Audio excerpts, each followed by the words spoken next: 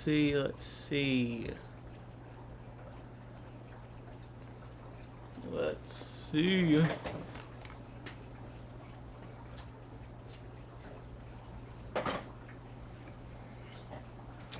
What is up, beautiful people? How's it going? Man, oh man, feels like it's been a minute. Feels like it's been a minute. And yet, it hasn't. No, we've been active. We've been working. Hardest working fish stream. Listen. You know what? Let me start out. Let me start out normal. What's up? What the hell? What's up with everyone in the chat? Jody, Zebra Aquatics, how's it going? Andrew, my friend, JP Jeffries, SVC, happy Friday, everyone. Happy Friday indeed. Yeah, Jody, Cam Jam, Mick, of course. Smart person, how's it going? How's it going? I got some tea. I do got some tea. Hopefully, I won't be spilling it. Yeah. Yo.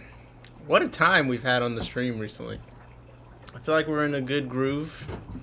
We're getting in a good groove. I saw SVC just saw, he noticed this is one of the breeding rings that he made. I'm going to need to order a couple of these. I'm not going to lie. I've been really liking it. I've worked a little bit on the tank recently with the autos and stuff.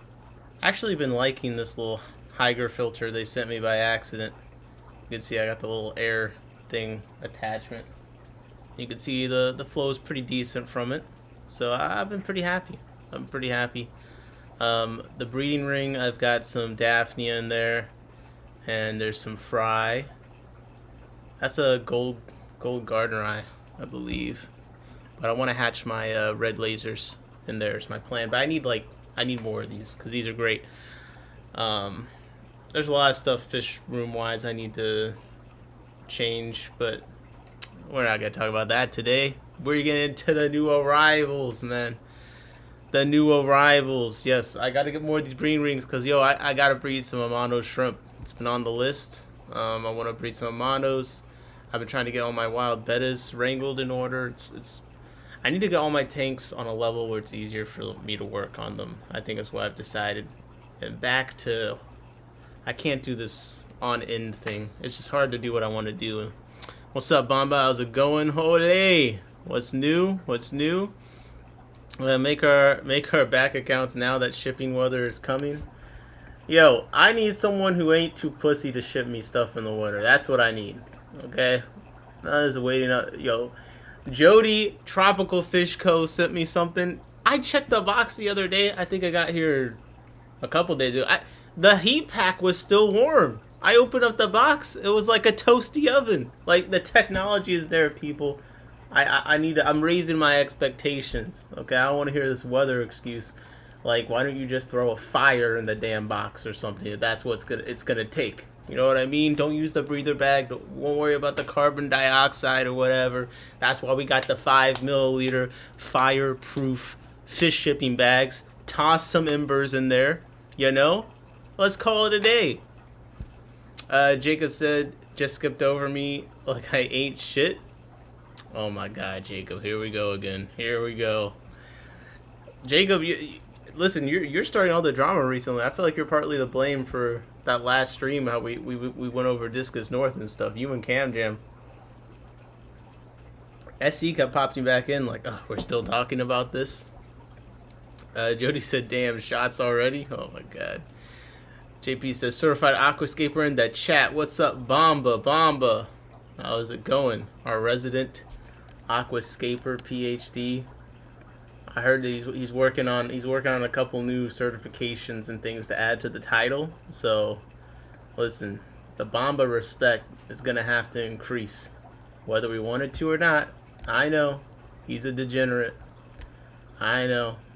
Listen, but if he gets the certification, who am I to say that I don't owe him any respect? You know what I mean? I'll save that for my actual doctor, you know. Oh, stop eating peanut butter and marshmallow fluff sandwiches. Shut up! Yeah, I'm warming up. I'm warming up. I'm definitely, I definitely want to get into some random stuff today. We're gonna go start off with new arrivals, but I am in a mood to just like talk. Like I had fun. I had fun reacting to the Discus North stuff. We don't do a ton of reacting to stuff, but that was something where it was genuinely an experience. Okay, it was genuinely an experience. So if I can think of anything else, there's a couple news items that I might pull up. But yeah, that's kind of the vibe. So hopefully you guys are down with that.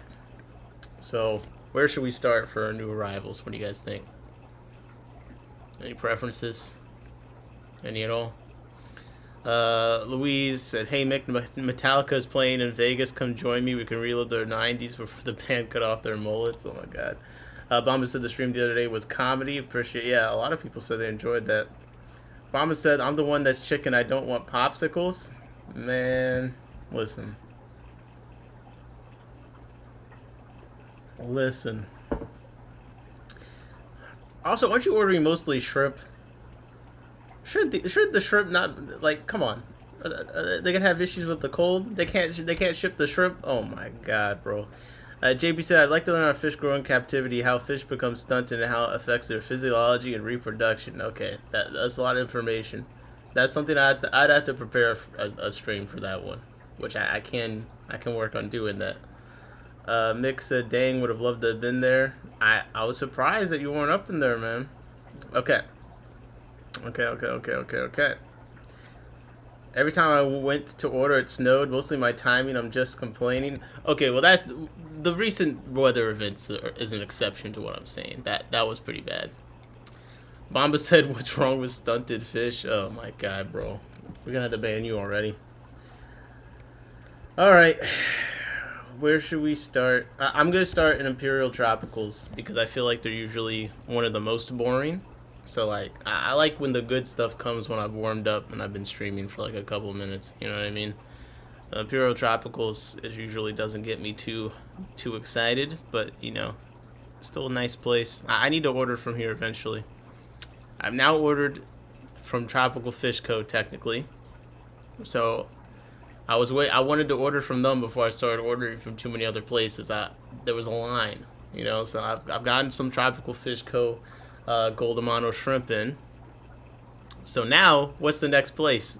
Aquahuna? No, I'm joking. Okay, no, this is their sales, weekly sales. I always get confused. This is the new arrivals. Okay. Zebra said, "This weather is crazy. Can we start spring already?" We're getting there. We're getting there. It's like literally around the corner, guys.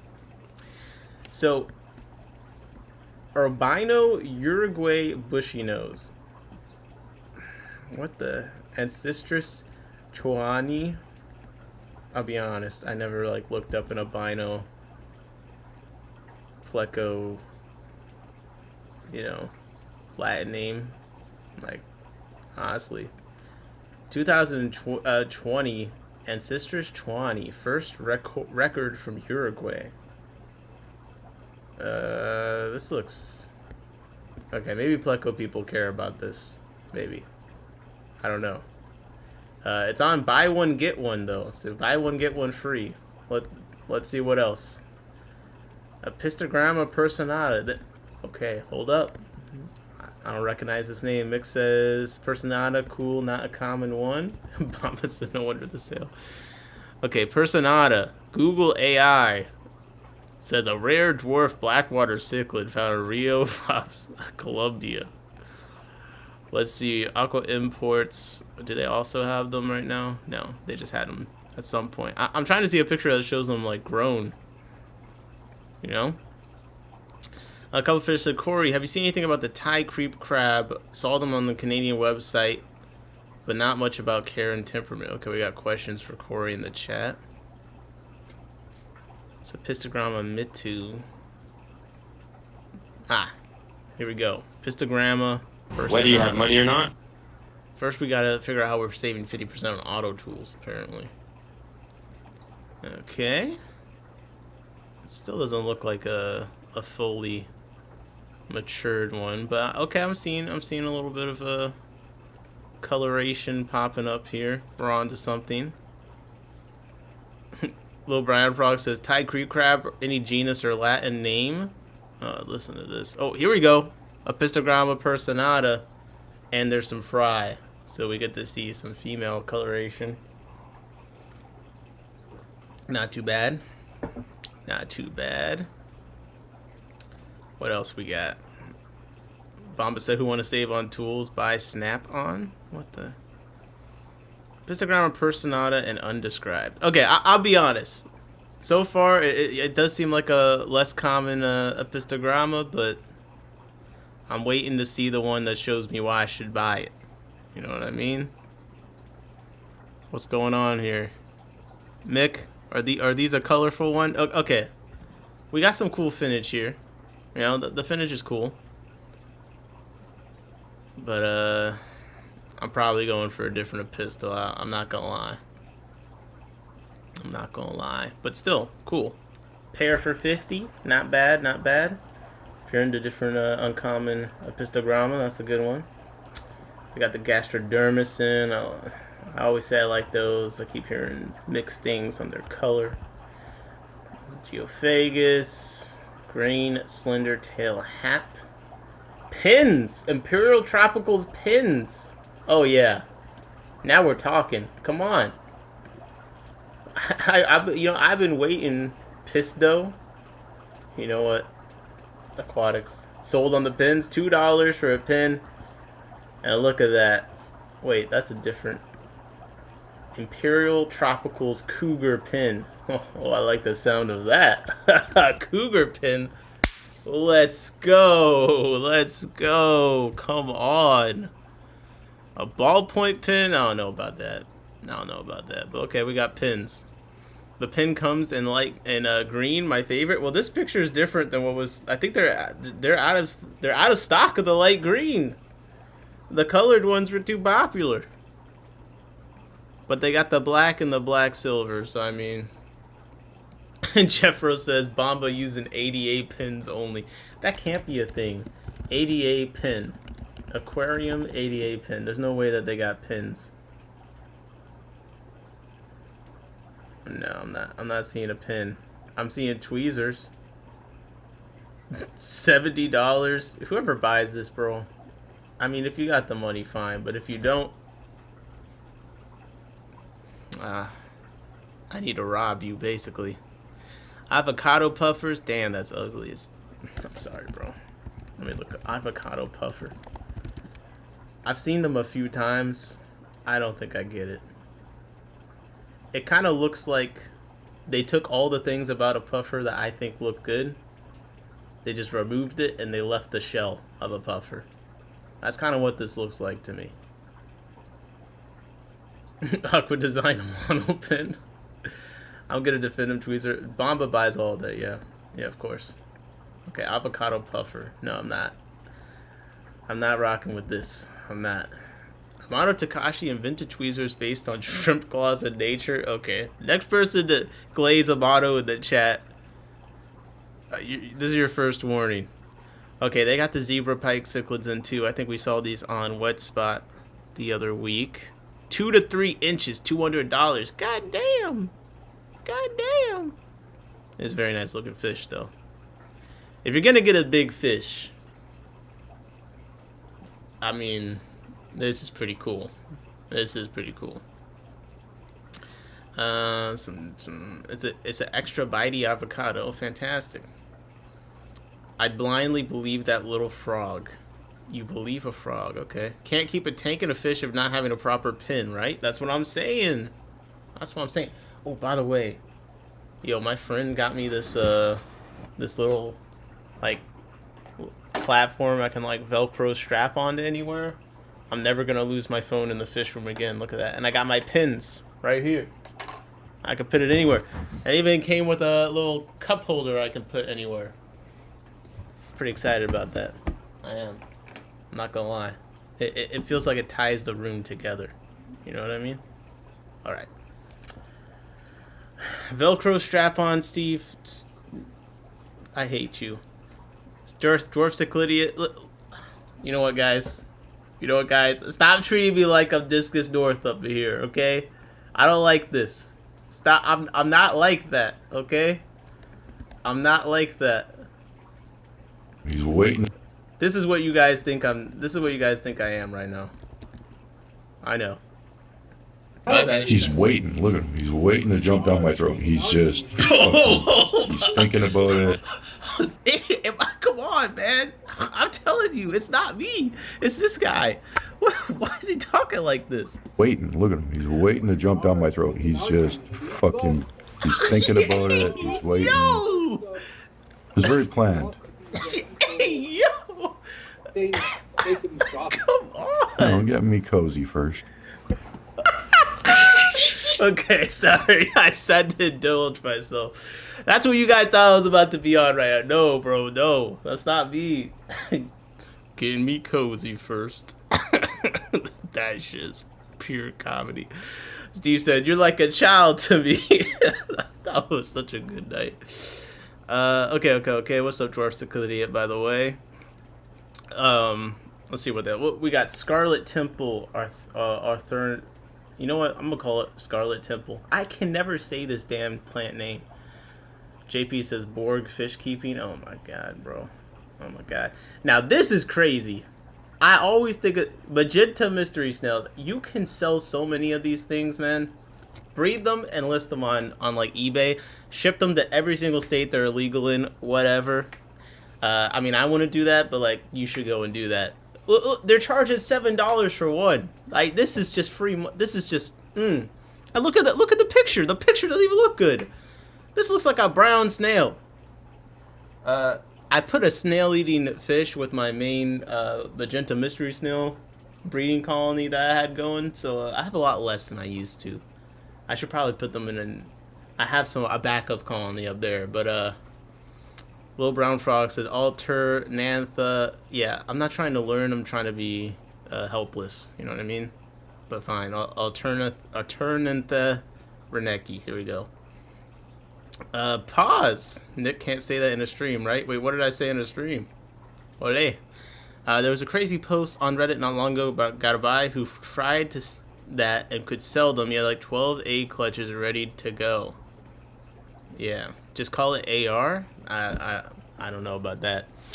Marble hatchet fish. Okay, I mean, the thing is, they mostly bring in stuff you're probably looking for. You know what I mean? It's not like anything earth-shattering, which is good. It's fine. They got good prices most of the time on things. Celebs Rainbow. Okay. Clown Plecos. Yo, what's up with Clown Plecos? Are like the main cheap Pleco.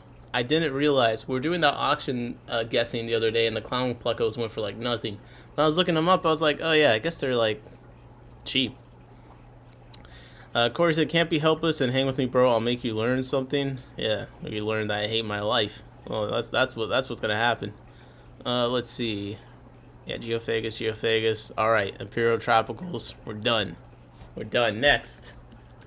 What are we doing next? Shipping is extra pricey with Imperial. Well, I actually would disagree. I disagree. Why do I disagree? I think Imperial has a great breakdown of the shipping here. I like a lot, because a lot of places do a flat shipping rate that's still kind of expensive, but they lose money on the shipping a lot. If any of the places are doing like next day shipping and it's like $40, you know what I mean, next day air, like there's a decent chance they're losing money shipping to you depending on where you are, which is why I like this breakdown, because they're showing like where they're at in Florida, how much it costs. Then it's showing, okay, if you're in these states, it costs 40, and in these states 50, and in these states, you know, blah blah, and in these states, I think that's a cool breakdown. I do. But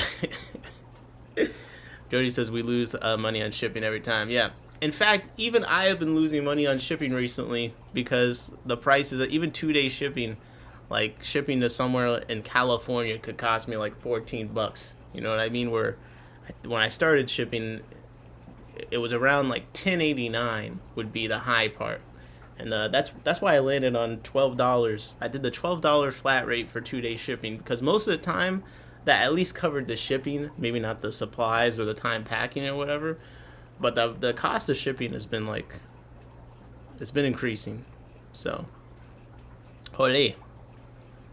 But also I haven't ordered from Imperial. Now, Aqua Imports, they're still diabolical because they charge you for shipping supplies. Like, they'll charge you for the box, they'll charge you for the paper, they'll charge you for the marker they used to write on it. Holy. Website mid SF, go to Elite Menagerie. Yo, we're gonna go to freaking Louise's Bum 15 site, okay? We're gonna go. Bomba, did you finish planting that hardscape? Oh my gosh, people care about Bomba's hardscape? This is ridiculous. We got a belly barred pipefish. Okay, where's this one from? Is this not... Belly barred pipes is Hipicthes cf. Spicifer, found through the Indo-Pacific and estuarine mangrove systems to freshwater rivers. Adults are best kept in fresh water with a pH of 7.0. Like, okay. Best kept in fresh water. Let's look up this species. I know the pipefish people are like, I bet they're brackish. Well, let's find out. I mean, isn't estuary literally like a... Let me look up the definition of this. Yeah, estuary is literally... it is literally where the river meets the ocean. Like, isn't it brackish by definition? So I just think it's funny that they said it's like a estuarian mangrove system to freshwater rivers. Like, to me, I feel like... Doesn't that mean there's brackish in there somewhere? Scotty said, good evening, catching up on double time so I don't miss any killy chat. Yeah, I asked people to put in the Discord what they wanted to talk about. Maybe not this stream, but maybe this stream, but mostly just upcoming streams.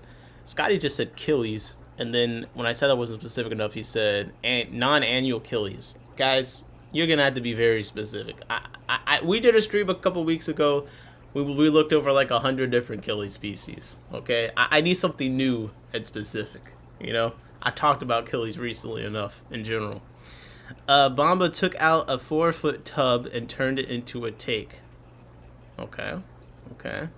Mick said, "Is the code BUM15 still work?" I don't know that it was ever real. Yeah, it doesn't look like Aqua Imports has updated too much on the latest arrivals front. I'm not gonna lie, it's looking mad similar. Every website brings us closer and closer to Elite Menagerie habitats. Killies are pawpaw fish? What are you trying to say? Exactly. Luis said, I already sold out most of my wild type bettas and Hillies at Brian this week. It was a super busy day and an F ton of online orders. Oh, very nice. Congratulations. I did see the wine bettas. Betta Cocina. This is one that I have had on my list for a while. Betta. It was one of the wild bettas I first wanted to get. But it hasn't been around in a while. So I wouldn't be surprised if that's one of the ones you sold out on. But okay, let's see if Wet Spot updated their list. Let's see what's going on here. Let's see. Luis, I said, didn't even fit those in the tank for 10 minutes, and male was already trying to wrap himself around a female. Oh, very nice, very nice. What a player. Small Spot Starry Night Cichlid. Okay. Paratilapia polini. Yeah, okay, I was making sure it was this one. I really like this fish. I do. Aaron has one. And they look very pretty in person, they do. Starry Night Cichlid. What size are these? 1 to 1.5 inches. Oh man, and still $20. It is a big. It does get big, and it's a pretty cool fish though. So can't be mad at that. More wild bettas, please. Elite Menagerie habitats. Bomba said, "Don't sell the Procatopus mammalian killifish." Well, sounds like I need to pick up some fish soon, Bomba. So we need to plan that trip.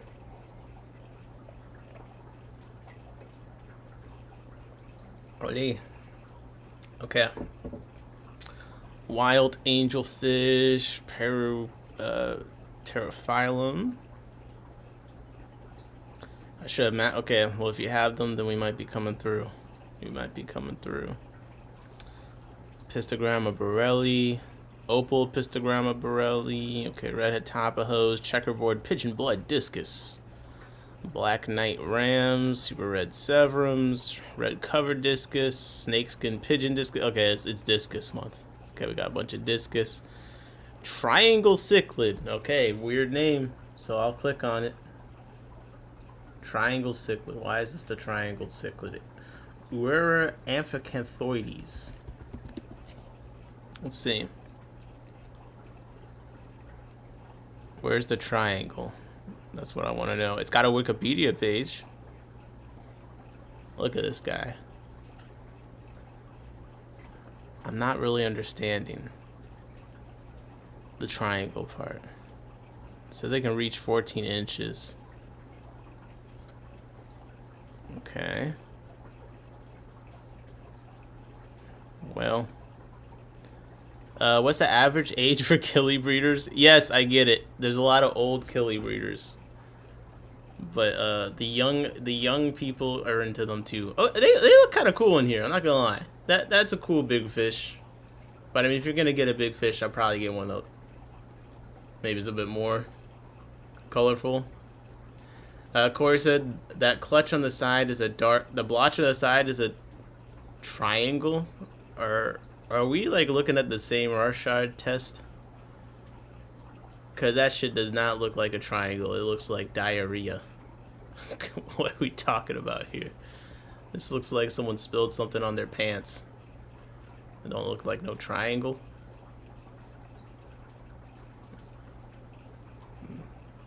Beauty is in the eye of the beholder. I think it's a cool looking fish. Just I probably would get a different fish. But look, they're showing it with some tetras, so maybe it's a community fish. I don't know. Triangle is reaching. This is the most pointy part of the splotch I've seen so far. Louise says, Uaru or Majestic Panda, Uaru even better. Yeah, I mean, they look like a cool big fish. They're kind of moving, you know, that great. It's got that movement that you want in a big fish where they're kind of graceful. You know what I mean? Gentle giants, as it were. Corey said, it's like how some people call orange red. I didn't say I thought that, but that's where the name came from. Okay. Well, it's a cool fish. Triangle cichlid. You learn more and more every day. And more every day I learn people don't know what a damn shape is. Like, we need people, everyone that names fish, there should be a test. Okay? And the test should require that they successfully complete one of these in under, let's say, 2 minutes. Alright? If you can't put the shapes through the hole at under 2 minutes, then you should not be qualified. Like, if this guy is out racing you, outpacing you to completing the puzzle, then you should not be able to name a fish. That's just my personal opinion. Okay. What's up, Mary Oliver? How's it going? Sage Cave of Wonders. Louise said Waru is how you pronounce that. Okay. Louise, how are the better Macanensis? How are they doing? Did they move? Louise said a few sold, coloring up. Nice, Steve. Okay. Parrot says they all go in the circle hole. Oh my god. Don't get into plants, they're even worse. Don't worry. I can't get into plants because every time I think a plant is cool, a couple of fish hops in the chat and tells me that it's the worst thing ever. It never grows. It's poisonous. It killed his dog. Like, listen. They're still getting some different Corys in. We got Bonita Cory. Peru, okay. Now this is a name that can sell. The Bonita Cory. Oh yes, very bonita. Oh yeah. You said $60 a piece? Man. Already out of stock? No way. Well, I told you it could sell. Steve said, yeah, you should see pairs. A few of the babies have started making bubble nests. I'm keeping my eye out, Steve. I think I may be onto something. We'll have to find out. Okay. Zebra Autosynclus. Okay. Autosynclus Kokama. No photo yet. Ooh, okay. Listen, Bamba has been breeding some fancy autos. I'm not gonna say which ones, but basically I've been beaten to the punch already. I was trying to breed the Robocops. I was trying to breed the Galaxy autos. I haven't bred either of them. But there is an auto that Bamba has been breeding. He's beat me to it. So I might have to give up. I might have to give Bamba all my autos. I'm not gonna lie. Fish NJ said I got some zebra autos. They're cool. Yeah, those do look pretty cool. Maybe I should buy some common autos. You know, start from the basics, work my way up. I just don't have the skill. We got some red lizard whiptail cats. Okay. Steve said you're telling me that Dork bred an auto. He bred a very fancy auto. I've seen proof of multiple babies of them. It's undeniable that he bred them. Okay, this is at least a 19 apiece auto. So I'm gonna wait for him to break the news. Steve said you telling me that Dork bred an auto. Bamba said that Dork will outscape you. Oh my god. It's not, you know, he didn't breed the Robocops. If he did, then I would be here with a shaved head, you know, ashes all on my face, tears, and throwing up my hands, asking God for forgiveness. Okay, we got, Pristilla Tetras, Lemon Tetras, Purple Pencilfish. Okay. Louise said, I was watching the news for area Snowmageddon woman stay safe. Oh, where's Snowmageddon this time? Mexicali said, any centerpiece recommendation for a tank with green Tetras, Ember Tetras, Von Rio Tetras, Emperor Tetras, and Rubino Tetras? How many fucking Tetras you got in there, man? Come on. Centerpiece fish. What size tank are we talking? What kind? Yeah. Nick, what are you seeing? The Oath. I feel like a centerpiece fish in that situation's got to be some kind of larger cichlid, right? No? 50-gallon low boy, okay. Oh, Wet Spot has a beta macrostoma. Okay. Attempted pairs are out of stock. It's all out of stock. God damn. Okay. Check your local stores. Check your local stores. And slash Big Steve's tires if he happens to live nearby. Let me see the fish that Mick put in the chat. Oh, you're guessing autos? Is that what you're doing? Look, when the news breaks, when Bamba breaks the news, I'll cover it on stream. Okay, I'll cover it on stream. He said that he wants to get like he wants to get a group of the babies and have them all, you know, and take a picture of them so it really can be obvious that he actually bred them. You know what I mean? He's gonna do the rollout. I assume press will be involved. I'm sure the president of breeding freshwater fish will want to make sure that he gets a photo opportunity. So I'm not gonna step on that. So for the centerpiece fish for a tank with green Tetras, Ember Tetras, Von Rio Tetras, Emperor Tetras, and Rummy Note Tetras.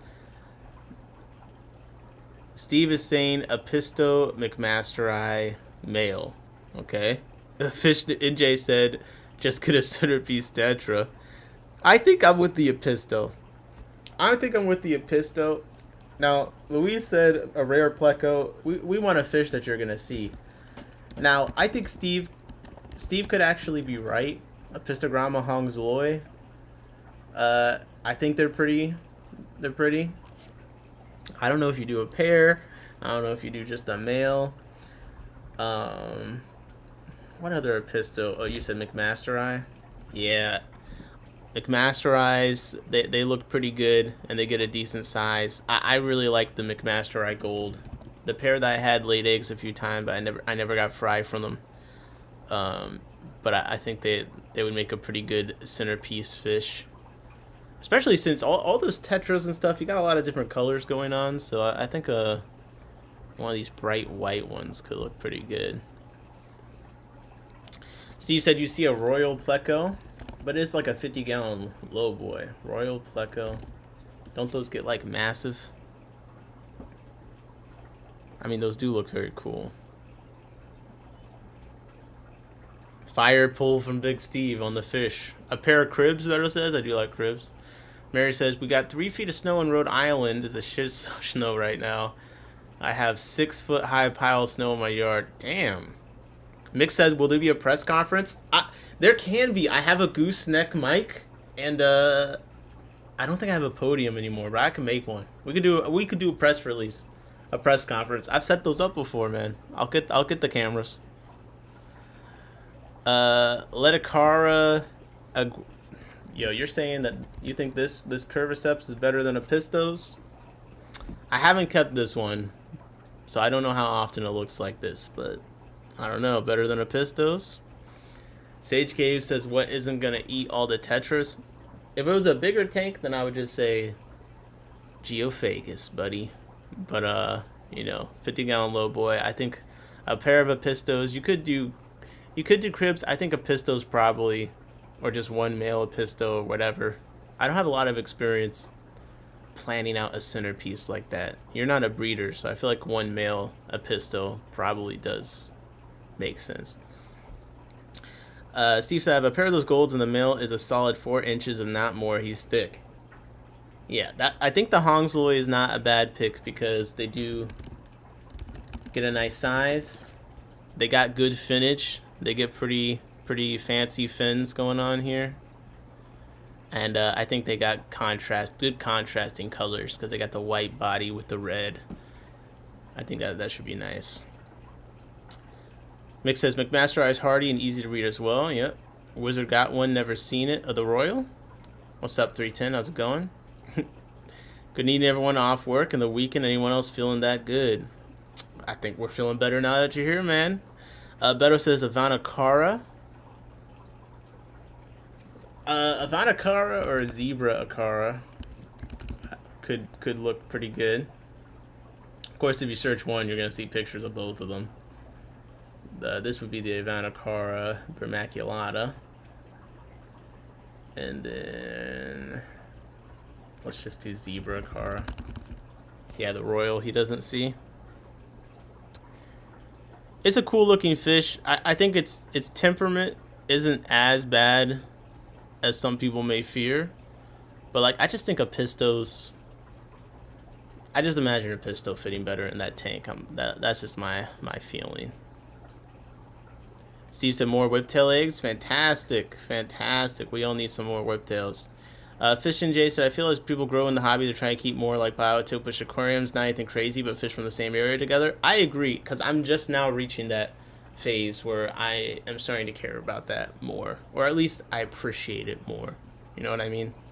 If I'm setting up a tank and putting that much effort into how it looks, then I want to be intentional about what's in it. It only makes sense that everything's from at least the same like continent, but that's pretty easy. I think the best one to do a biotope for, and of course as soon as I say this I'm gonna think of like a billion different ones, but I think South America, you can make a lot of great biotope tanks because you got all these pencil fish, all the plecos, you do got some killies, but you got like endless amounts of cool tetras and all the autosynclists and stuff like that.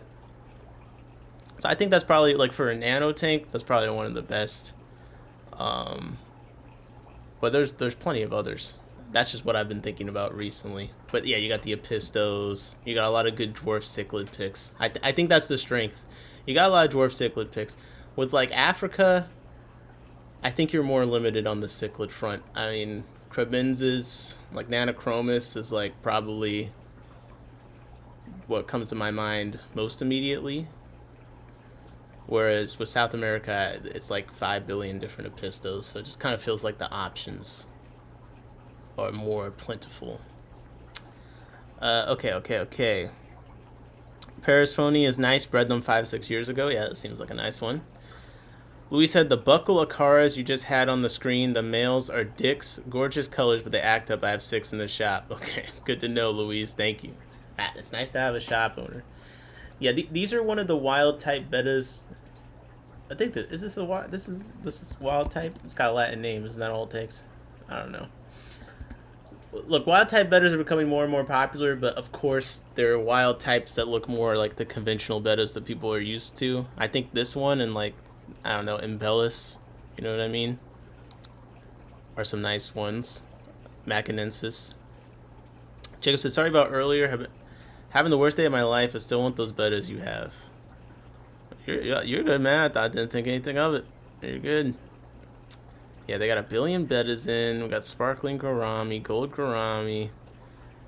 Westbot is bringing a lot. Oh, look, we got the P82 Gardner Eye Killifish. 25 for a pair is not bad. It's not bad at all. Not bad at all. Got some different rice fish. Some nothos.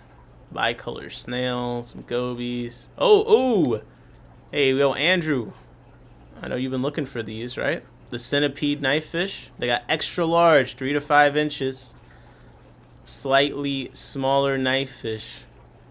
They've been coming around. They seem to sell out pretty fast when they've come on Aqua Imports. That's where I've been seeing them the most regularly. I don't recall seeing them on Wetspot before. Not that they haven't been there. I'm sure they have. But I was seeing them on Aqua Imports relatively regularly. Now I see these on... Yeah, now I see these on here.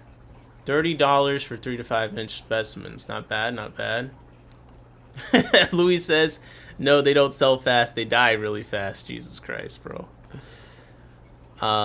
Fish and J said, Gunter Eye, that price point is insane. Westspot's been bringing in a lot of killifish. A lot of annuals. Now, are you saying it's insane? It's too high? They got a pair for $30. I mean, for a pair, I think that's fine. An adult pair. The only thing is, with annuals, is that if you get a pair, they could be a little bit older. They might already be burnt. You gotta breed them fast. You know what I mean? NJ said the dwarf centipede went out in less than 24 hours. Like it sold out somewhere in less than 24 hours.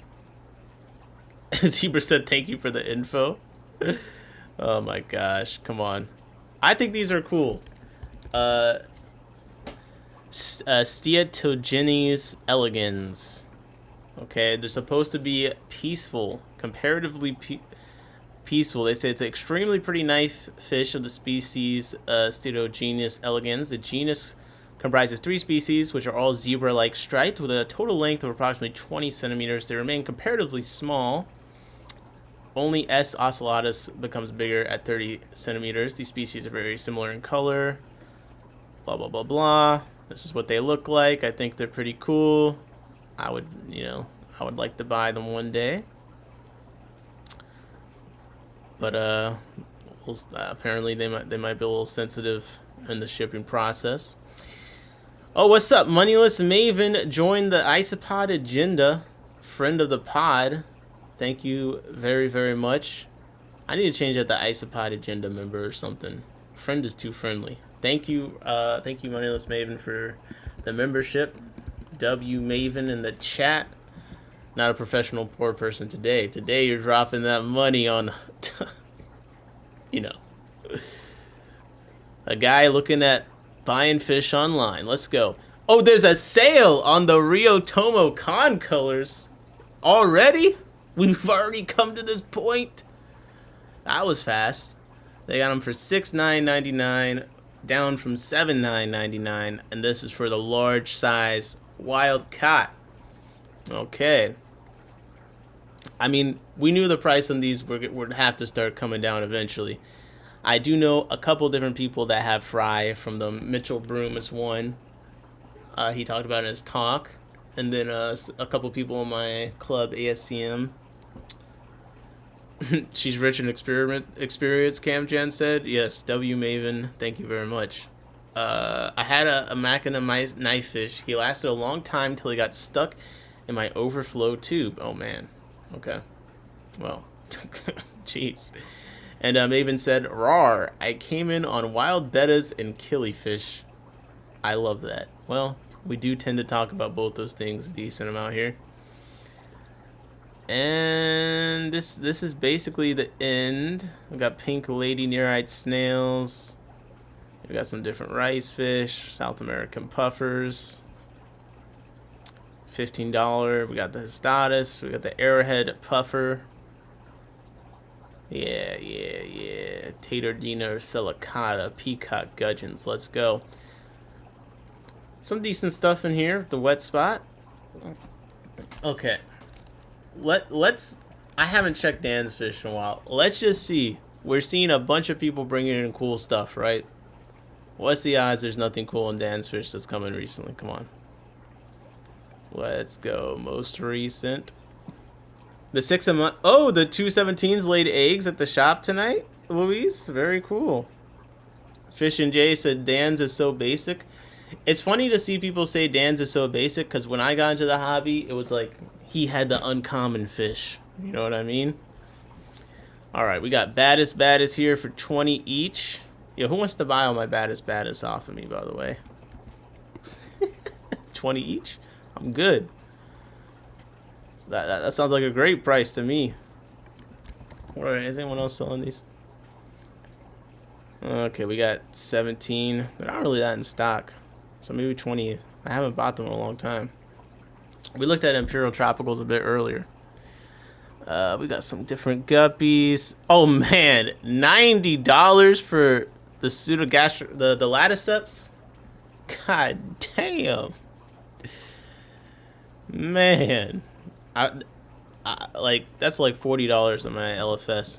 Holy. Okay, got yellow platies. Yeah, it's not inspiring joy. I'm be honest. All right, Dan, I gave you a chance. I'm not buying Galaris for 100 a pair either, but I appreciate it. Dwarf yellowtail eel for $54, man. I swear to God, I just saw these somewhere. Yeah, $20 at the wet spot. Holy. Listen, guys. If you're thinking about buying from Dan's Fish, man, I hope you're rich. That's all I gotta say. Okay, only thing keeping Dan alive is the Coop Glaze. Man, I don't know if that's what I want to rely on for a lifeline. I better says nothing new on Dan's. Yeah, I see that. That's another one. My badass have been doing the deed all week too. Yeah. The baddest for me, like I'll be finding fry from them in tanks where it doesn't even make any sense that they have survived. Okay. Let me try. We're gonna have to. I can't avoid Louisa's store too long. But after the whole Bum 15 thing, like, you know. Okay, Moonlight got nothing. Come on. Surely Aquahuna's added something to the. Oh, Goldfish are back. Goldfish are always back. Red Eye Tetra, Kitty Tetra. And that's the two since I last checked. God damn it. It looks like we're going to a Louisa's store. No, it's not the one around us. In my takes, do you feel like you have expensive fish taste? What's your average order like? That's a good question. Do I have expensive fish taste? I mean, I don't have cheap fish taste. I feel like expensive fish taste would be slightly a level above me, but like, I've bought plenty of cheap fish. Louise said, is it bad when the fish breed more than you two asking for a friend? Oh my God. I will say, if I'm really going to a fish store to buy fish, I'm definitely spending over $100 for sure. I mean, even if you're buying a cheap fish, it's probably a schooling fish. So even if it's like $5 each, and you get 10 of them, it's $50. Maybe you get like a couple Amano shrimp or something, that's another $20. Maybe you get like a couple frozen packs of food, you know what I mean? I'd buy a pair of baddest if it was listed as a pair. Yep. At least they don't need 300 worth of groceries a week like a human child. Holy. I get those marriage kissing Medaka and Dans if I had the loot. They nice. Bomba said Bomba said I have expensive fish taste. He said I'm not keeping any fish under $20. I mean, that's clearly a lie. I have plenty of fish that are under $20, but I have bought a lot of more expensive fish recently, which was probably a bad idea on my part.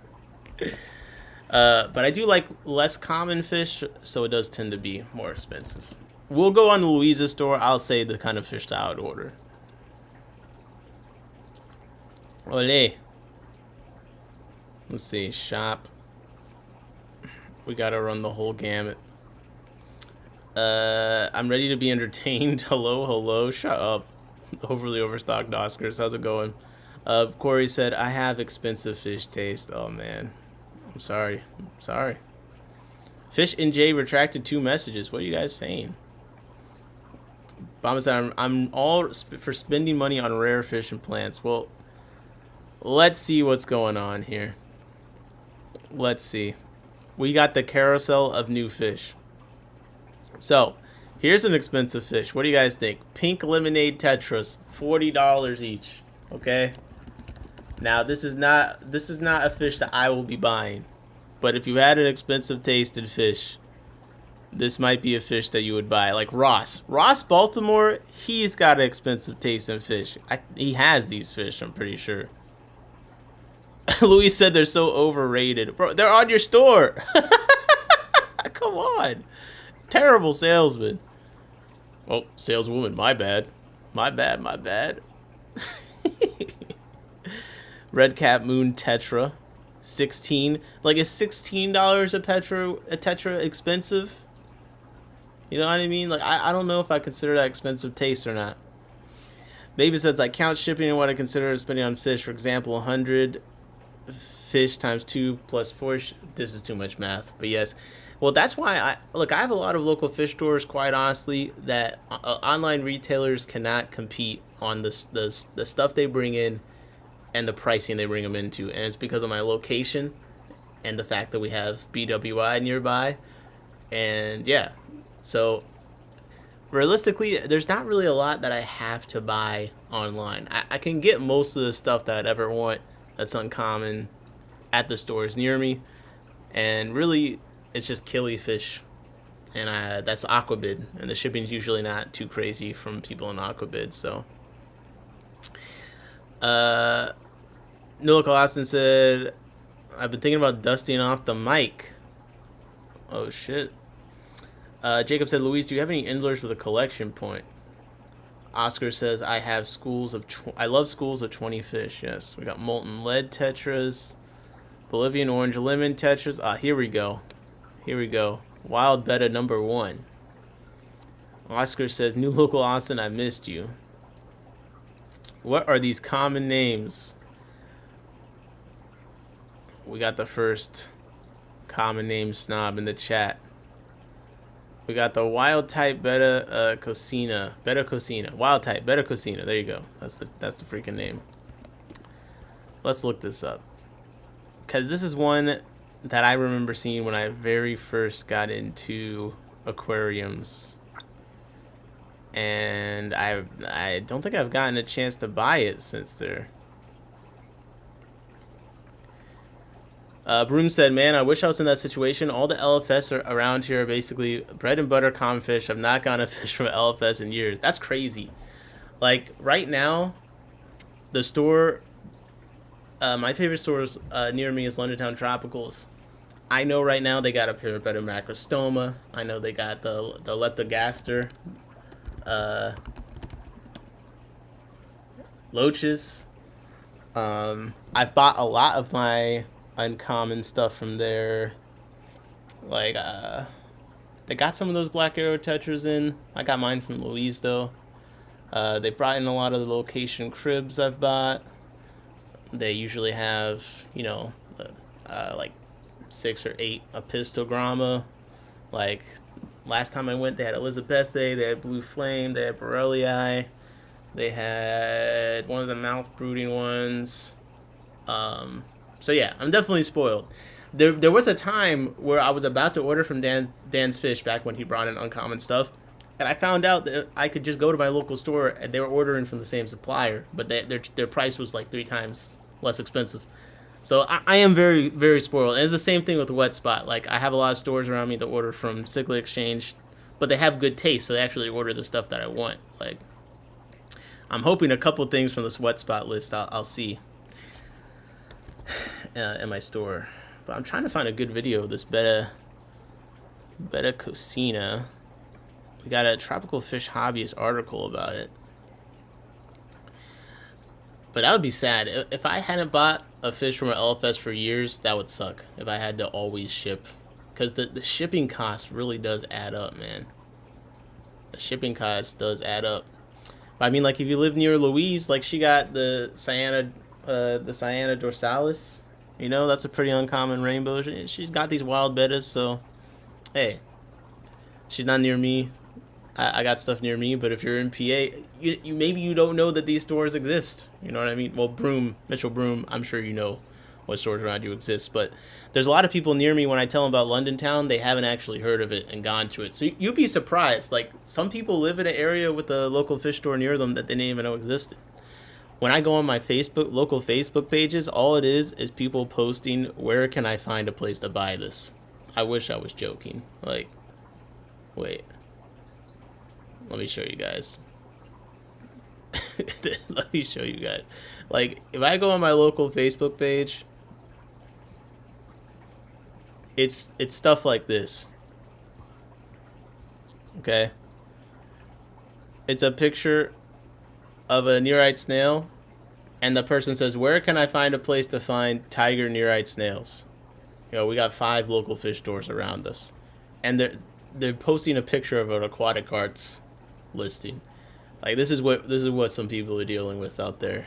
God bless the retail workers. Okay, Compa No 48 and Black Fires. New local Austin about to start a new podcast. Oh, that'll be cool. As much as I've been down on my LFS, they're good about having odd or uncommon fish. Okay, Bomb said I'm gonna check it out tomorrow. Okay.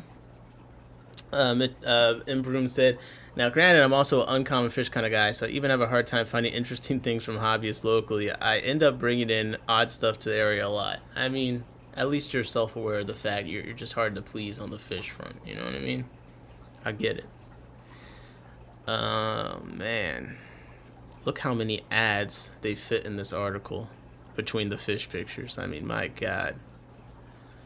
But yeah, this is going on my list. Long story short, okay? This is going on my list. I think it's a attractive betta, and it's one that has been on my list, okay, of fish I like. So, elite. Now, I'm in a place right now where I'm trying not to add new fish species to my room. I'm trying to actually, like, get rid of a bunch so I can really focus. But, this is a cool betta.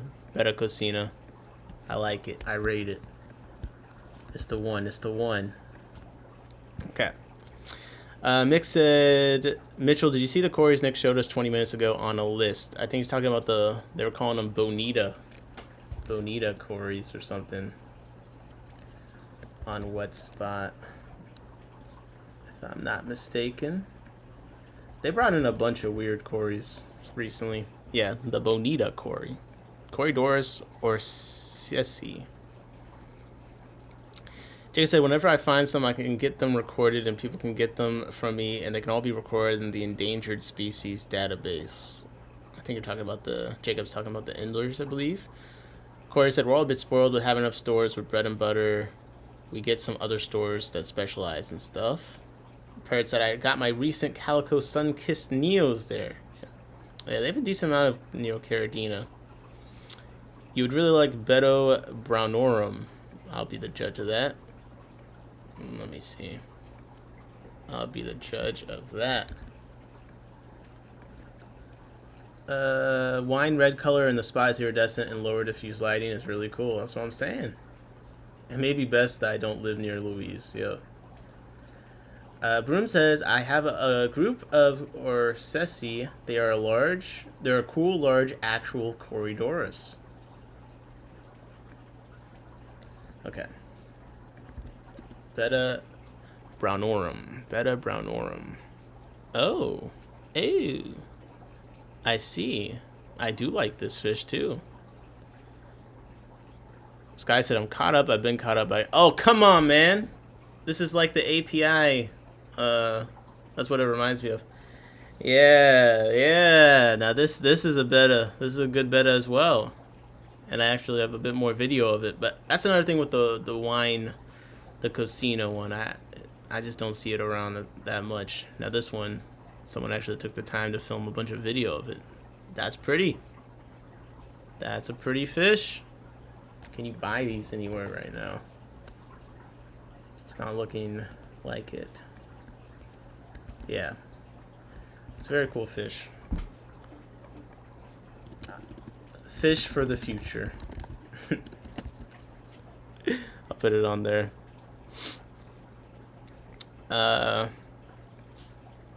Alright, let's see. Betta Cocina and Betta Bronorum are almost the same thing, Improve said. Listen, they look a little similar, but their names are different. I mean, Betta Cocina, it's kind of a cooler name. Depending on how you actually say it now. I don't actually know how you're supposed to say it, so. Scotty says, Nick, when you're starting the dating channel, I need a sugar mama to buy me some killies. You of all people don't need to be putting this in the live stream chat. Hey, I'm not starting a dating channel. Maven said, I do too, Scotty. Maven said, that Orissi is looking very cool. Okay. I'm caught up. My bad. Let me see what's on this carousel. Reverse Zebra Pleco, Bumblebee Goby. What do you guys think of Bumblebee Gobies? I don't really know anyone that well that has them, but they're in stores relatively often. And I kind of wonder what's the deal with them. Like, to me, they almost feel like pea puffers in appeal, if that makes any sense. Embroom said, it's been a long time since I've dealt with them, but BW Aquatics used to be super cool for bettas. They currently have Mandor available, which is one I've been thinking of picking up. Okay. Sky, KJ said, just go to a bar and bring a betta and a cup, and Sky says, good idea, KJ.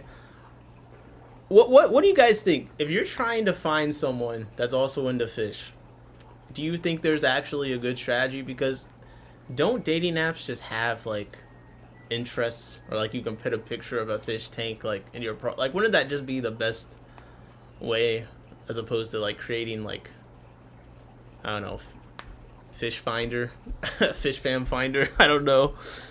Excuse me.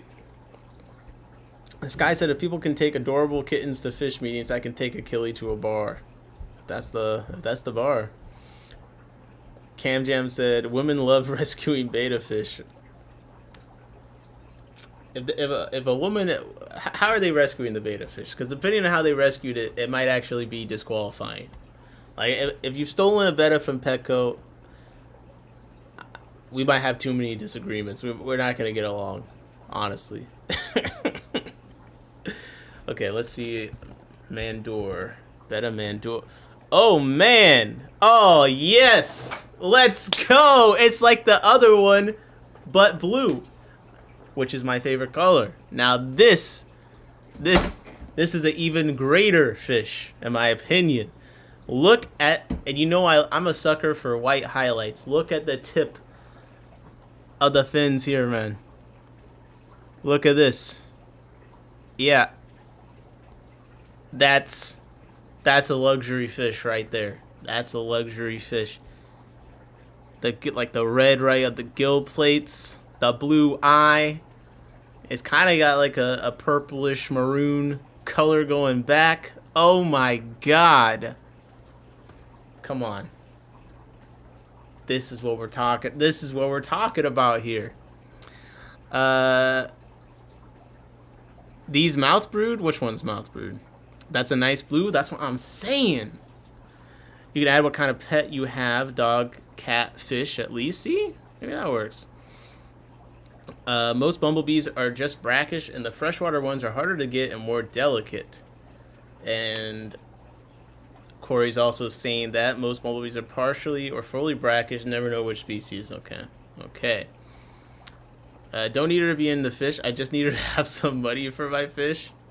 Well, then, yeah, you're better, like, don't bring a fish to the bar or whatever. You just got to show up looking cute and, you know, not be scary, I guess. Beto says, does Blackwater Aquatics actually keep fish in Blackwater? I imagine you'd have to acclimate or match. No. That's a good question. I guess one answer, which is kind of like a smart ass answer, is like, if you care that much about matching, then why wouldn't you just have a Blackwater take set up already? You know what I mean? Like, I get it. You know what I mean? I guess. But that's not really, I personally don't worry about that kind of thing too much, so it's hard for me to answer. So someone more experienced, let me know. Dwarf Cyclidiot says they do keep stuff in Blackwater. That does make sense. Betta Forshi, I have Betta Forshi. I have 2 Betta Forshi. I've had for a few months. I need to sit down. I feel like I should have had Fry for them by now. I need to sit down and make sure I actually got a pair. Hindra are similar to, Broom said. Yeah, this is a nice fish. Alright, I like this fish. Let's go. BW Aquatics. You get a Betta on the list. Betta Mandor. I like it.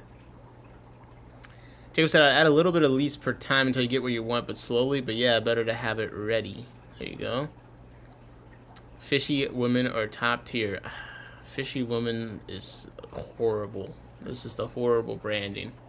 Fishy woman, fishy men. Like, we gotta come up with something else here. We're talking about starting a dating channel. Like, lesson number 1, branding. Okay, you gotta brand yourself. You know what I mean? You're trying to get someone else interested in you. You got to make sure you're presenting in a decent way. I'm a fishy man. I don't know if that's going to work. I don't know if that's going to work for me. I'm a fishy woman. I don't know if that's going to work either. We got to come up with something better. Okay? Smart person says, now we need Betta Mandalore. This is the way. Let's see. What else do all fishes? All fishes. I have Northobranchius feroci. Does that count? Okay. Mandor very similar if you have the Forshi. They're not that blue though. Are they similar in size? Because the Forshi seem like a pretty decent size.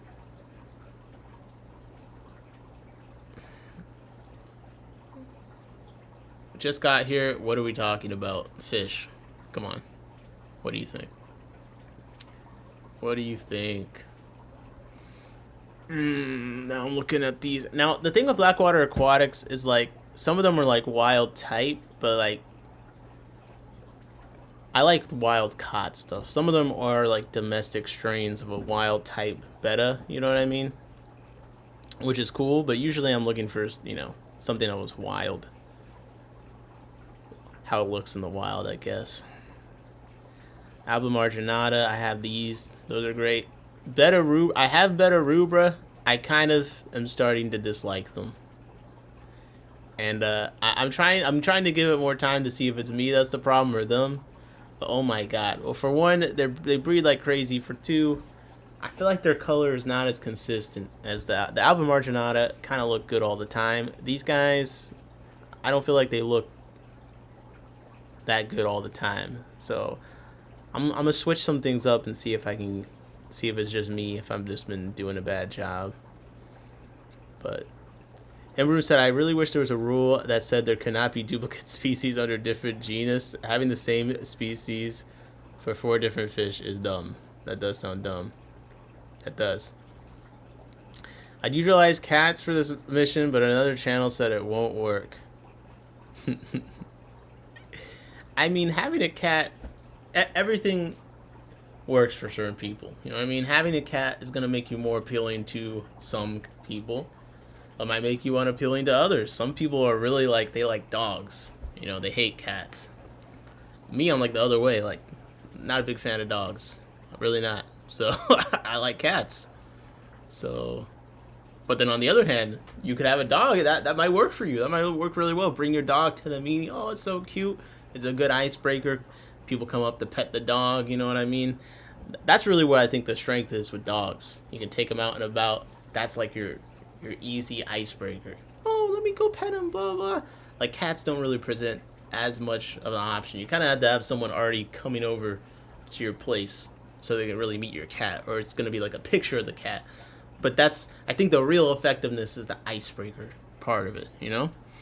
Steve said some of the fish are wild caught too, so they're coming out of real black water, at least at some point. Yeah, I see they have wild caught. I want to see the alien bettas you've been breeding, Steve. Those are one of the strains that I always think look super cool. They got the macrostoma there too. They got potassium permanganate velvet cure. It's kind of interesting they sell that. It's cool. Fish or I'm not saying that out loud. Oh my god, Cam Jam. They hunt in packs, kind of. I love when things hunt in packs. I'm sorry. Louis said, if you like the man for you, we'll probably like the Miniopina. It's Cocina meets Mandor. Just sold out on them. More coming next week. Oh, we got a real sales master here. Let's see. Okay. Now, I'll be honest. The color ombre here, I still like the Mandor better. But we do got some green. We do got a little bit of a different appeal going on here. Almost reminds me of like those like icy things or like red, blue. I don't know. It has a bit of a candy vibe to it. But this is also a cool fish. Now, what do they say about it? Moderately aggressive. Keep multiple pairs. 1 pair per 5 gallons. Oh man, a pair in a 5 gallon. Betta Police. Get this website. International Betta Congress. Let's go. I haven't really been on the site in a minute. Do you guys have a favorite Betta resource? Ooh, that's a nice photo.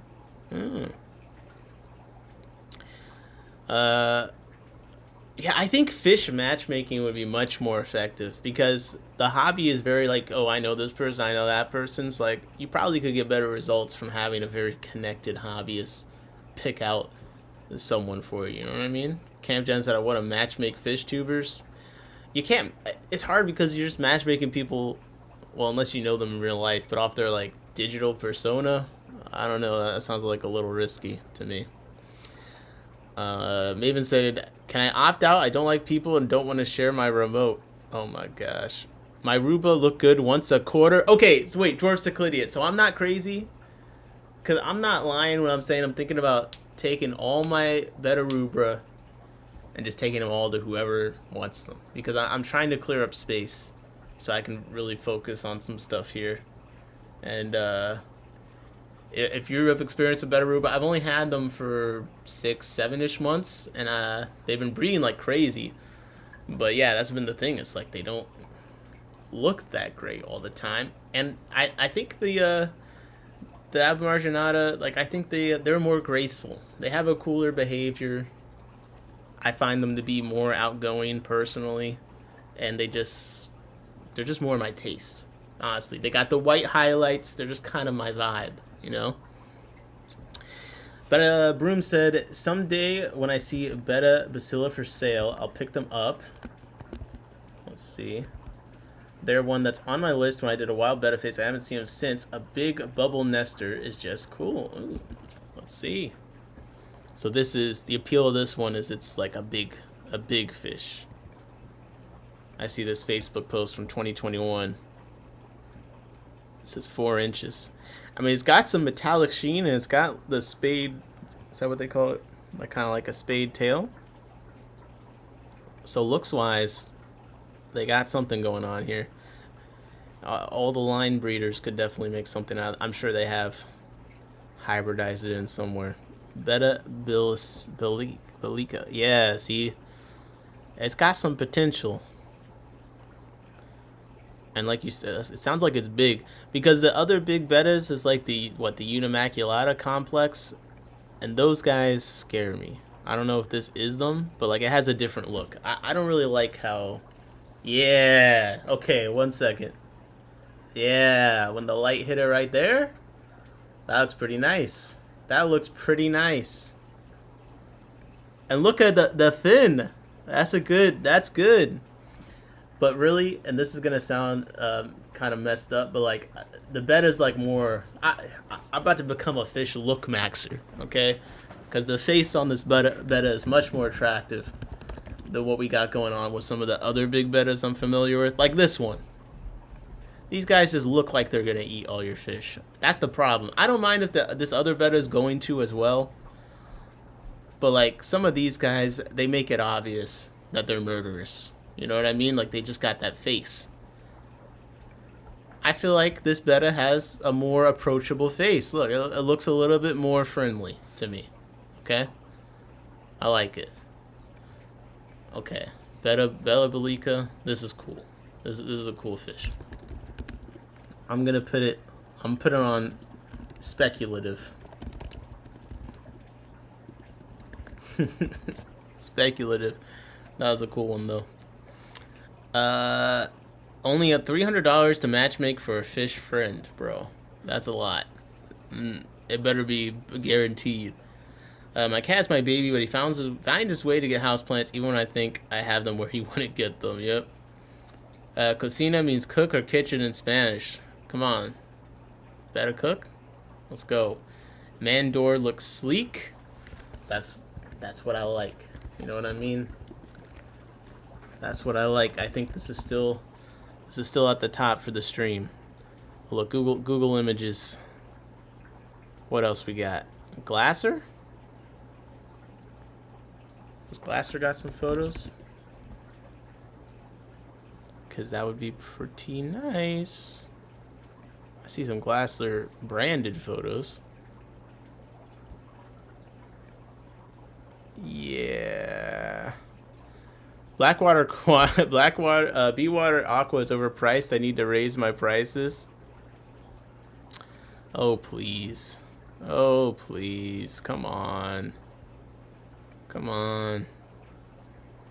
I do see this, like, they had Beta Mandor under Beta Forshi at some point on the Beta Congress, so okay, I gotta move on from the freaking betas.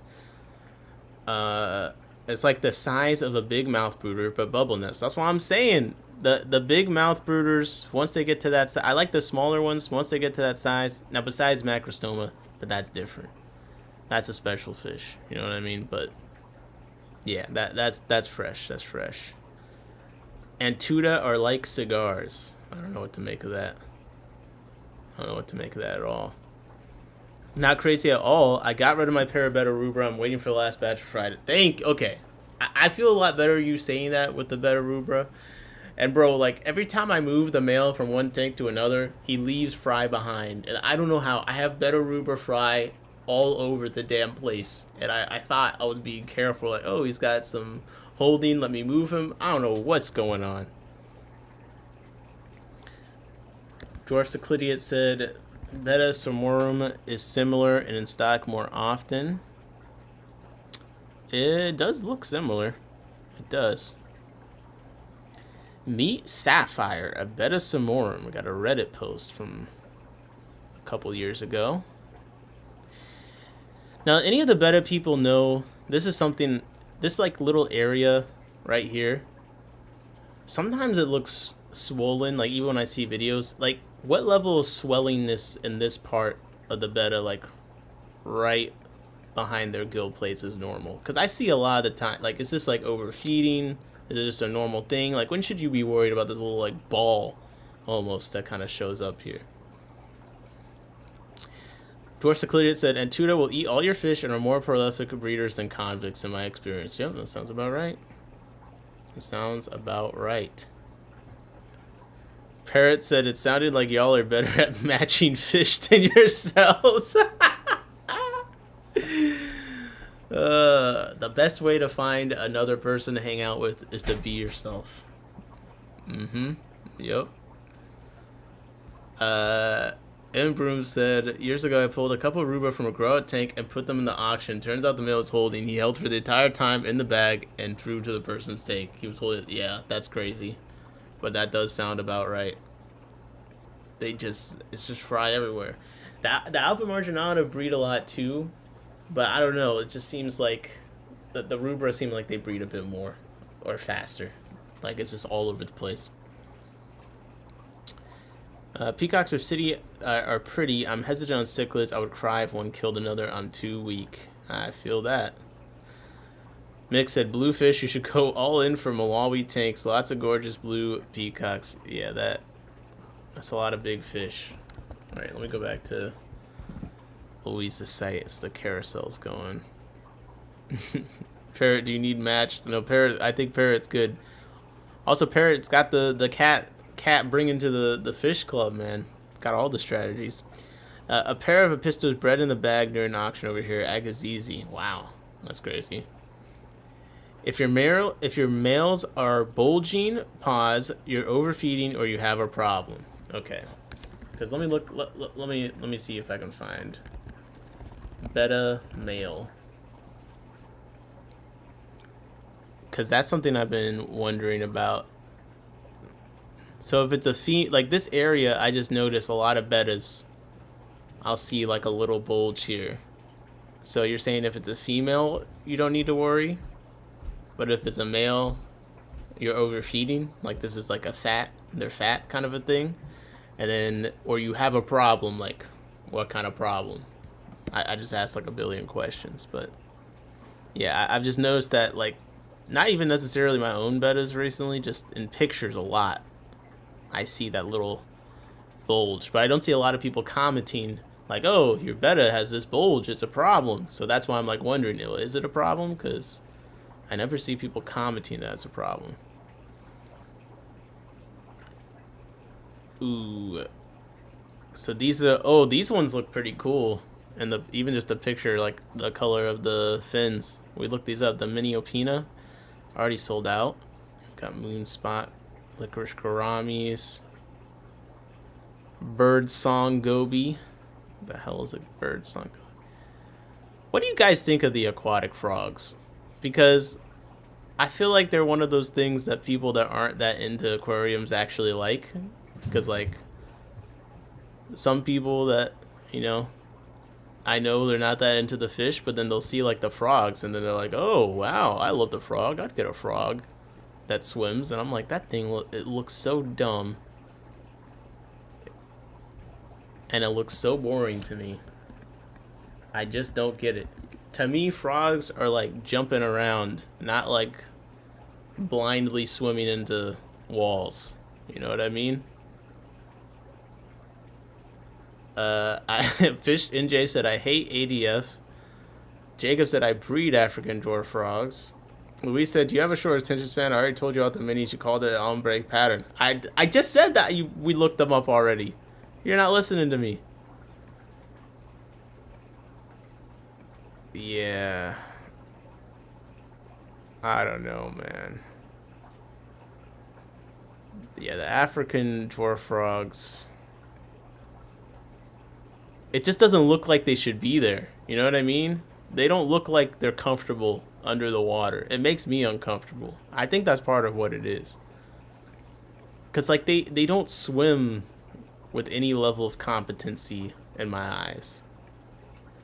Yo, the videos of them are even worse. I'm starting to judge people that have them because all the videos of these things are terrible. I can't even see the damn frogs. Where are the videos of the frogs? I just want a group of frogs. Okay, let's see. 8 years ago.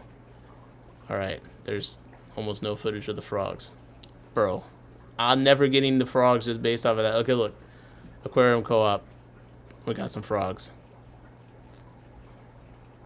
Damn, this is boring. Look at them. I can't do it. Smart person said, I think they look silly and funny, kind of like why people like axolotls. Yeah, I don't like axolotls either, so that makes sense. They'll eat until they die in some cases. Okay, so overfeeding betas is like a big thing. Okay, so when you see the bulge, stop feeding them as much. Okay.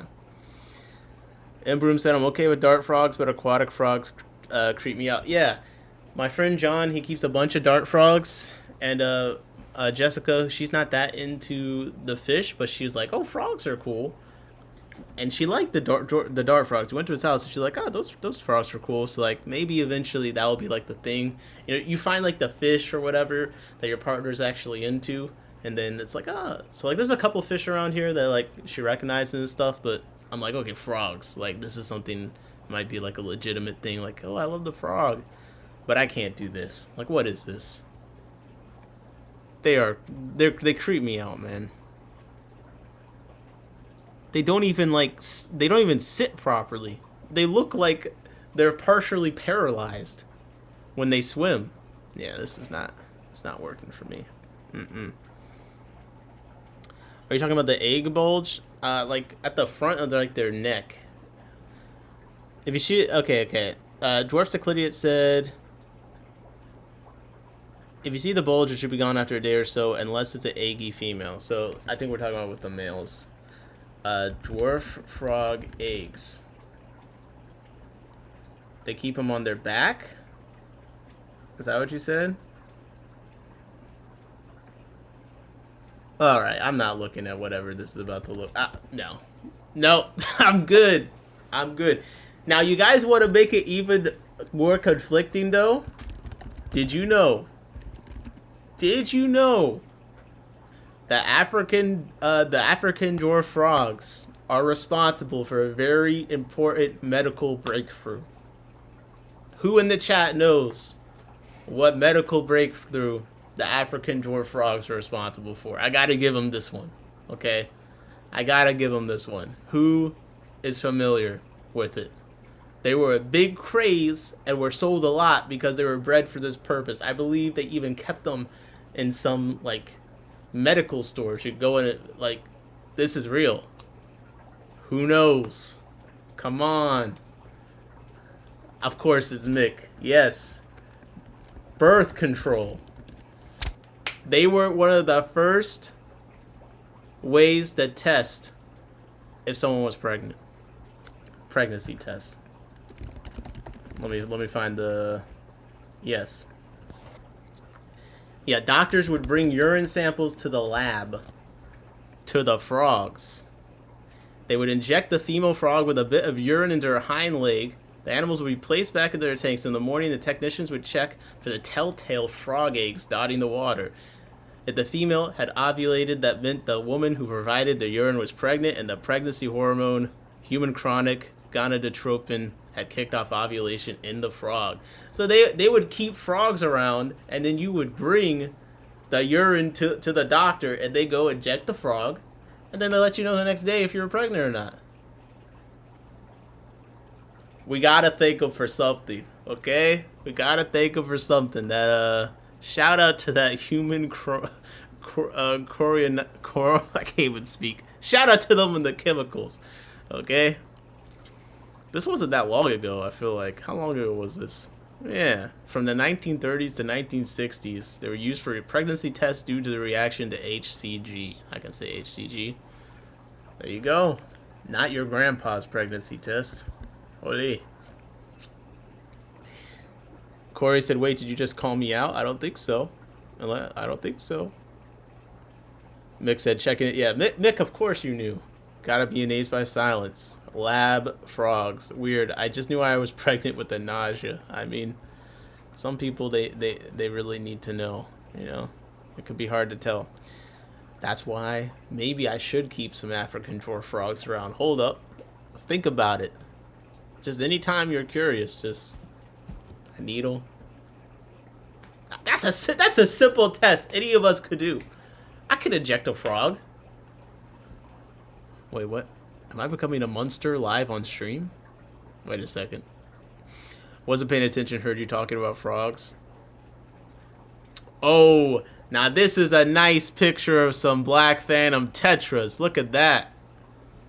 Look at that. Upload a little compressed, but look at that. Nice photo. Good work, Luis. Good work. Okay, let me pay attention to this actual... Luis said, no interest in the piebald gold bars. Bro, I'm barely paying attention to the carousel. I'm talking too much. Lil Bradfro said, I need sleep. I'm going to head out now that we're talking about frogs. Oh my gosh. Well, do you like the aquatic frogs or not? Okay, got a lot of betas in. Okay, Everglades pygmy sunfish. Here we go. Here we go. Here we go. Now, I've been conflicted on these. And Little Brown Frog said, oof, those are nice phantoms. Yes, don't they look nice? Photo by me. In my tanks photography. Holy. Sonny G said, looking up fish corn again. Unbelievable, no. Ellisoma have to be the most overrated fish ever. Oh my god. Yo, I like Fish NJ and Dwarf Cichlidea. They're throwing in the controversy in the chat. I love it. Dwarf Cichlidea said, aka the poverty Ellisoma. So I've been calling these the poverty Ellisoma. And I'm going back and forth. Because every now and then I see a picture where they look good. Now the thing is, my Gilberti on their worst day look better than the Everglade on their worst day. That's my opinion. I think it's their face. Okay, their face kind of looks like a sad goby frog thing. Whereas like the Gilberti is like, again, we're bringing looks maxing the fish. This is definitely a Giga Chad Ellisoma. Okay, now it was difficult for me to say that with as straight of a face as I did. I'm trying my best. But the point is you look at this, and then you look at this. And this looks sad. But I've been seeing more photos where I kind of like how they look. Okay? I kind of like how they look. Because this doesn't look as bad as the photos you see online of them. And sometimes they just look super black with just a little blue, which I like. I really like black fish with just like contrasting color. So like, look at this. Here's a video. Let's go. Let's go. 3 years ago, Cory Aqua. Okay. Are we going to see the fish?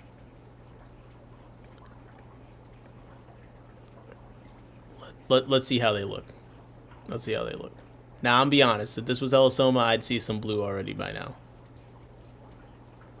What one's the male? Jesus Christ, this is going terribly. Come on.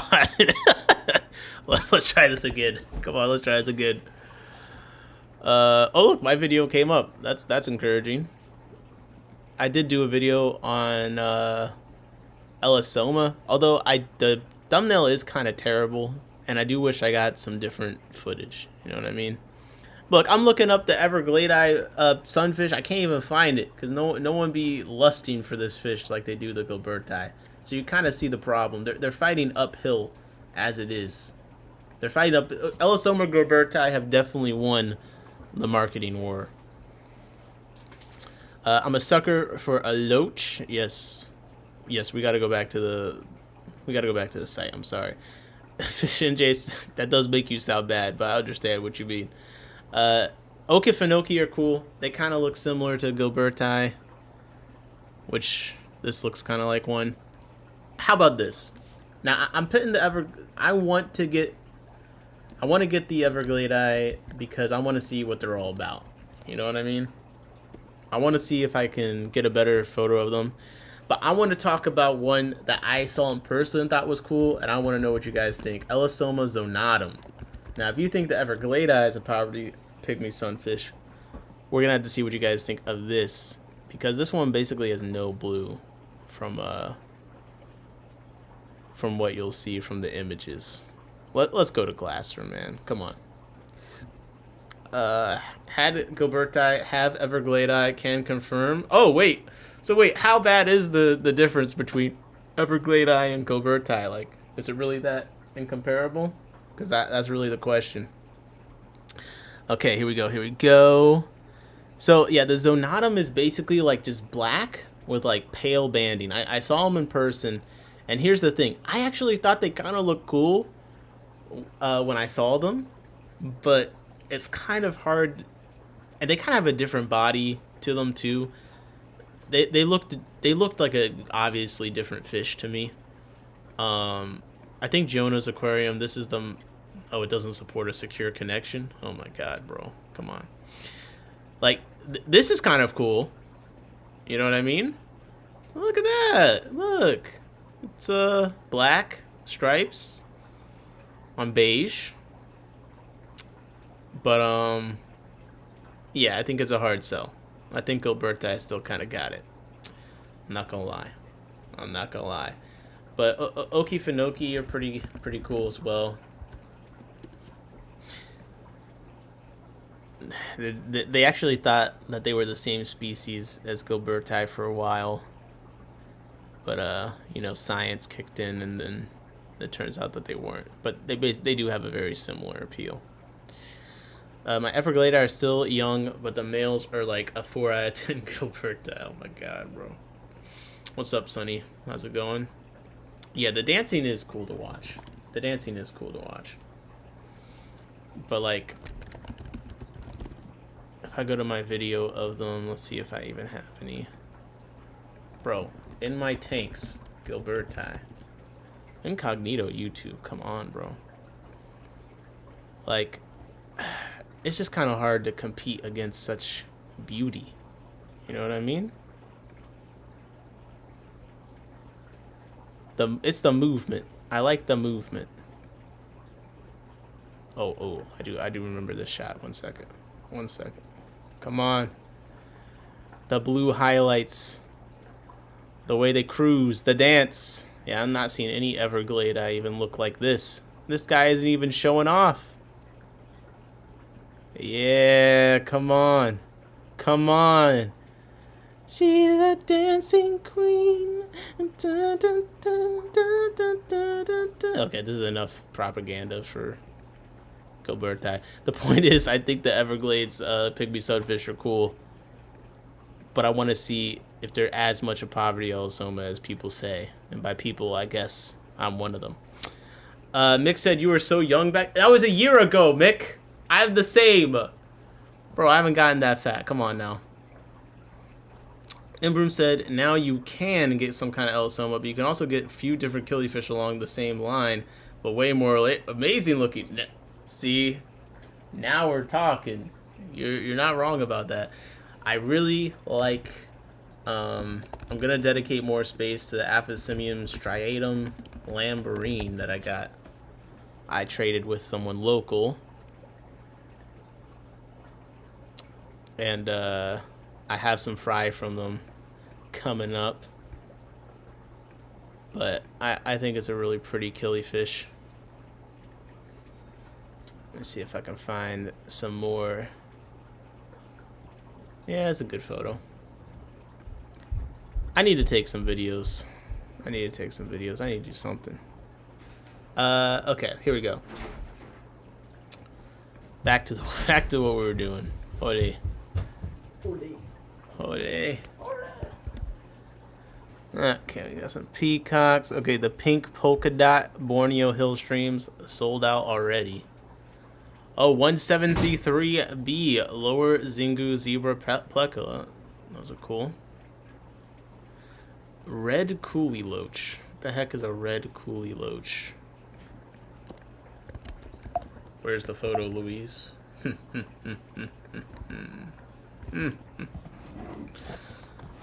Red coolie loach. Okay, buddy. Whatever you say. Pangioborensis. Alright. How do I go back? Here we go. Yes, sir, JP, hardest working fish stream. Mick said red question mark? I don't know. Don't ask me. I didn't name it. Annie's goby. I've never kept a goby before. Wait, that's a lie. I had night gobies for a bit, but I did end up rehoming them because they were just so huge, and I thought I was gonna breed them, but I was like, I don't think I got space. Jody got the last of the polka dots and a red coolio living in gravel, never to be seen again. Oh my god. Are those Tinweenie in the background video? Which background video? Oh, my background video. Gold Ring Daniels, yes. That's the Tinweenie, I believe. Okay, let me pay attention for a second. Jeez.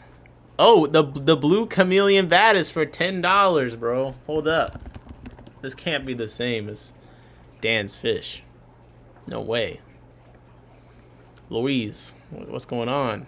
Yeah, baddest. Harvested from nature. I gotta shout out to Dan's Fish. He's got some great marketing language. You know, instead of wild caught, harvested from nature.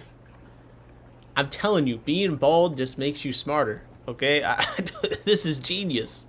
This is genius. Anyways, blue chameleon baddest. Yep, baddest. Okay, here we go.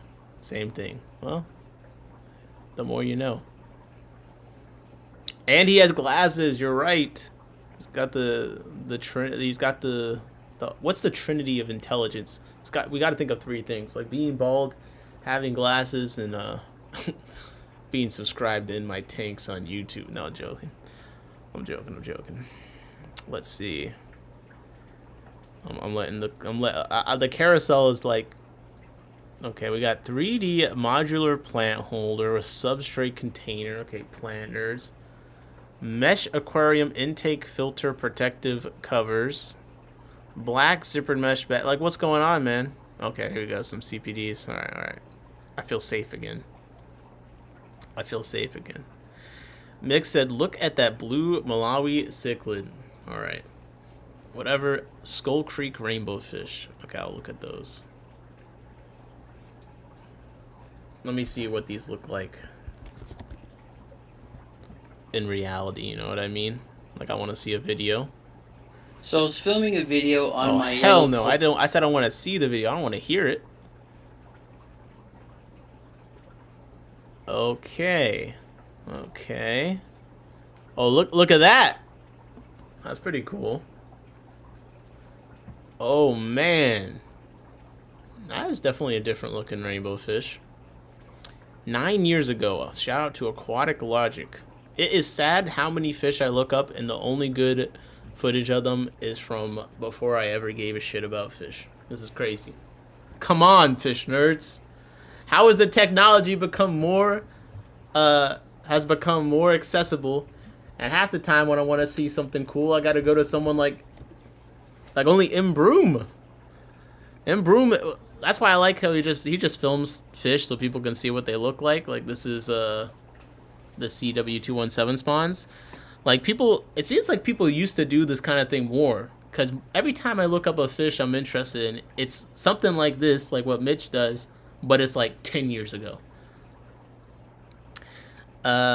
Louis said those rainbows are badass when they're full grown. Yeah, I need to look at more of those.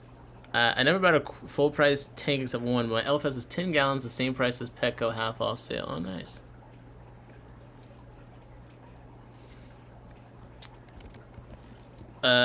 Imbroom said, Aphanius minto is my go-to for that type of pygmy sunfish-like fish.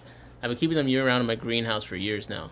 Let me know if you have any tips on... I've had a pair for longer than I'd like to admit without breeding them. I've just had a pair. I should probably try and breed them before it's too late, right? I'll be honest, one thing keeping me, and these are the Skull Creek rainbows, which are very cool. This would be a perfect rainbow, I feel like, because a lot of times rainbow fish are kind of like the center of attention. This would be a perfect rainbow to like be with a big centerpiece fish. Like, they're still kind of nice, but they don't take up too much. Like, look at this. This is from 14 years ago. Because they got some color, but they're mostly like, you know, a fish with a lot of color would contrast against them nicely, because they're mostly kind of a white body. You know what I mean? God, the body shape of this rainbow fish is atrocious. Not the Skull Creek one. This is why I can't get into the big rainbows, man. Look at this thing. Looks like a monster. But this is nice. This is a nice accent fish for sure. Let me look up Aphanius minto. I think Aphanius minto and then Australibris nigroprinus are the two fish that I have that remind me of Ellisoma the most. Rainbows look like they're upside down. Look it up. Mitchell Broom, top result. Yeah, very blue. It's over a mop. We got Ryan Enright, got a 12-second video, and you can see that they also got kind of Yeah. I will say this is a much more active fish than Elisoma. One thing that Elisoma have going for them, they're small and they're not super rambunctious. You know what I mean? So I think there's different tanks you could fit these into. This is a much more active fish that you're gonna see going around the place all the time. Oh, we got another video on them from Mitch from a year ago. He's updated, and they're looking even better. Or maybe he got a better camera. I don't know. But they look like they look a little bit more dark, more full. Maven said, "Crap, I got fishy chores. Lurk mode activated. Keep going, keep going." Mick said, "That's more like it." Yeah. I feel like they're looking nice. I feel like they're looking very nice in here. Oh yeah, look at that. Dwarf Cyclidiot said, "Putting them on my list." Yeah, I've had a pair of them, but I haven't bred them, and it's been a mistake. But that's part of why I gotta get down on species so I can focus on things like that I've just been keeping. But if I want to actually breed some of these things, I need more space for like fry and stuff. But honestly, I think the breeder rings will help a lot with that, because that's one of the hatching eggs is one of the things. Although I was saying earlier, one reason why it's hard to get into rainbows, bro, their eggs are so small. Like I think I'd never be able to pick them. I had to just put the mop in a container or something. But I hate putting the mop in a too small of a container, because then the fryer will in it. I want to use the mop again. I want to take it out, but like I'm worried fryer will be stuck in it. So I don't know. I'm overthinking it. But yeah, thank you to Broom for posting a nice video of these fish. I'll put a link to this video in the chat, actually, since some people said they look good. Sunny G said, "Never enough tanks with breeding projects." Yeah, that's why I gotta lessen the amount of breeding projects so I have enough tanks. The other fish that's kind of like them to me would have to be a fish that I can't spell. Yeah, the pearl killifish at Michael Jensen's aquarium. I'll put the link to this video in the chat just because I like his videos on killifish. He's got some nice videos. This is the other fish that reminds me of them.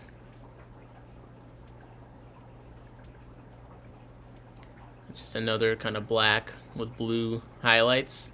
Now, as far as behavior, what behavior I like the most, I think I like these. I might like these the most. The Minto is a bit too active to fit into like a bunch of places. These I can fit in with some more stuff. So far they're a little bit smaller. I haven't had them super long. I guess they're not that much smaller than the Minto. I don't know. I like their behavior a little bit better. I like their flaring at each other. It's slightly calmer, you know, just slightly. They're still kind of active. The Elisoma are like graceful to me, and they have the dancing, and the dancing is kind of hard to beat when it comes to them.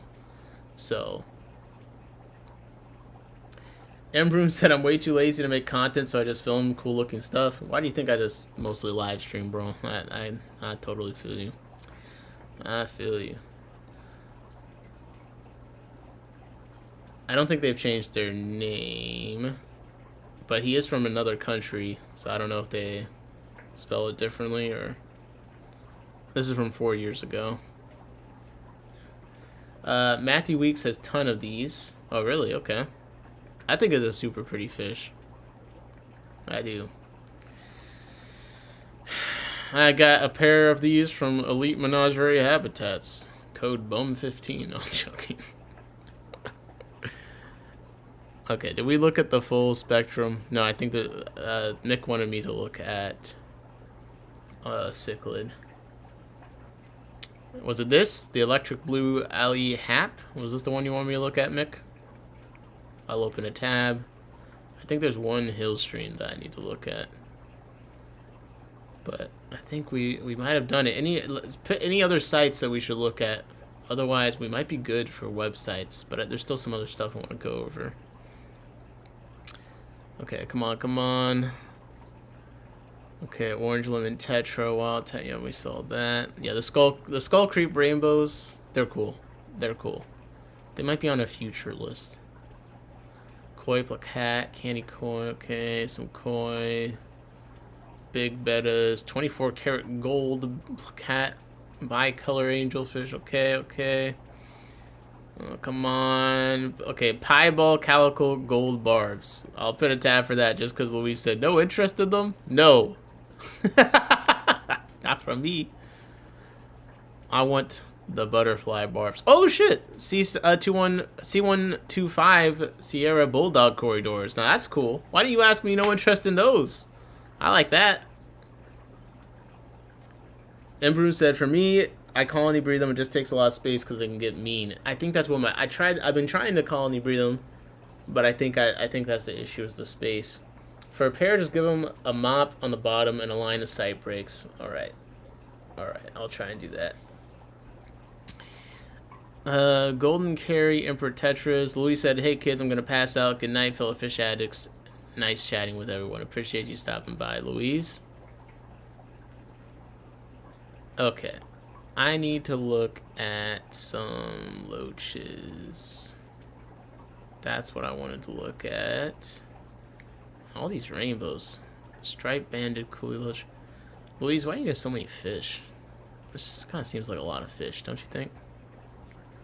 Don't you think? I think it was the red loach. I'm still waiting to see this red loach in a picture where it looks red. Red Devil Hillstream Sucker Loach. This is like one of those ones the loach nerds go crazy for. You know what I mean? So Dan has them at 200. Louise has a 150. Like, here's a Facebook video that's supposed to be of the species. Of course, you would never expect them to look their best in a store, so I feel like it's hard to get a good picture, but like, okay, this seems like believable video. So it's kind of like an extreme version of some of the red tail ones. This guy, like, it looks like paint was spilled on them. Embroom for the Minto said the eggs can be water hatched 10 to 14 days like most Zaphia simian. Okay, that's not too bad. I did pick some eggs a while back, but they just, I think they fungused, and then I just, like I said, I'm trying to do too much stuff at once. It's the problem. So I need to focus in. I like them next to this yellowfin one. You can kind of see the difference. All right, I can see why this is a $150 loach. I can see it. It's not for me, cause I'm broke, but shit, it's a cool ass loach. It is. I'm not gonna lie. I still like the Leptogaster. I think that's the best bang for your buck on price to how good it looks. These guys are just crazy. Okay. Electric Brew, Ali Hap, large male. I don't know what one it is, the one that Mick wanted me to look at, but now if someone could actually get them in the U.S., Spectralebius costi are also amazing. Let's see. Oh, that outline is very nice, man. You guys know I'm a sucker for that. Just anything that's got like an outline, like a lightly colored outline, that is, whew, holy. Almost looks like a little spaceship because their fins are, the outline is so round. They kind of look like little UFOs. They look like little UFOs floating towards each other. That's actually kind of wild. Fish and J says Dr. Rog has Spectralebius filamentosus and some other ones. And mix, yeah, this is Spectralebius costi. Fighting is the title of the video. Yeah, that you know what? That's going straight to the list. It's not popped up for sale, but that's a cool fish. Fish for the future. That's pretty cool. Yep, that's what it is, Mick. Ah, I just like that that outline, man. I love that. Mick says Dr. Costa, Brazilian ichthyologist. Oh, we got our in-house killifish expert. Now these are I want to try some of these kind of what are they called? Aspidoras? Yeah, Aspidoras spillatus. 15 each. It don't seem that bad. I know Small World's got them. They got them for 9. Okay, Aqua Import says they had them at some point. Is it now? No, they don't got them now. Got 13 for here. Yeah, this seems about Bay Bridge 15. Okay, that seems to be about what's going on. Small World, I think they breed them. Okay, I kind of like these. Let me see a video of these guys. Kasai won the Brazil ones that can't be exported to the U.S. Okay. Mick says that doctor revised most South American killifish. All right. Aspidoras spillatus feeding time is 22 seconds. So they must be active. This is from Rachel O'Leary 11 years ago. Holy. Mick said I have a great book of his pearl killifish. That sounds like a fantastic book.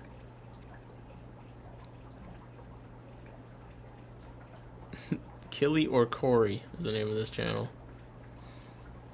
The thing with Aspidoras is they don't like necessarily look the best, but everyone says that their behavior is just like amazing. And you kind of see it here. Look, they're just piling on each other.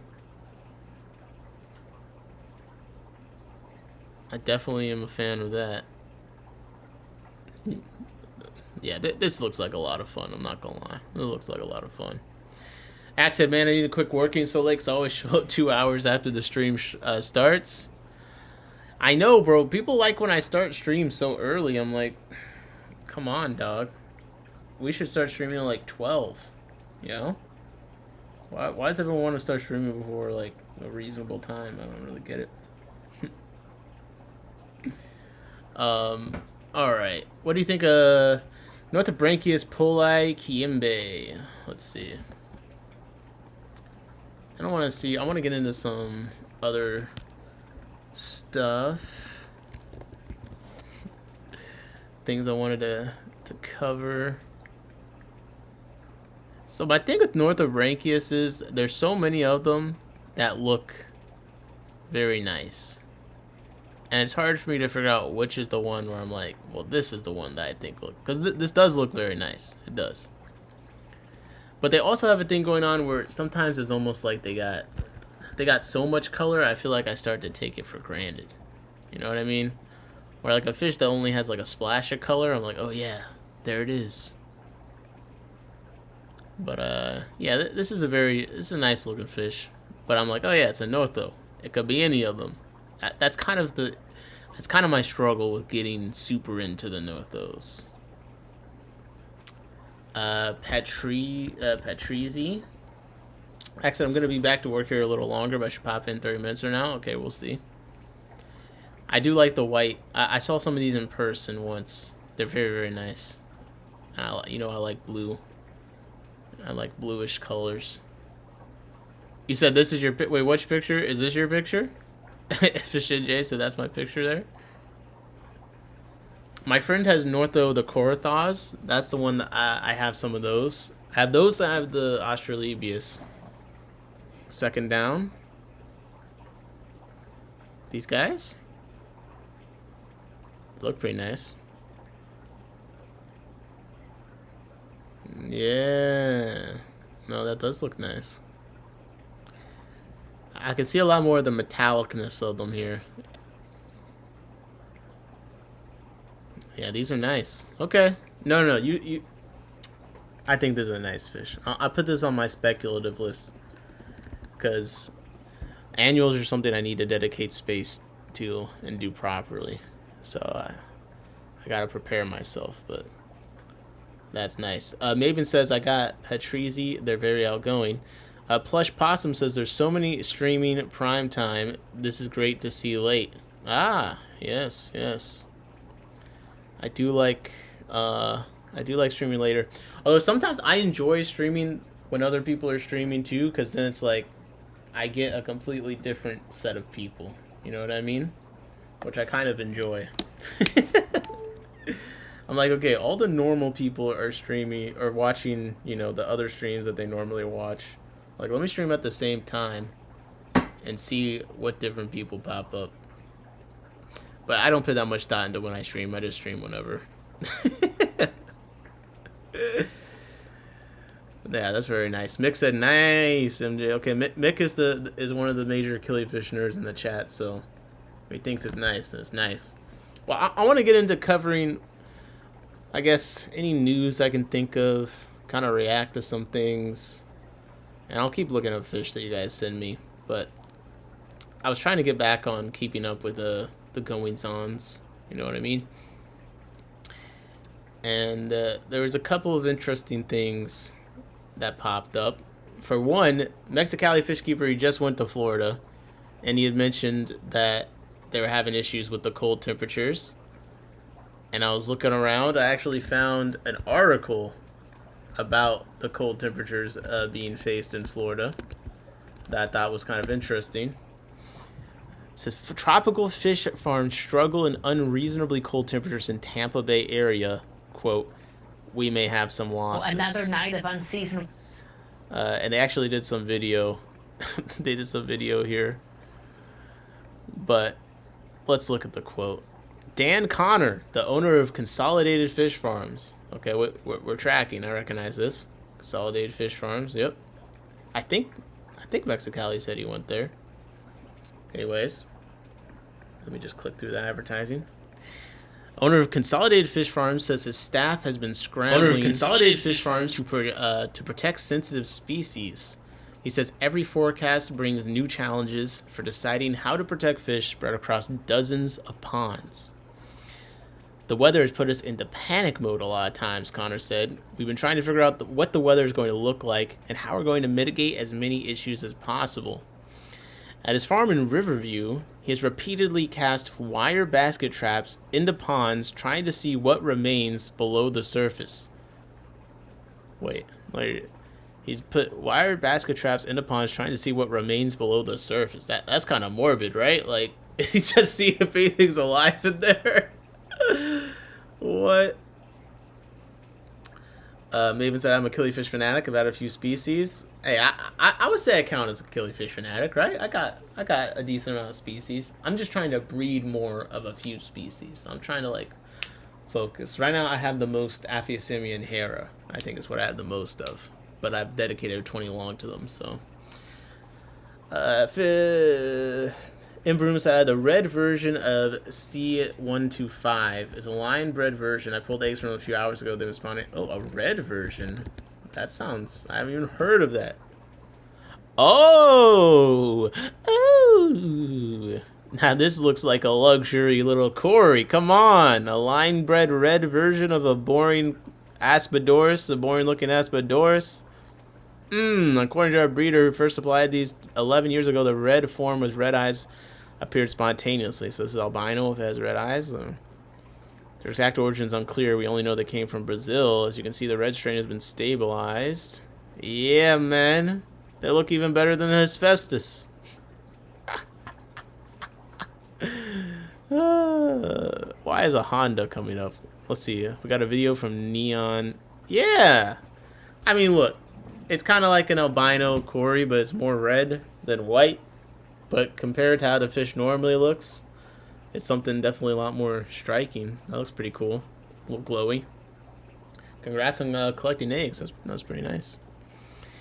Aspidors are the spastic little cousins of Corydoras. They're so active. It sounds nice. Only note those for NJ.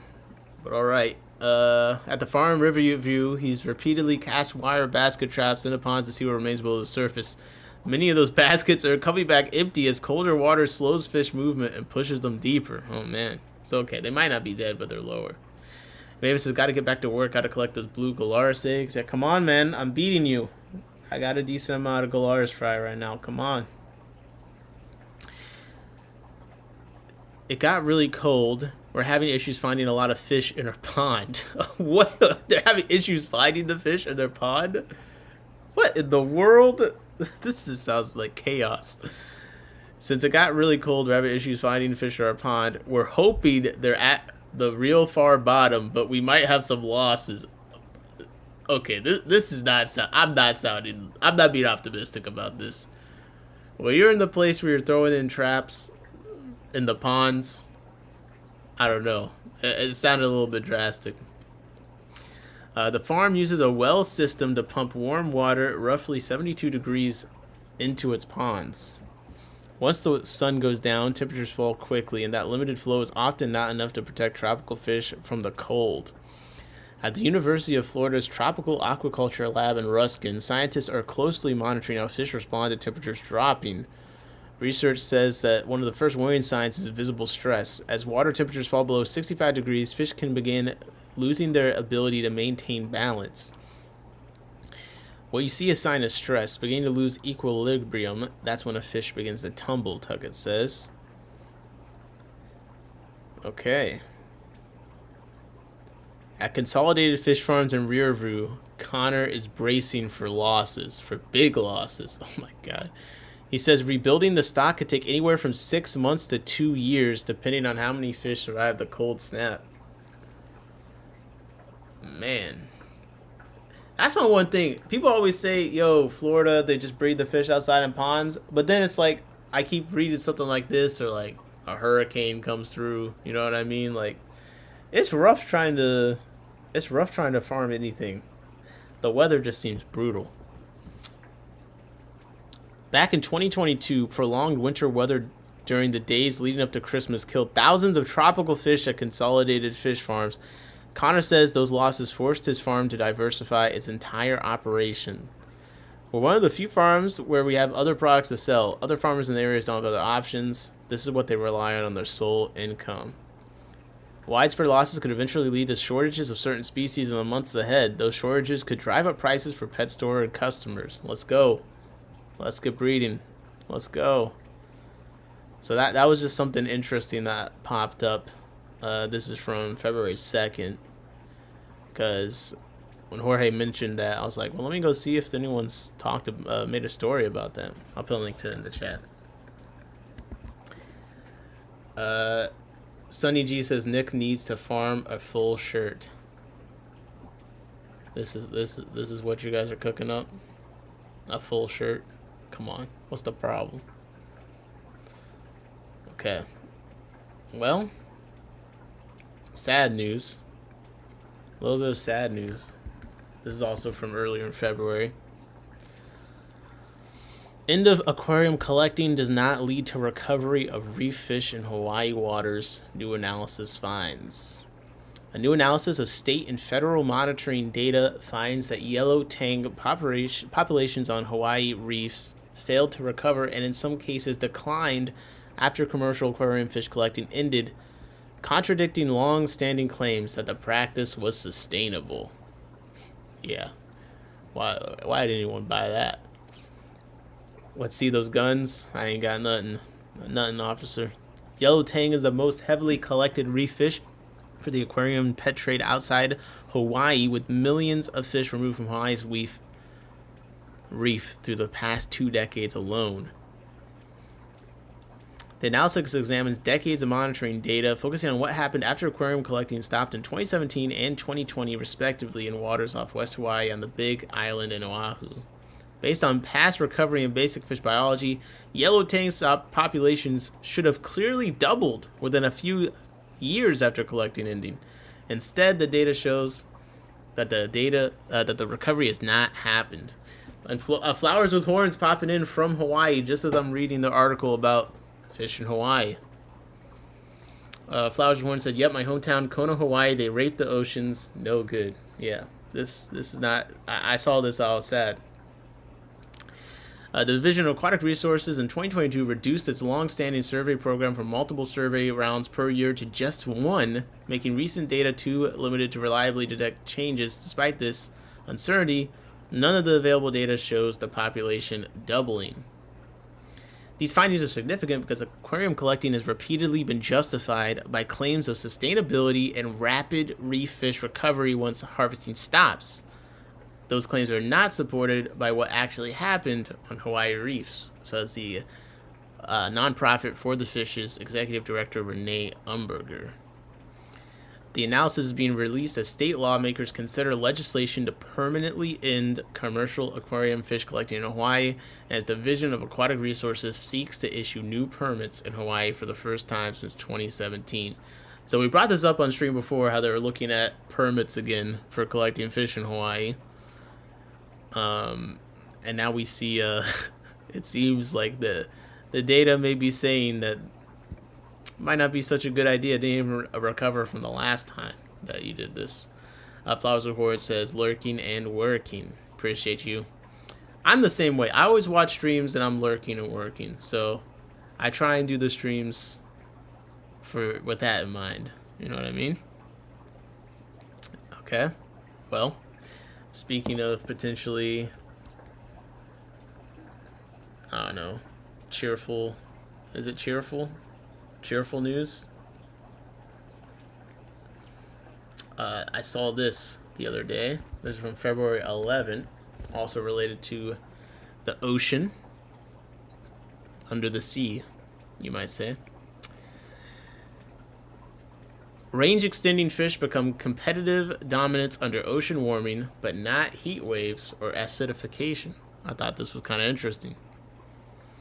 The abstract says, ocean warming is driving species range extensions into cooler regions.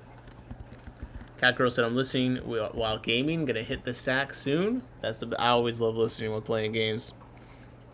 I bet Nick's lurking, working, and twerking while watching live streams. Bro, what in the Diddy freak off is going on in your head, bro? This is a stream about fish. Okay? Now I see why you're worried about my shirt. Ocean warming is driving species range extensions in the cooler regions.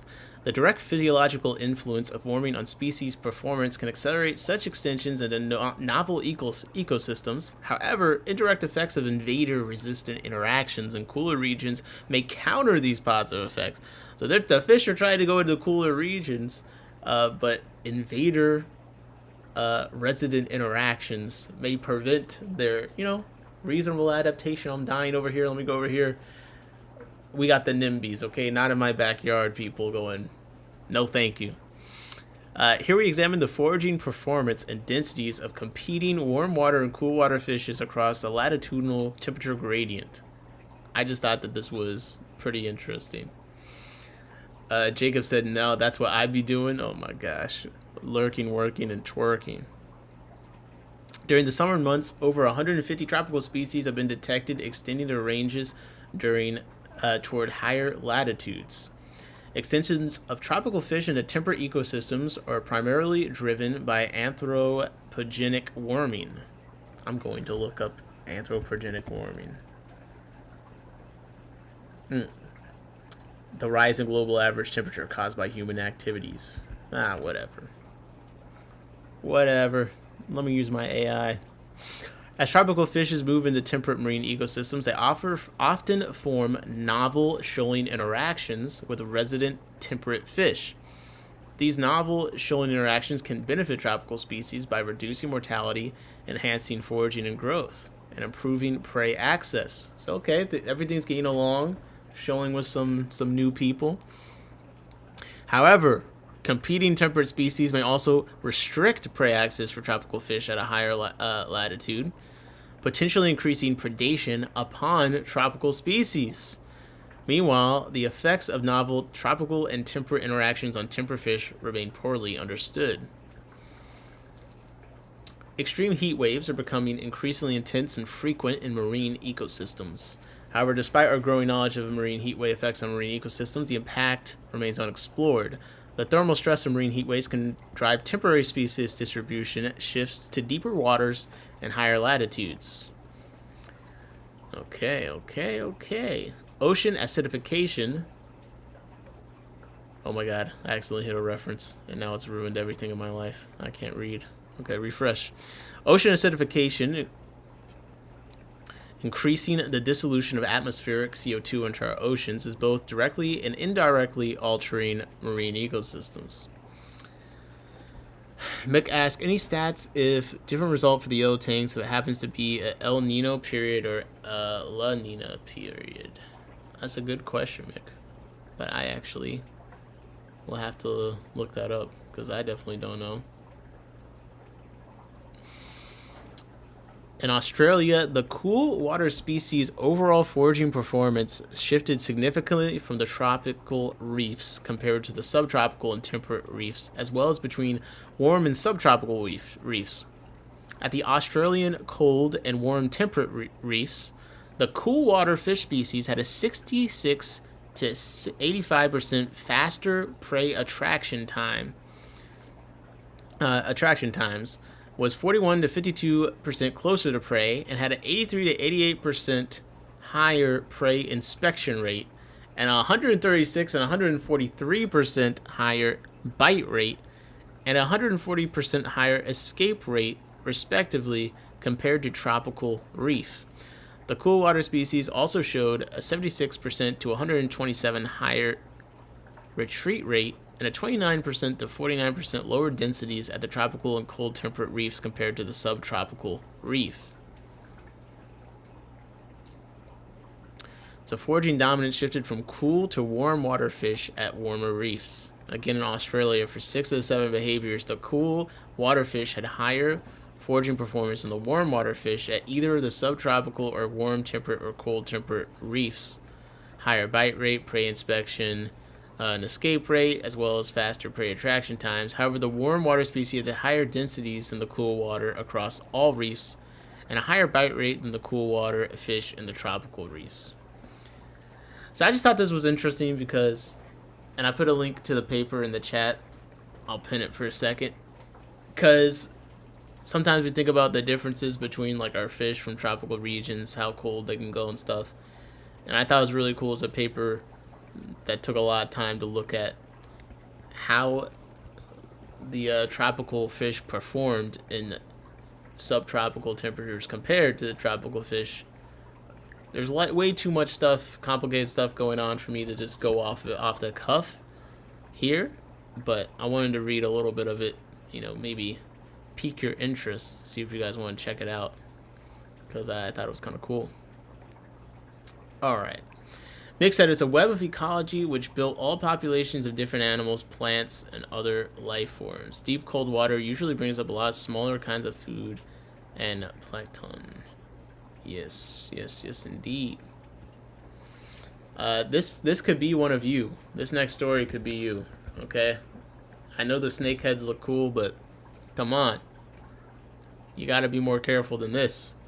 Man fined $95,000 for illegal possession, handling of invasive species. I know this could be one of you in the chat for sure. A Canadian man who pleaded guilty to importing, possessing, transporting, and offering to sell Chinese dwarf snakehead fish was fined $95,000. A conservation officer from the Ministry of Natural Resources received a tip in November 2024 that Freshwater Genetics Inc., an aquatic pet store at Aylmer, Ontario, was in possession of and selling snakehead fish. Oh, hell no, man. It was an actual pet store? I missed that. Oh, they're permanently closed. Yeah, man. $95,000 fine definitely put you out of business. That's crazy. What were you thinking? They had 17 5-star reviews, though. I mean, they had a good run, I guess.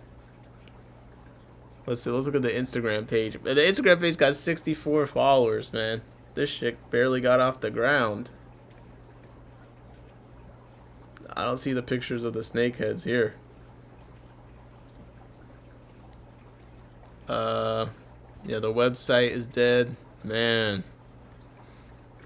They got smoked. They got absolutely smoked. Wait, I'm going to the Facebook.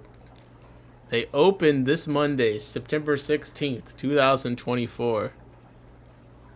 And they were doing a bulk clear out sale by May 10, 2025. Jesus Christ. Oh man. An investigation began and officers discovered that the storefront of Freshwater Genetics had been closed, but that the snakehead fish were transported to the residence of Adam Manzato in St. Thomas. Man, they're just naming everyone in this. Embroom said, if you ever get a chance to see a talk by Charles Clapsaddle from Goliath Farms, he talks about the selective breeding that happened when hurricanes in Texas trashing his outfit and the freezes through Texas that produced more. I know exactly what you're talking about. Where was that talk at? I've listened to that talk. It was very interesting. Is he the one that had like the thing in the ground where you just put his fish in the ground, like he has a grate over water in one of his fish rooms? But I remember he talked about that making more cold tolerant fish. Definitely check that out. It was also discovered that Manzato had listed the snakehead for fish sales online. So they took the snakeheads out of the shop, but he still had them. Jacob said, my friend collected plants from the river. I took some home and Eurasian milfoil appeared. I was sad I composted it, but I didn't want to. Sorry to hear that, man. Embroom said he has some something's greenhouse on the ground. Okay, yeah, I know what you're talking about. A search warrant was executed at Manzato's residence where officers found 5 live snakehead fish. 5 fish, guys. 5 fish. $95,000, bro. 5 fish. They were seized, as were 2 more snakehead fish that were recovered from another residence in St. Thomas. The case was brought before Justice of Peace Emma Sims and Ontario Court Justice of St. Thomas in September 2025. So this article is relatively recent because he just got into court.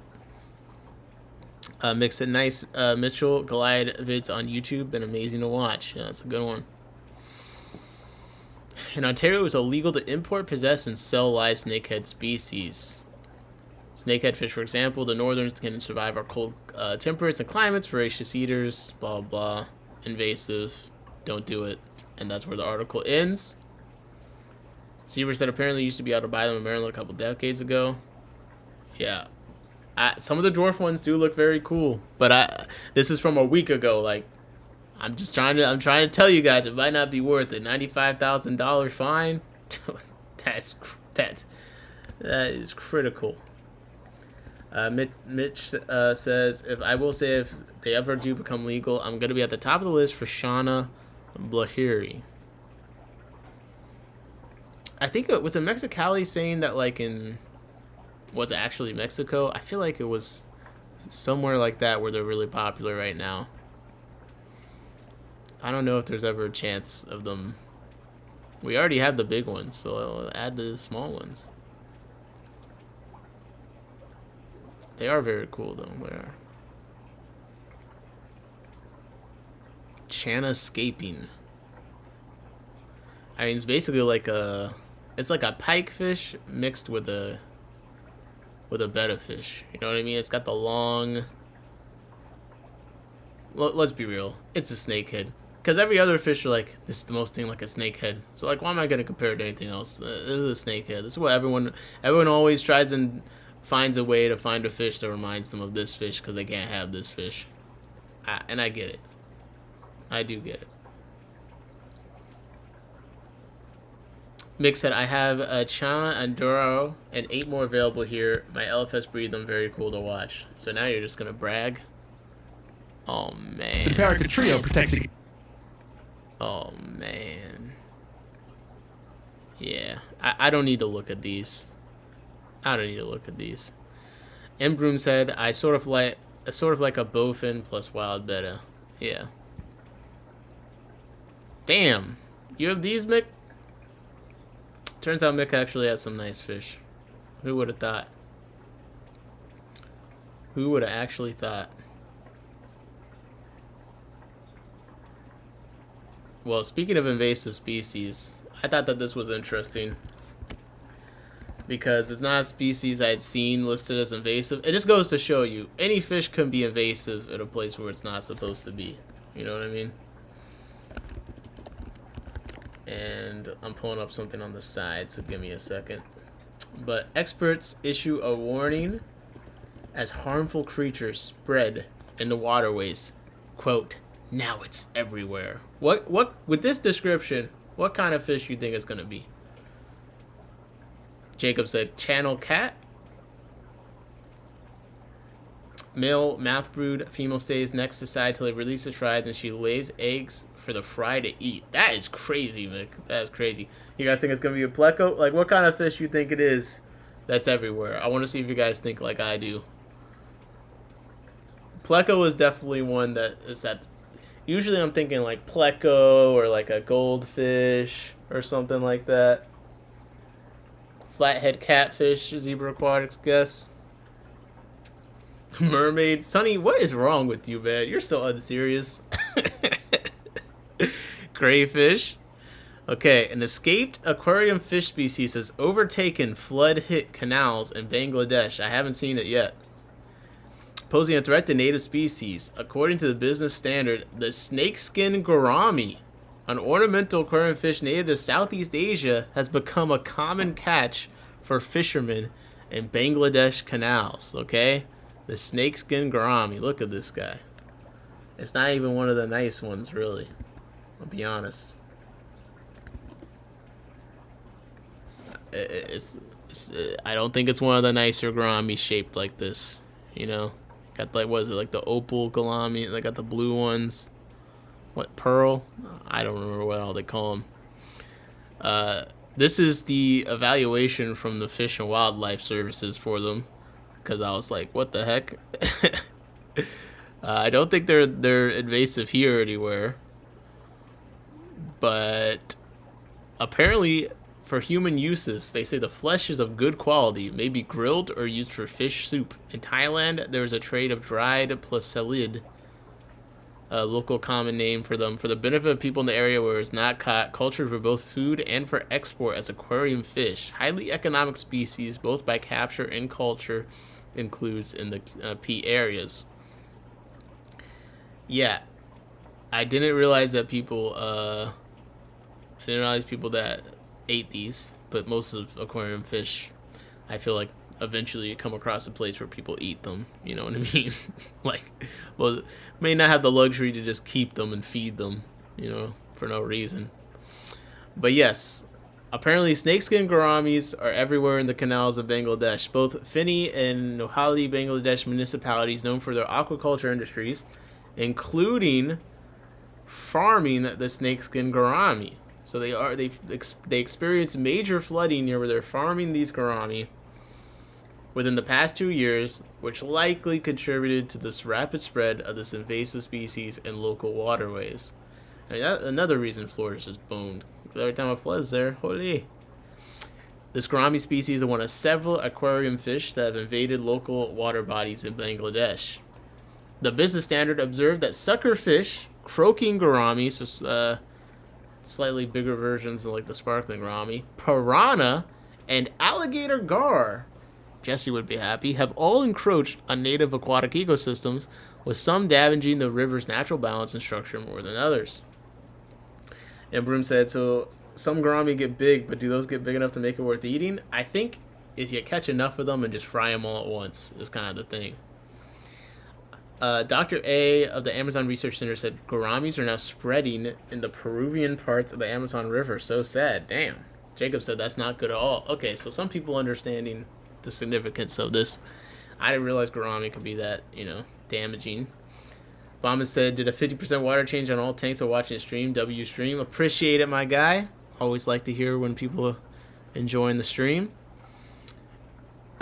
So why are the invasive species concerning? Let's see. The snakeskin gourami reproduces easily, with one female fish producing up to thousands of eggs per spawn.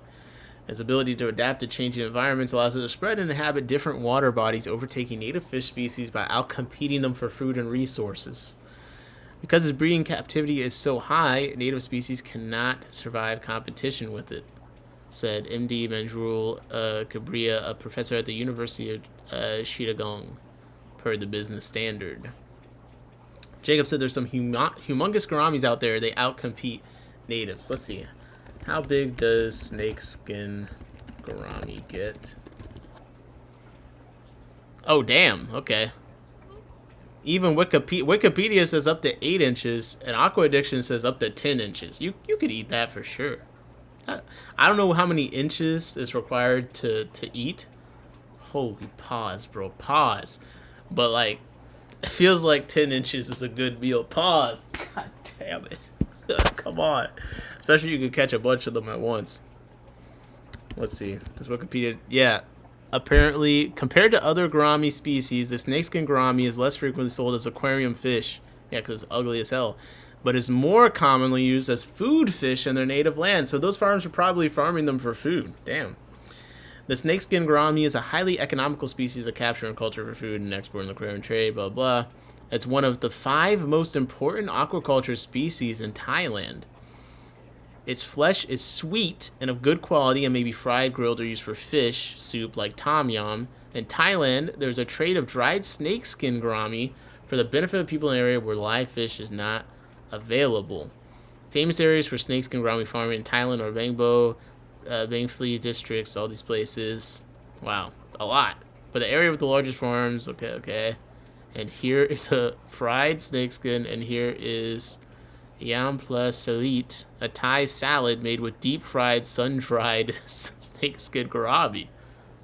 It kind of looks pretty good, I'm not going to lie. I would eat whatever this is. It looks good. Water quality gets bad. Gouramis have a labyrinth organ. True. So now someone will introduce Gambusia to handle the gourami fry. That's funny. Check the giant gourami. No, Mick, that thing is hideous. I've looked. I don't know if anyone's eaten this.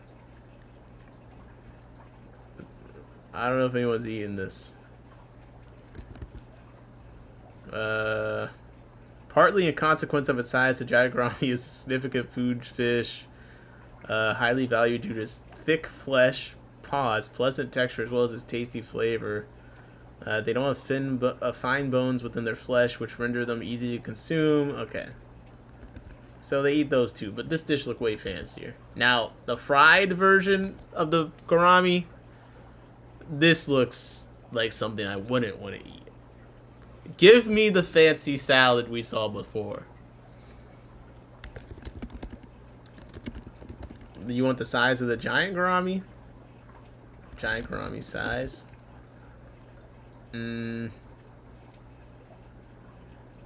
31 inches. Though most are around 18 inches. They didn't even bread it? Yeah. Now this on the right, anyone could eat that. This on the left, if they serve you this, say, yeah, it's fried gourami. You're like, this is disgusting. If they serve you this, you're like, it's fried gourami. You're like, yeah, man, fried gourami. Let's go.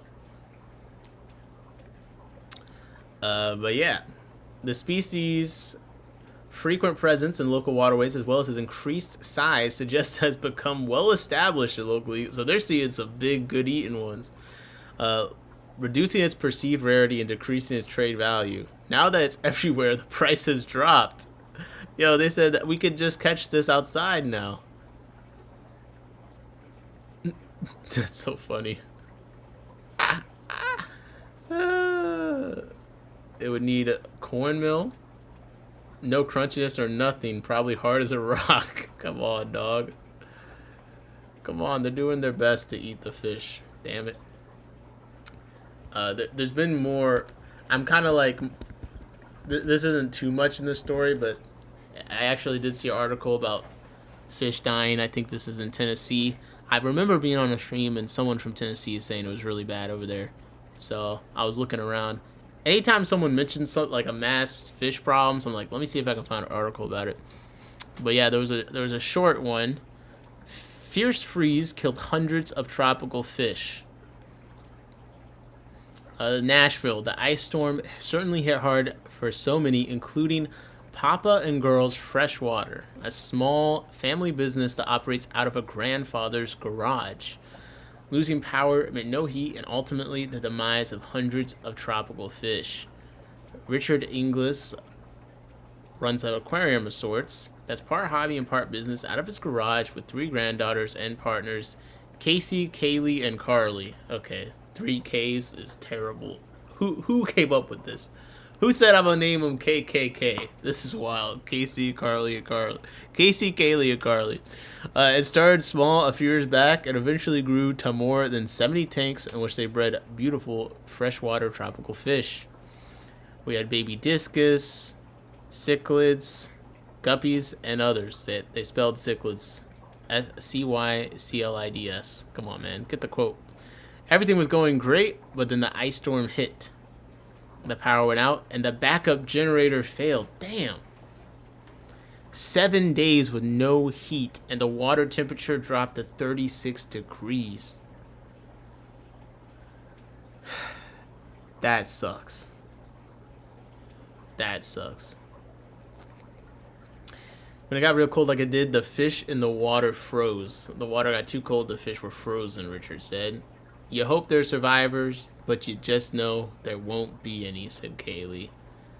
They were all dead. Everything we had, dead.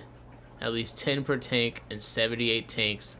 They lost all the fish.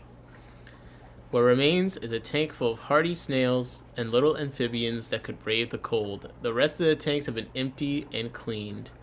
It's hard to see on loss, but to lose the whole thing, that's hard. The girls say they're going to be right there with Granddad, starting over the tank one at a time. So, shout out to Papa and Girls Freshwater Fish. Lost every single fish. God damn. Someone made a new sign. Oh, that's cool. Well, hopefully people are going to show support after something like this. Oh, we got 10-gallon fish tanks up in there. Come on. He is in Tennessee, I think. So that kind of makes sense.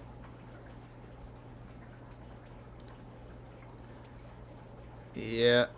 And I see they posted about the report of them losing the fish. That's crazy. Losing every single fish. Too much AI again. Dude, a lot of places are just going crazy on using AI for everything. What's up, you? How's it going?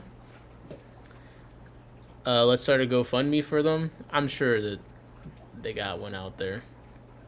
I'm sure. Okay. Well, I didn't see one on their Facebook page, though. So maybe they're fine. I don't know. This is something from the Ornamental Aquatic Trade Association. So this is across the ocean, as it were. But I thought this was interesting. Bring back water hyacinth. I've never seen a demand for a floaty plant like this. Bring back water hyacinth.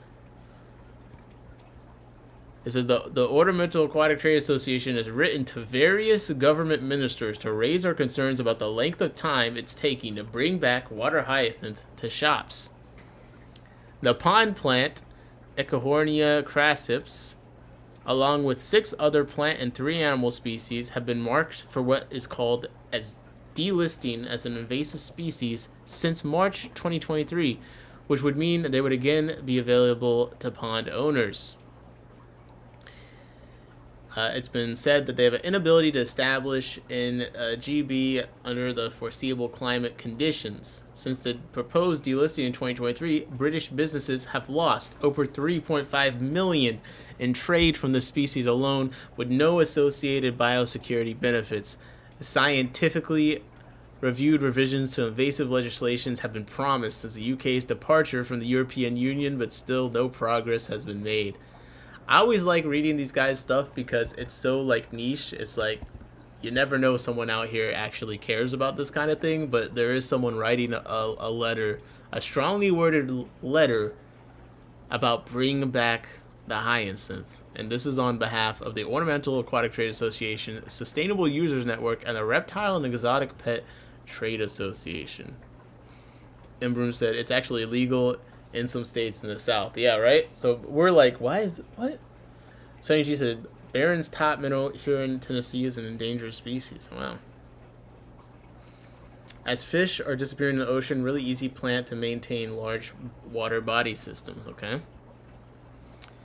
Look, they said, we're concerned about the repeated delays in implementing decisions on invasive species are causing avoidable financial losses for UK businesses and undermining confidence in the legislative process. This is in direct contradiction to the government's growth agenda and promises of support for small and medium enterprises. Effective national biosecurity relies on meaningful collaboration with stakeholders, with prolonged delays eroding trust and discouraging compliance. They're like, we're going to start selling this damn shit ourselves anyway. Embroom said, do they also want duckweed to be distributed at gas stations? Listen.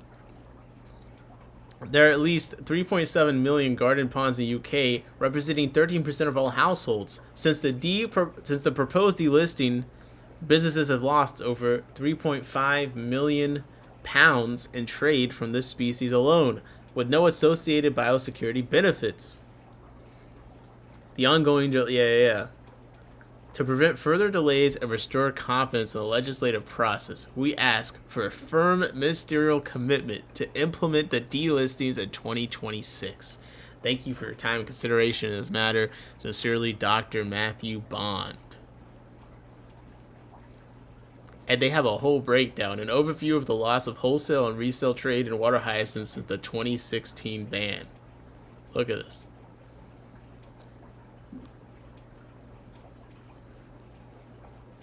They're reckoning that's 6.8 million pounds. So I put the link to this in the chat as well if you want to join Team Bring Back the Water Hyacinth. But I do find it really fascinating. Like, I'm sure there probably isn't an equivalent in America, but this Ornamental Fish or Aquatic Trade Association, like, they're so active in making these random little articles. And there's one other thing they had here: turn your fish watching into scientific data. I thought some of you would be interesting or might already know about. It's called Shoalbase. So I think they launched it as an initiative from the University of Glasgow. Shoalbase is an open database of fish social behavior. It aims to bring together observations of how fish live socially, schooling, shoaling, pairing, territorial, group sizes, parental care, etc., across as many species as possible.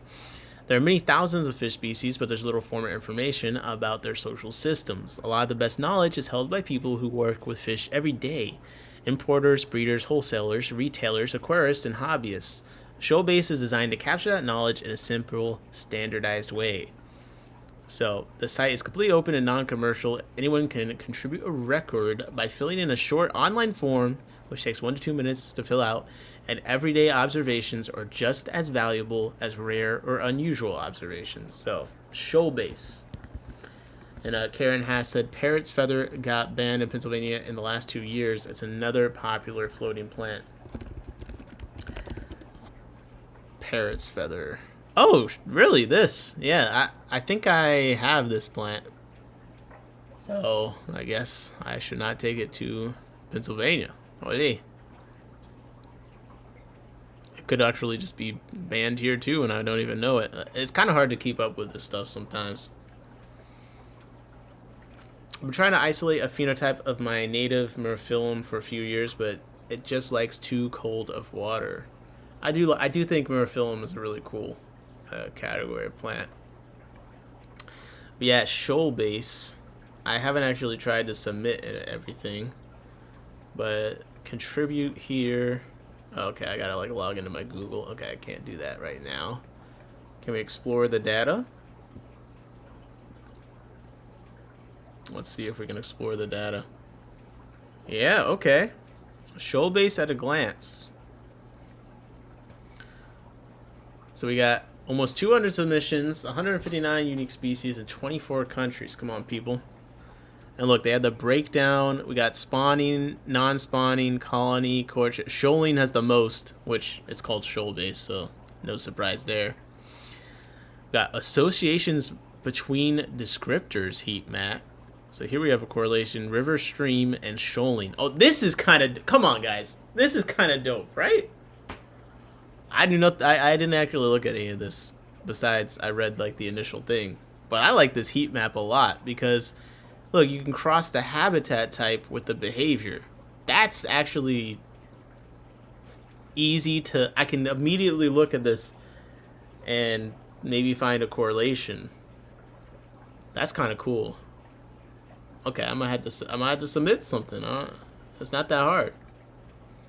I did put the link to this in that chat. I'm just kind of curious what other people think about this, because it's something I just found. I know a lot of us like these kind of data things. I'm sure something like this already existed somewhere, but I really like. So let's see, life stage.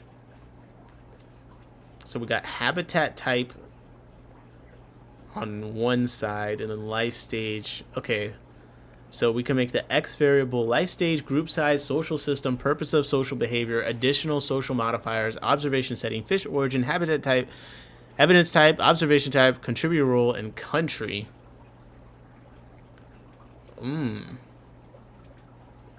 So let's do habitat type as our X variable, and then let's do group size. Okay, so we're seeing a heat map, 3 to 10. Currently, with the, that's another thing, they don't have that many submissions. You know what I mean? So it's not the best data, but we see small groups, 3 to 10, and river streams. We got a heat map over here, and we kind of got solitary and coastal marine. This is interesting. Unsure is a category too. Don't tell me the EU is banning Procatopus 2. Just adapted my aberrants to one of my tanks. Where are you seeing that, Mick? No way. Feeding territorialism, showing aggression. I've recorded. Yeah, dude, you could be putting all sorts of stuff in here. Let's do habitat site, habitat type, and contributor role. So right now, we're definitely seeing the result. A lot of people are contributing river and stream species, which I do think is a lot of aquarium fish species. And contributor role, we're seeing researcher, academic has contributed the most to river, stream species, and lake and pond species. Just off of this, the ability to go off of their data like this in an open form is kind of nice. Now, it is relying on the quality of submissions a bit, which I guess I would have some questions about. You'd have to keep that in mind if you're trying to draw any conclusion off of this. Like, they're not even to 200 submissions yet, but in theory, if you had a large enough data set with enough good quality, like, this is a really nice. I love being able to like all these different X variables and Y variables that you can set. Group size, let's see, group size and fish origin. Is that a thing? Wild reared. Okay. So I guess people like scuba diving are doing this too, because that was one of the contributor things. Should click into one of the submissions. Can I even do that? Total submissions. Total observations by country. Oh, look, Mexico has the most observations, followed by the UK, China, Canada, and then USA. Phylogeny Explorer. Oh, man.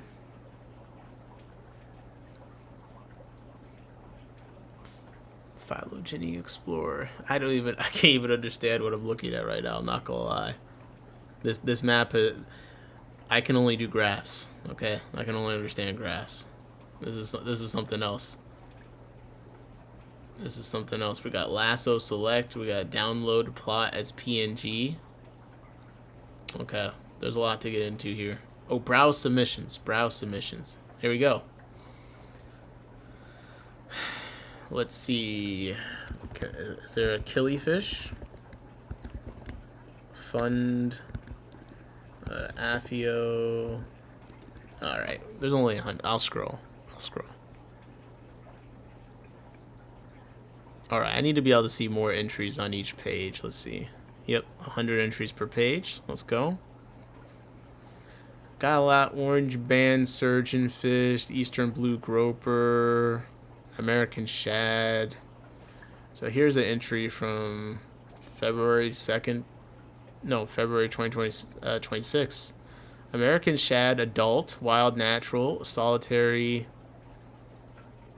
Online resource. We got an iNaturalist with attribution, in a lake, in a pond.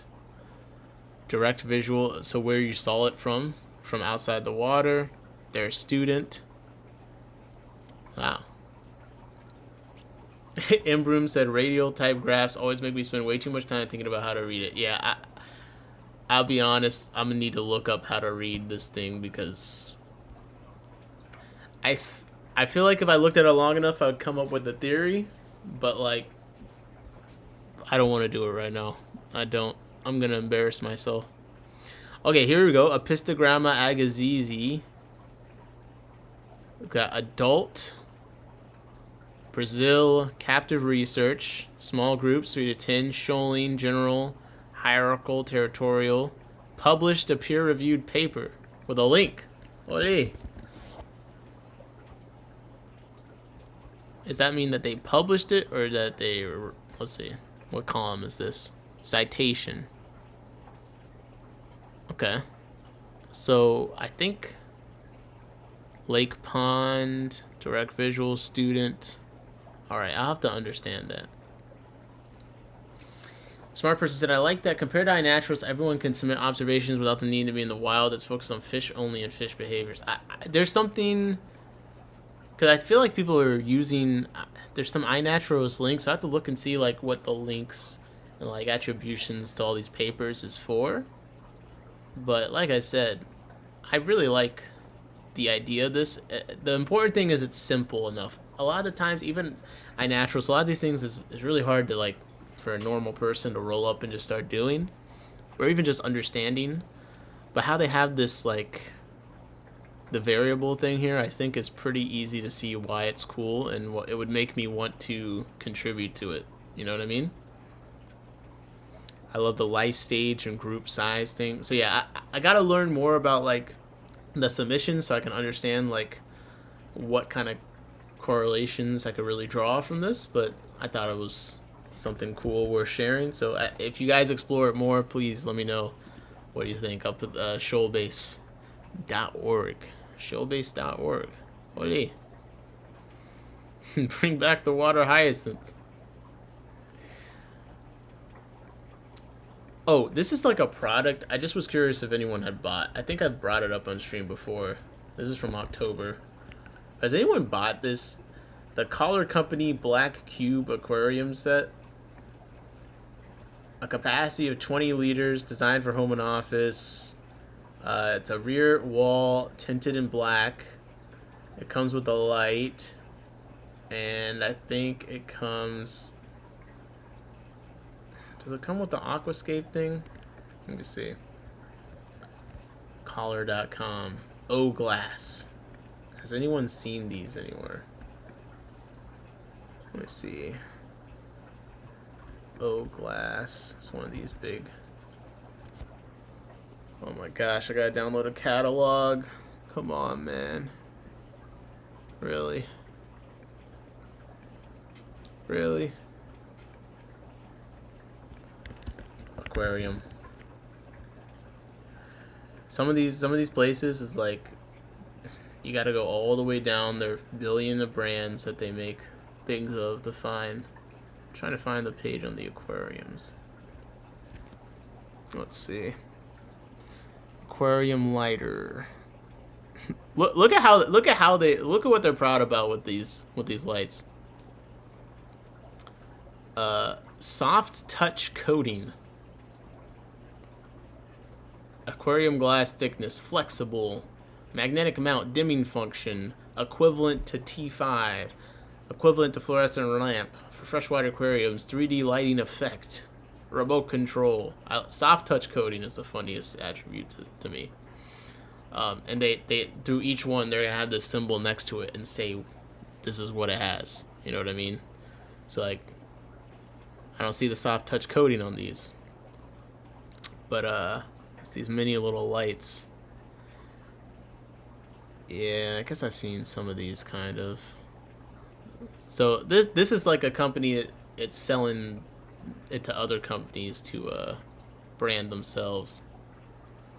But that being said, I didn't realize apparently aquarium glass bowls are like on the rise. Now, we've seen a couple of fancy glass bowls recently. Like, I didn't realize it was actually a thing where glass bowls are actually becoming more popular. Has anyone else encountered this? I saw the demand for aquarium fish bowls in USA 2026 to 2036. Like, so they're thinking about the demand for fish bowls this far in advance. Imbroon said, wait, what is a 3D lighting effect? Let me see if they say what it is. What's it? 3D light. Yeah. I don't think they explain. It just says 3D lighting effect. And you can tell as a 3D lighting effect because it has a 3 symbol and a D symbol in a box. Okay? And you see one of the things here is a bowl aquarium up to 20L and square aquarium up to 10L. So I was like, are bowls becoming a thing? I did find like one little press release, you know, they want you to buy the study. 1 second. So 2026 to 2036, the demand for aquarium and fish bowls in the U.S. is valued at $0.7 billion in 2026, expected to reach $1.1 billion by 2036, reflecting a compound annual growth rate of 4.7%. Demand is supported by steady aquarium hobby participation, rising in interest in home decor aquatics. I'm telling you, I think aquariums primarily as tying the room together, you know, decoration, is actually coming back. And growth in beginner-friendly pet ownership. Now, it doesn't mean that people don't care about the fish necessarily, but like I think how the aquarium looks is being more and more emphasized.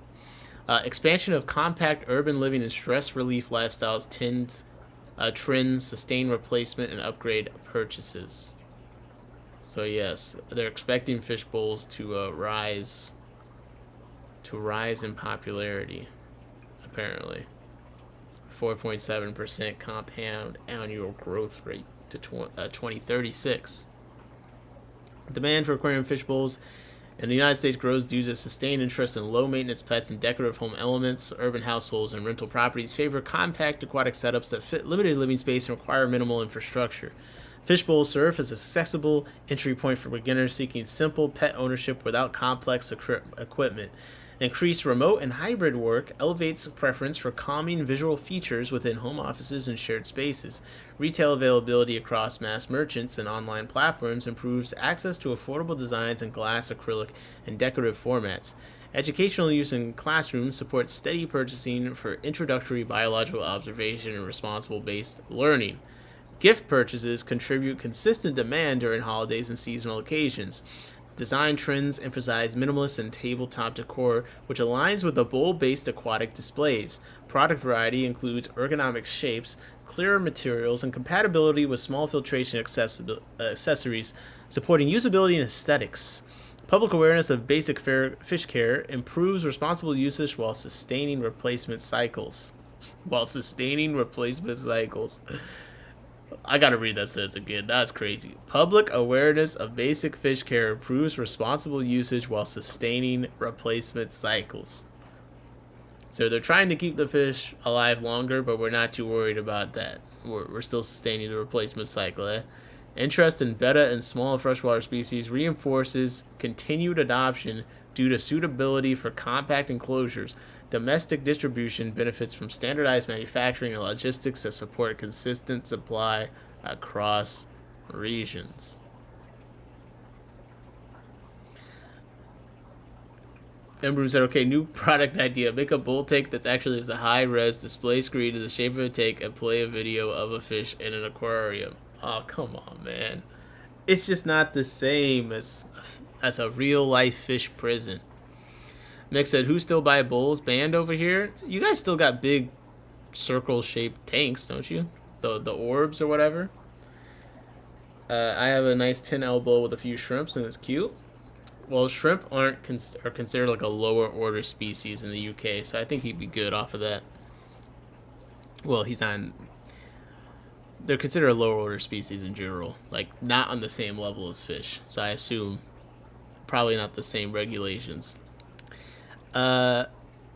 Aquariums hold 72%, accounting for the majority of demands in USA. Aquariums support integrated systems, blah, blah. Fish bowls hold 28%, used mainly for decorative purposes or entry-level setups with limited livestock. So still a decent amount of bowls, man. A decent amount of bowls. Glass holds 48% of the bowl market, making it widely most used. Glass provides high clarity, scratch resistance, blah, blah. Acrylic counts for 32%, and plastic holds 20%, primarily used in small, portable, entry-level products. Okay. Ole. Okay. Aquarium and fish bowl ownership. They like bowls. What can I say? I don't know what to tell you. I don't know what to tell you.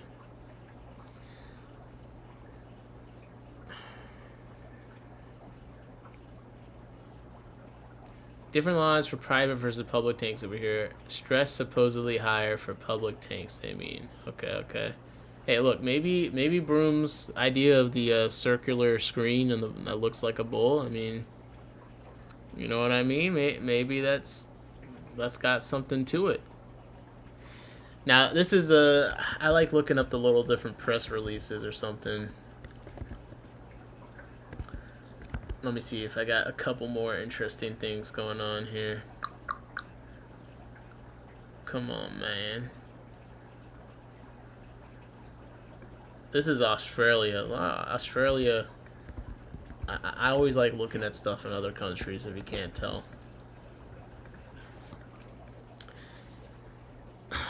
Aquarium Central revolutionizes Australian fish keeping with nationwide delivery of rare and exotic freshwater species. Like these guys they just discovered shipping. You said, my guess is a beginner setup to graduate to become a hobbyist. I suppose. Topliopus says, brilliant idea, Broom. You can sell downloads of different fish and decor too.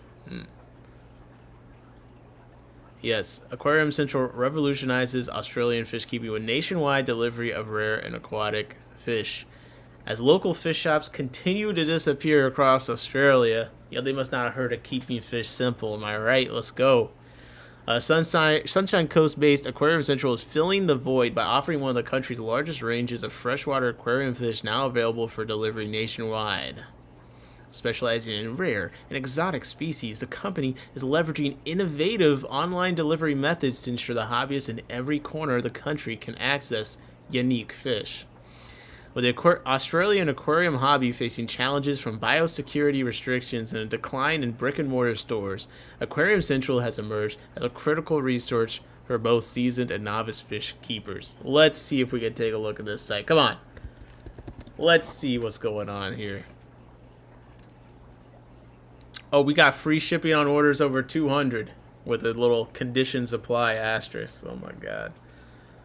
The site not looking too bad. Site looking decent. I'm always conflicted on the reviews up front. Put the reviews on the fish. I want pictures of the fish on the front page. I don't want to see some people glazing you on the front page. Just put that underneath each product. I want to see the fish. Right now I'm not seeing enough pictures of fish. I'm seeing a bunch of...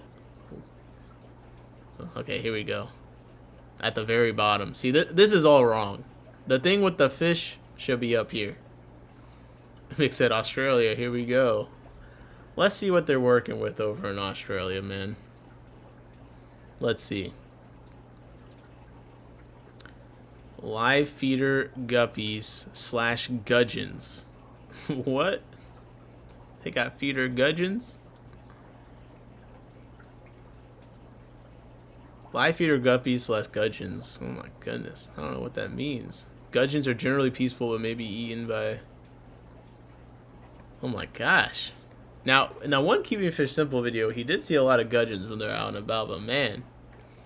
Topliopus, knowing the company has full control of reviews on their site, they're useless to me. I mean, if you still see a lot of bad reviews, then usually I'm like, okay, well. We got feeder fish, some feeder prawns. We got feeder crayfish.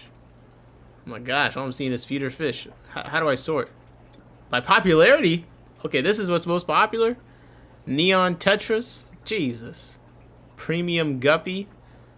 Oh my god. Red Cherry Shrimp from $7.8. Ember Tetra? They jacked the saturated. Ember Tetra's not that red. No way, bro. Rummy Nose Tetra. White Cloud Mountain Minnow. Okay, we got Spotted Rasbora. I'm not gonna lie, man. The popular section of this. Oh shit! Pacific Blue Eyes, $11. Yeah, this fish would cost like $100 a pair here. This is the Melis. Oh no, this is Signifer. My bad.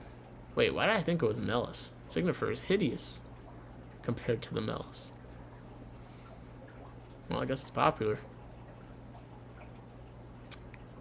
Oh, jeez. Look at this. Tetra Black Widow Tetra. Oh, it's got bad reviews on it, too, and it's on sale? This is bad. Look, we gotta sort by something different. The popularity. Okay, high price to low. Let's go. Show me the luxury fish. Alright, we got Aqua One Reef Systems. Okay, 225 and Concrete Cabinet. Concrete. Oh my god. Okay. We got some Stingrays. A Chihiro's WRGB Series 2 120 to 140 centimeter LED light with built-in Bluetooth controller, 130 watt. Just $811. Got an FX6 on sale from $1,000 to $754. How the hell do you keep aquariums over here? Fluval Plant 3.0, 115 to 145 centimeters, $472. My god, bro. We can't do this anymore. We can't. We can't. I did sort by highest price, but holy. Let's get to the fish. Okay, a Fahaka Peffer, $263. A Senegal Bashir, 8 to 10 centimeters, from $237. Bro. And it's on sale. Look, we just need 53,980 points to get this product for free. They got a point system too. I'm not gonna lie, this site is atrocious. I'm glad that I don't gotta rely on this to innovate my delivery. I mean, I know the prices over there are different or whatever, but I'm just talking about, like, we got the Afterpay logo and everything. There's no even numbers on any of the prices. Like, Smart Person said 270 AUD is about 200 USD. We need the conversion calculator. But it's not even the prices. It's just what all this, like, we got quantity discounts. Okay, you can click on that. I guess that's nice. I like that. I'm having a hard time reading through the site and just browsing it. I'm not gonna lie. I'm not gonna lie. Oh look, there we got some CW127 Rio Tapajos Wild Caught. Oh man. Well, the things that are popular are Neon Tetras, Balloon Mollies, Guppies, Albino Cories. It's all the most. This is rough. I'm not gonna lie, this is rough. Well, anyways, we're passionate about the freshwater aquarium hobby, and we're committed to supporting Australian fish keeping. Oh my goodness. So I guess they're newer, I guess. Or they're just the leader. The leading online retailer, freshwater aquarium fish plants and supplies. Do they got any online reviews? Aquarium Central, Australia reviews. Productreview.com.au. 12 months ago, aquarium online store. This is a year ago. Australian online store, Aquarium Central. Just raising awareness of Aquarium Central, where you can buy fish online. This place is a scam. Do not buy fish online. Bought 6 fish, all delivered dead. When I asked for a refund, they blamed my tank for all the fish dying and said no refunds. I had 2 different aquarium shops verify my tank water was fine. They started making a... Okay, well, it's hard to really... This person wrote scam in all caps 3 times in a row, so I don't know. They're local to me. Every time I go there, I'm always asked multiple times if I need help, even when I'm just browsing. Okay, this person's saying all the staff are avid hobbyists. Okay, so they like it. Here's we go, the Duralia man. Going there in person is a nightmare simply because there's never anyone available to assist. Was in there yesterday, waited 40 minutes for assisted, ended up walking out. Yes, I made my presence known. I love reading the customer experience comments. Yes, it's true. It was Saturday morning, so probably their busiest time. But maybe some staff should be put on to cover that. I had a 3-hour drive ahead of me to get home, so wasn't keen on long waiting times. Shame, because I had decent money burning a hole in my pocket for in-person customer service. The tech den is usually better. The online and in-store experiences seem to be very different. The mass majority of negative reviews are from orders online. Okay, so it's typical back and forth thing here. Imbroom said, importing fish in Australia is super expensive even for common things. It's kind of crazy. They're almost in the same situation Eastern Europe was in a few years ago that made all the Czech keepers start producing their own line of things. Oh, is that why there's all this stuff from Czech? See, we got to get on that wave, man. I've been slacking. Slacking over here, man. It can't be. It can't be. All right. I think that the things that you put in the that you wanted me to talk about.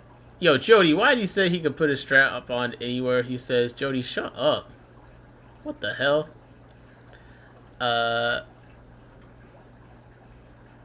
Yeah, I'm running out of things to talk about. I was thinking about talking about.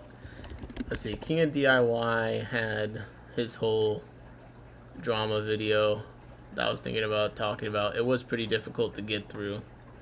That's the problem. Some of the videos most recently where it's I kind of want to go through, they're painful. This was a lot. This was a lot to get through. And then Aquarium Co-op did their data nerd video that I kind of wanted to go over, but this was also painful to get through. So I think at this point, with how long I've been streaming, I'm probably out of energy to go over either of these things.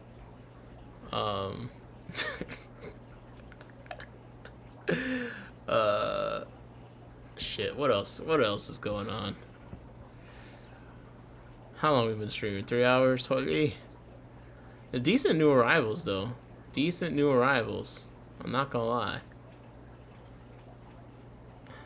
Decent new arrivals. I ended up with a couple things on the list. I'm trying to see if there's any last things I put in my notes. Any last things? Because I feel like these 2 other things I was thinking about, I just think it'll be painful to get through. I don't know that anyone's that interested in them besides myself. What's going on in the fish world this weekend? Let's see. I know there's a Guapa meeting tomorrow. Aquarium Club events. Besides that, I haven't really looked. I think I'm about to head out. Embroom says sleep is calling me, so I'm calling it for tonight. Later, guys. Appreciate you hanging out, Embroom. I'm about to hop off myself. Excuse me. I always go to the Aquarium Club events site. And it says, I know there's Guapa. They're meeting tomorrow. They have Aquarium Society of Winnipeg auction, Prestige Aquatics swap meet, and Reef Stock of Denver. There you go. Does Auction.Fish have anything going on this week? Auction.Fish. What about Co-op's new sponge? I feel like I want to talk about the Aquarium Co-op stuff when I have more energy, because I think it's going to take a lot out of me. They did do the novelty sponge, but I don't know, man. What is there really to say? The Beta Novelty Giant Sponge. I'm sure people will buy it.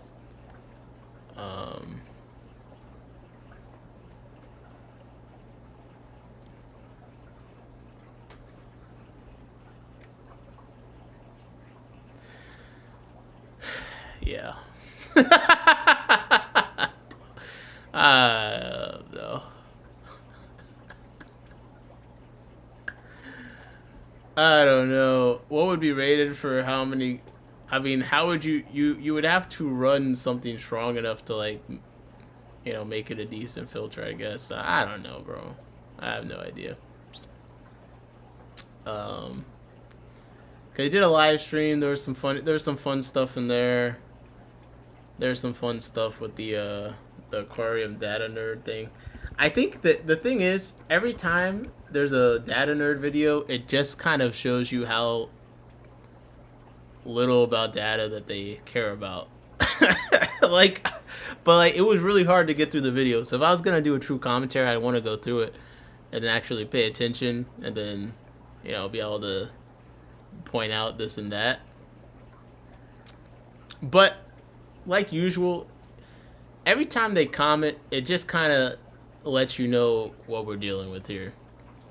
So like this person said, I'm curious how much faster Dr. Tim's exogenous bacteria would be over the Fritsch product along with the ceramic rings, blah, blah. We get this long... Anytime someone responds this much and this defensive, you just know that their shit smells horrendous. You know what I mean? Every time with them. All this about there's a lot of variables, blah, blah, blah, blah, blah, blah, blah, blah, blah. And this is what made me laugh. At some point, it has to become a community project. We got a multi-million-dollar company that can't figure out how to test their product in a meaningful way. They're throwing their hands up saying it's gotta become a community project. Are you for fucking real, dog? Actually, like, do something that was thoughtful and meaningful, to where it doesn't just create more questions. Because the first video and this video, in my opinion, just create more questions. And I know I'm not like the craziest hater or whatever, because on their own page, one of the top comments, there's 2 top comments, okay? And one has 30 likes that says, I still cannot believe Project Beyonce was not named Easy Start. This name in my brain, I'll never be able to think of something else.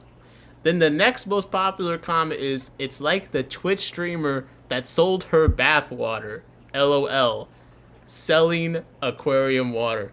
So, like, I'm telling you, bro, no one is understanding or feeling this. You know what I mean? It's not just me. Yes, all the aquarium co-op, like, cult members are like, oh my god, yes. But, like, it's not about hating on aquarium co-op. It's just like the shit that they say in this video, it creates more questions. Like, what are you thinking? And then when you read a comment like this, it just kind of tells you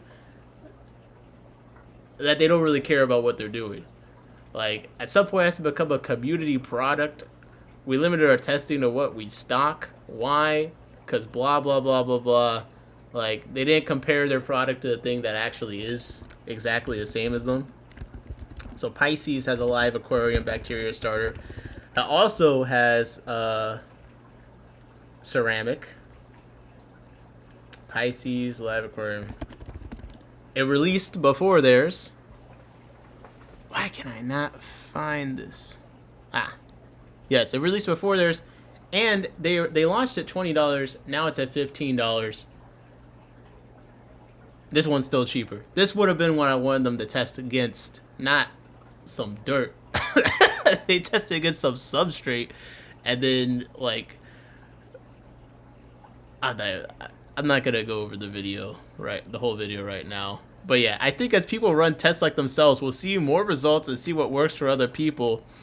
This was simply our attempt to prove our product works and can't be sure we aren't selling snake oil. Like, if you gotta say, they're making this video like a couple months after they released the product.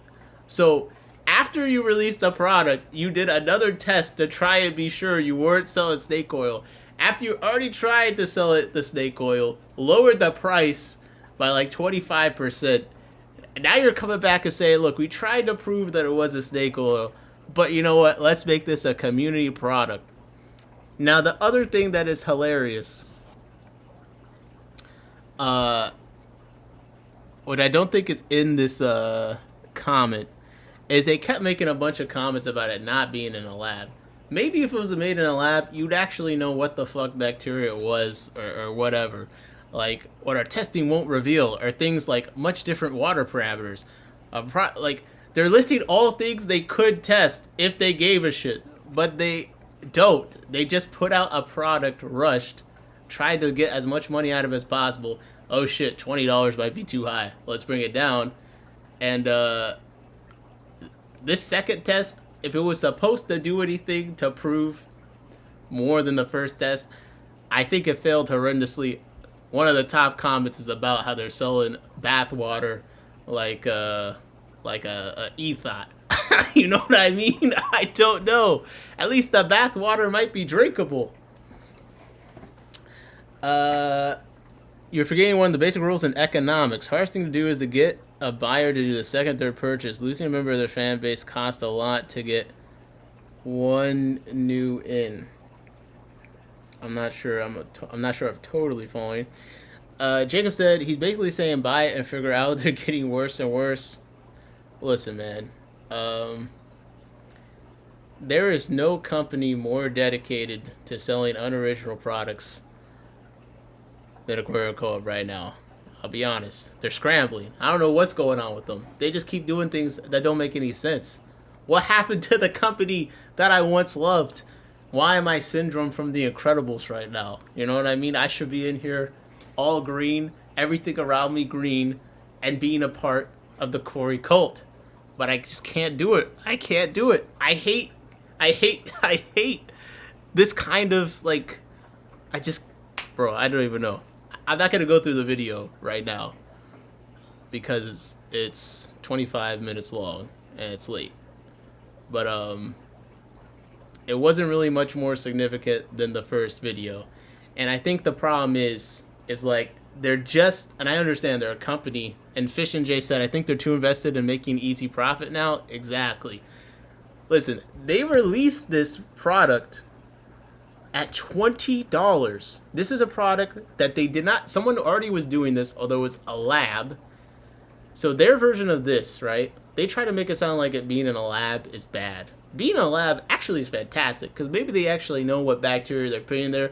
Maybe they actually fucking know, I don't know, if it's on the thing they put in the can. Maybe they've done some tests on how long it stays alive in the can. I don't know. It just seems like it being made in a lab has a lot of benefits. Maybe there's no diseases in it. They saw this product released first. Not saying they weren't already developing theirs or whatever, but this product came out first. Their follow-up was goldfish shitting in an aquarium, putting the ceramic rings from that aquarium into a bottle, and shipping it. I'm sorry. This is much more appealing to me. This is much more appealing to me than the goldfish shit bottle. And again, it's $13.99 right now. They launched it at $20. So it's just an obvious cash grab. I think that's what the problem from the start is. And it's still only got 14 reviews. Buyer's return is important. Some costs to get new one in if you add. Okay, I'm not. I think Mick might be too smart for me. Money went to his head, in my opinion. They're on that father fish shit, natural cycle or whatever. Yes, several times there was some talk about because ours isn't made in a lab. That's worse. That's actually worse to me. They're gonna cause the next fish anti-vaxxers at this point. Like, holy. Now, many people that enjoyed the content, you'll see in the comments over and over again, people are like, oh, it's always advertising now. I was actually very happy to see finally a live stream labeled appropriately. New products announcement stream live stream. Because Corey only starts streaming when he needs to get the sales up on something. Okay? So I'm glad finally. And look, the stream ended with the most, like, this is the most honest stream ever. Oh, 1 second. yeah, I need What's up? pumps. We got life plants. We got other. Oh, they. It's just, how long's this been? And I don't know what I think about that. Is that more like I got to go back to work He might I realize this Wait, is wait. work, but I'm going to do other work. Stephen said P. just that- showing up. Who else is today? He might be doing his. There's a part where he just says, "Please buy our crap," and ends I the tend to stream. be It starts ending the be a stream. good I was way- like, I "Thank find you." that as well. I had one today. Okay, I'm not gonna go through and find this. Wait, I was like looking for. I'm I put the captions on. Is the transcript up? If the transcript is up, then holy, I'll be able to just click to it. Fish anti-vaxxers. Woo, I'm here returning from fishing chores. I got a lot of tanks or whatever. I got a lot of tanks, but I go where the tank chemistry takes me. Break time. George Seclidiot said, "Fish anti-vaxxers." LOL.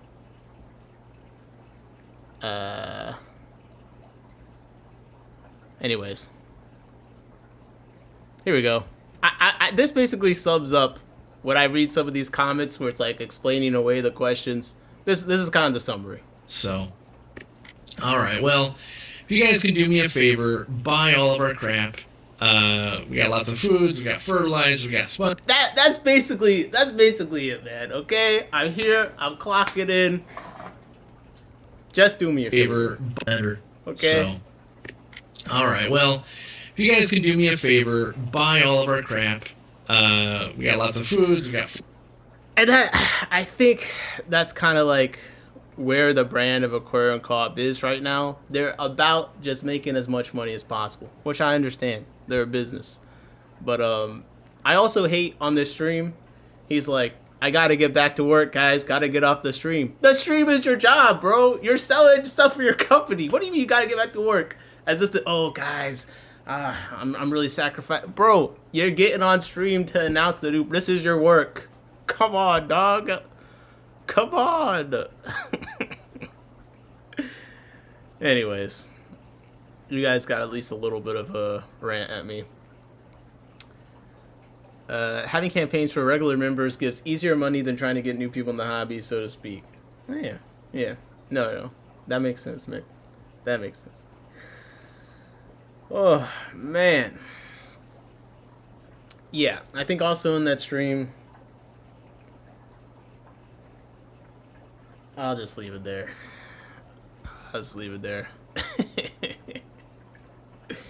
It costs a lot to get one customer to buy a first fish or a tank.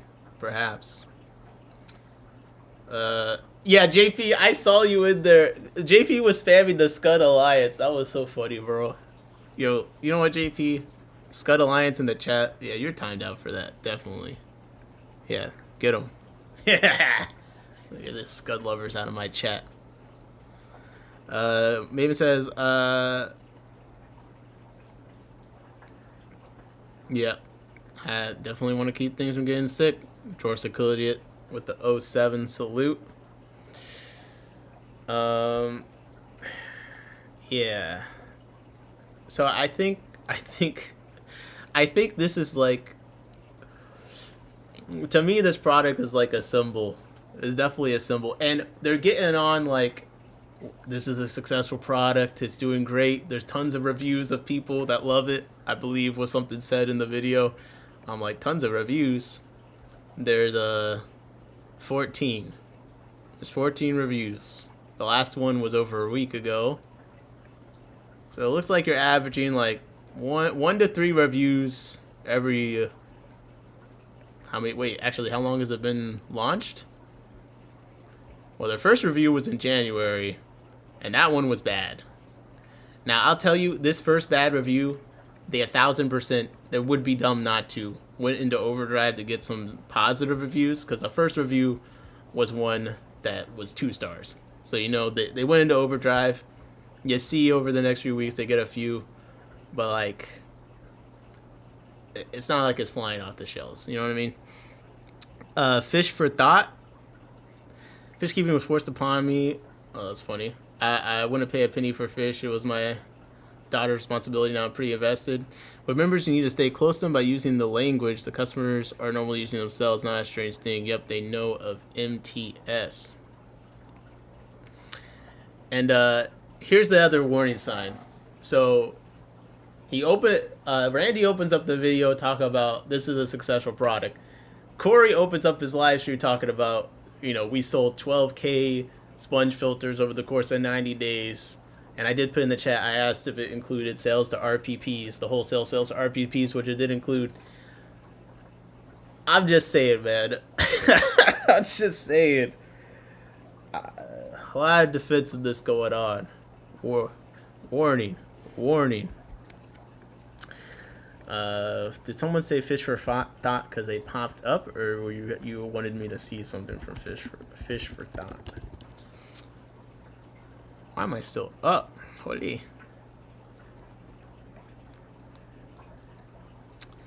Oh, you know what? It's 2020.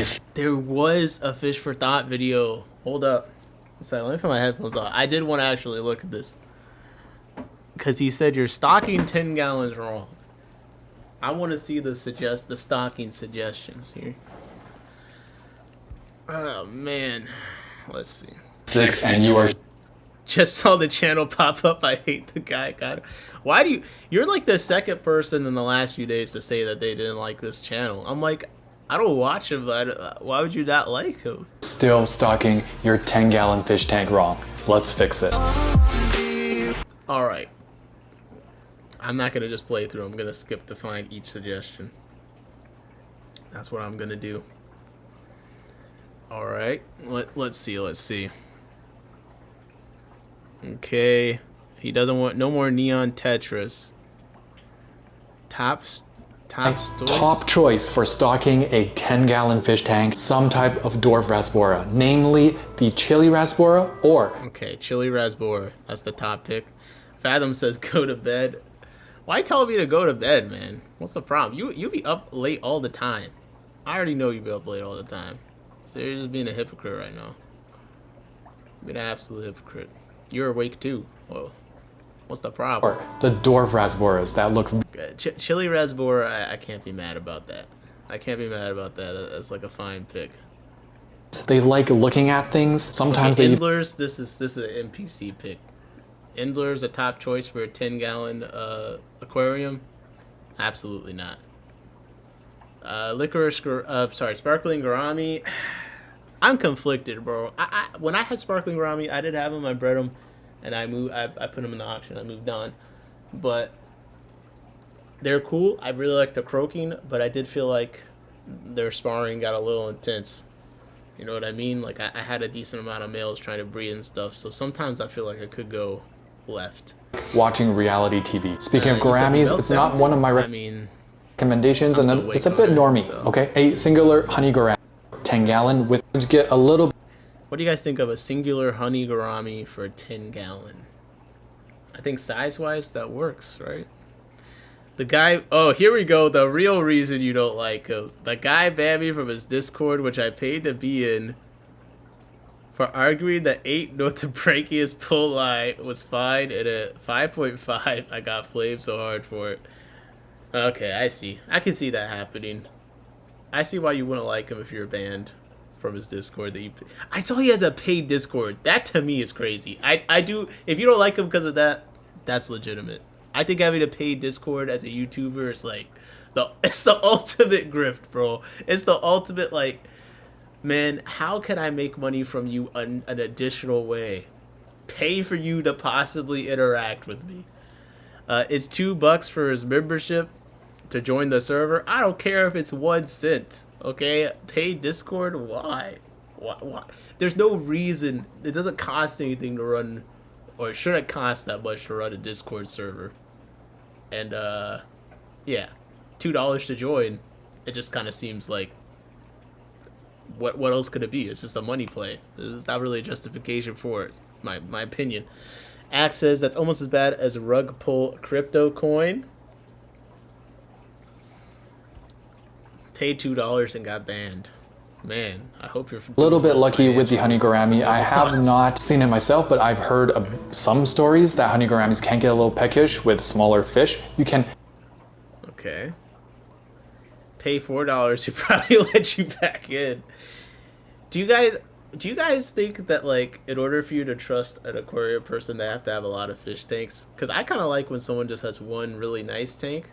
But then sometimes when they say something like, I haven't seen it myself, I'm like, well, how many fish can you really keep? You got one tank behind you. Do you have more than one tank? Like, how do I know you've kept all these fish? Can stock straight with a Now me, I'm kind of like, I wish I had less. I wish I had the same amount of tanks, but less species. That's what I'm working on. species tank is that whenever you feed the tank, it's gonna be very Fish NJ said, my wallet is hurt from that severely. The dude knows nothing about Nothobranchus, and his cult-like members were on me for my breeding group.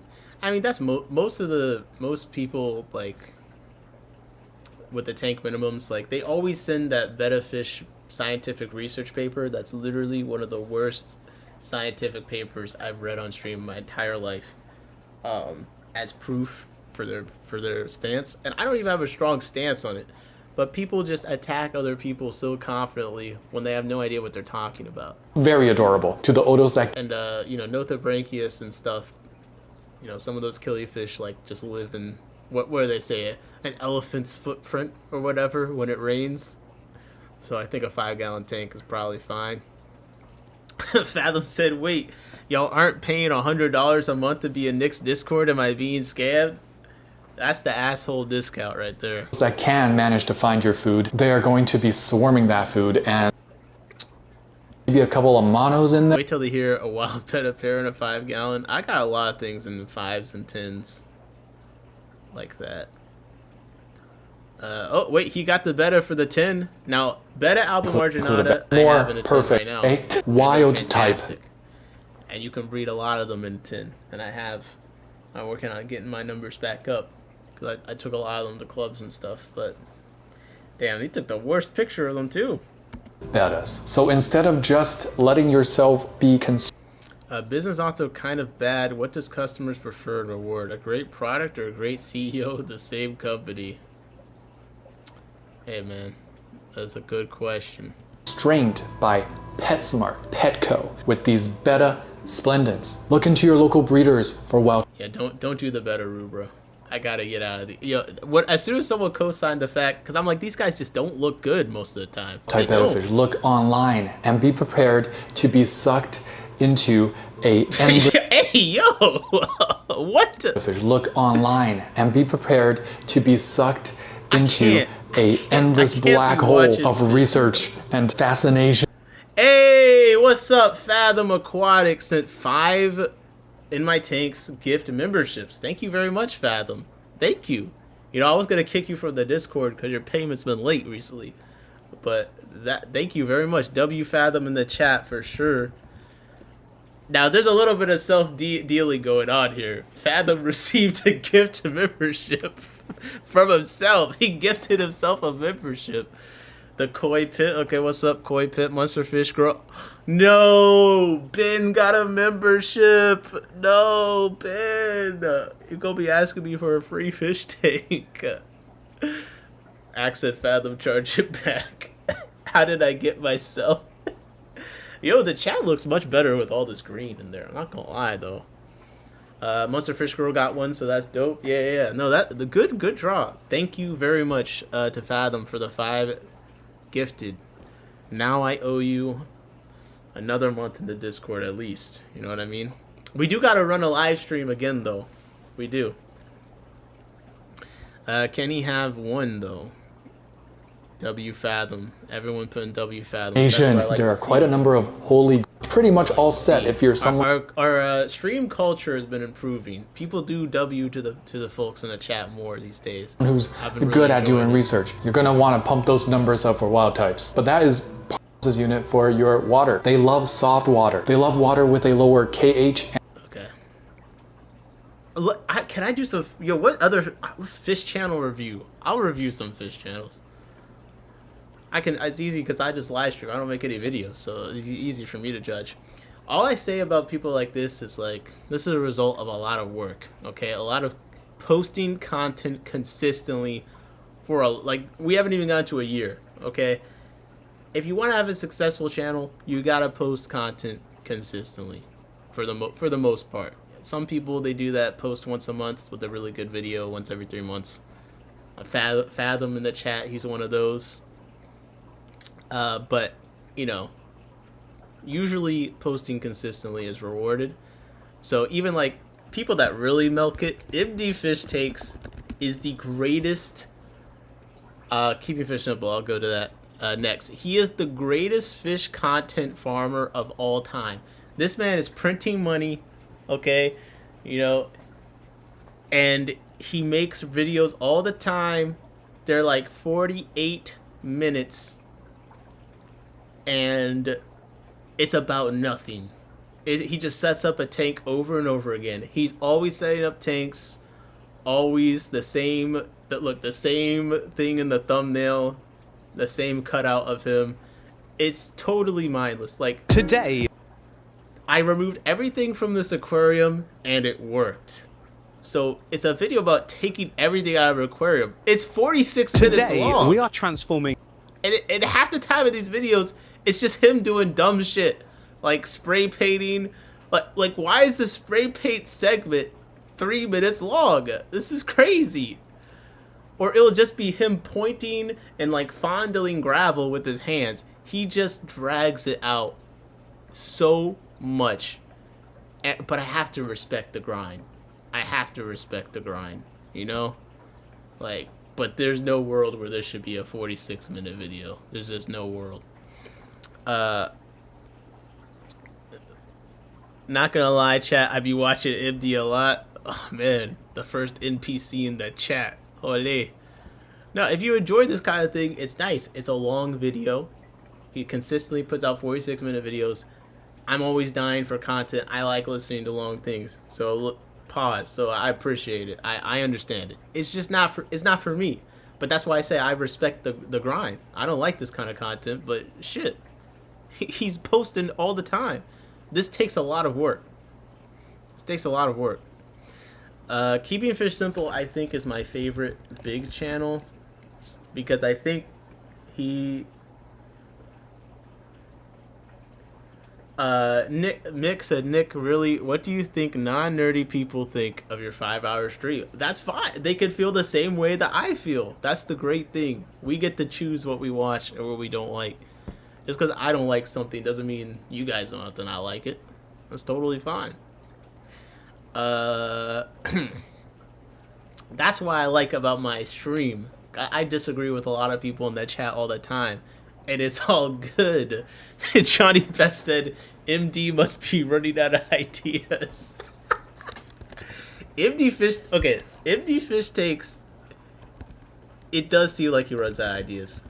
Now there's a couple of things when people run out of ideas that you see. Now MD, he's going into the slowly, like that nature low maintenance thing. But here's something he did that was crazy. Look, building a home discus aquarium. 1, 2, 3. He dragged this out into 5 videos that were 20 to 40 minutes long. This is crazy. Okay? He does things like, I feel like he builds tanks wrong on purpose, so something happens, so he has a video to talk about. But now you see he's going into the no maintenance, runs itself. Is this a real aquarium? No nutrients. I've been making planted tanks wrong. Beautiful is simplicity. So he's kind of going into the natural low maintenance tank thing right now. Mick said, so funny hearing you moan about 3 minutes ad time in another YouTuber's video. It's a video. This is a live stream. It's different. This is different. This is a live conversation. Okay? And God damn it, Mick, you like it. But I do see the hilariousness. Now, then you have some people, now I forget the name of the other channel, but KG Tropicals is one of them, where eventually they realize if they just never have a good day in the fish room again, they can farm the content forever. So I said this when he started. He made the announcement they're going to start selling fish and he was going to build the fish room, right? And I said, KG Tropicals finally found a thing, because I was like, the views haven't been that amazing, whatever, like, the content not that consistent. I was like, he's finally found something that he can milk besides hang on back filters for months, and I gotta respect it. Building a fish room, nothing could be easy. I've never been so frustrated. Disaster. I built a room for snails. Installing mega filters. This fish tank rack made me throw things. Slow progress. This could have ruined the entire project. I'm screwed. They're using me to scam. I give up. Reaching my boiling point. Finally, some good news in the fish room. I lost my favorite fish. I've been fighting for this for years. Great news. Finally, some good news. So sometimes you see people hit this. And it's the guy, what's the name of the channel? He was the one that was like squatting with a bucket. You just see they hit this thing where they're just like, oh, I'll just always have a bad day in the fish room. This is the content that people like. You know what I mean? I've been seeing a lot of those videos recently. And I'm not talking about when like one off, like, you know, because of the cold or whatever. I'm trying to remember the channel of another example. Did he make a swamp tank for discus? Yeah, I think MD made a swamp tank for discus for sure. No, these are like the stunt fish channels. That's not what I'm talking about. I can't remember what the channel's name is. So I don't want to just give one example.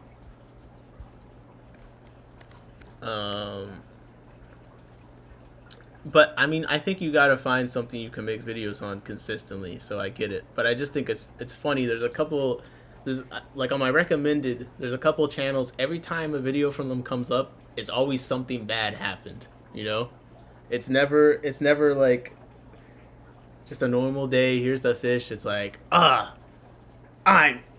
can't believe this. You know what I mean? This fish rack made me throw things. That was pretty relatable though. What are your thoughts on King of DIY? I mean, I was not doing the hobby when he was like, you know, I guess at his peak or whatever, from what most people say. I don't really like him. I just don't like his vibe. I know he's got the fishery thing where like he's being mean to fishery, or I don't know, the drama there. I hear conflicting opinions on that. He's just not my cup of tea, basically. He did do this long ass video, and again, it was pretty hard to get through. But I'm gonna tell you, my takeaway was basically Maven, like the drama queen thing. Like it just kind of came across he was mad that the company didn't cater to him because he was a celebrity. You know what I mean? That's kind of how it came across. He's like, I emailed the CEO and they did this and that, and they wanted him to sign an NDA before they paid him. Like, I don't know. Like, talking about, like, most small creators, like, they're not signing a contract to get a product sent to them. Like, Higer sent me a billion things. I just said, hey, can you send me this? And they sent it to me. They're like, yeah, can you just talk about it on your live stream? Sure. That was it. So, like, I think it's kind of first world problems. Like, if you're signing a contract to make a review about something, they're probably actually paying you. And then in that case, a contract and stuff just kind of makes sense. You know what I mean? And also, again, the top comment in a lot of these tells you a lot. Like, one of the top comment, please make a video on grounding your aquarium. You know what I mean? Ground the fish tank. Blah, blah, blah. I use a titanium grounding probe. It's a must. Blah, blah. Like, if you're going to put this much money into a tank and you're the king of DIY, I would just expect you to have redundancy built on for stray current in your aquarium. That was kind of my takeaway. I'm kind of like, okay, so you had like thousands of dollars in this fish tank behind you, and you didn't ground it or whatever, and something bad happened, maybe to your friend, actually, not even you, and then you emailed the CEO, you didn't get what you wanted, and you made this long-ass video about it. I don't know. Higer quit talking to me when I told them I was going to say something not nice about their pub. Oh, man. The platypus said he's a message retracted, but you said he's a douche. Man, you guys like deleting your messages? You know it comes up on the screen. It's crazy. Mick said, yes, Nick, I love your streams and your personality. You know what, Mick? You're the first person to say that to me today. Although I guess Fathom donated 5, which I feel like is like, that's like him saying he appreciates me. But I don't watch that many fish channels. That's the problem. Paid chatter. But Keeping Fish Simple, I think he's the main big channel to me. Maybe the only one really, where like his content has diversity and quality that is consistent and about things I'm interested in for the most part. Like his older stuff especially, he has a lot of great breeding videos on things that there wasn't a lot of videos on breeding them about.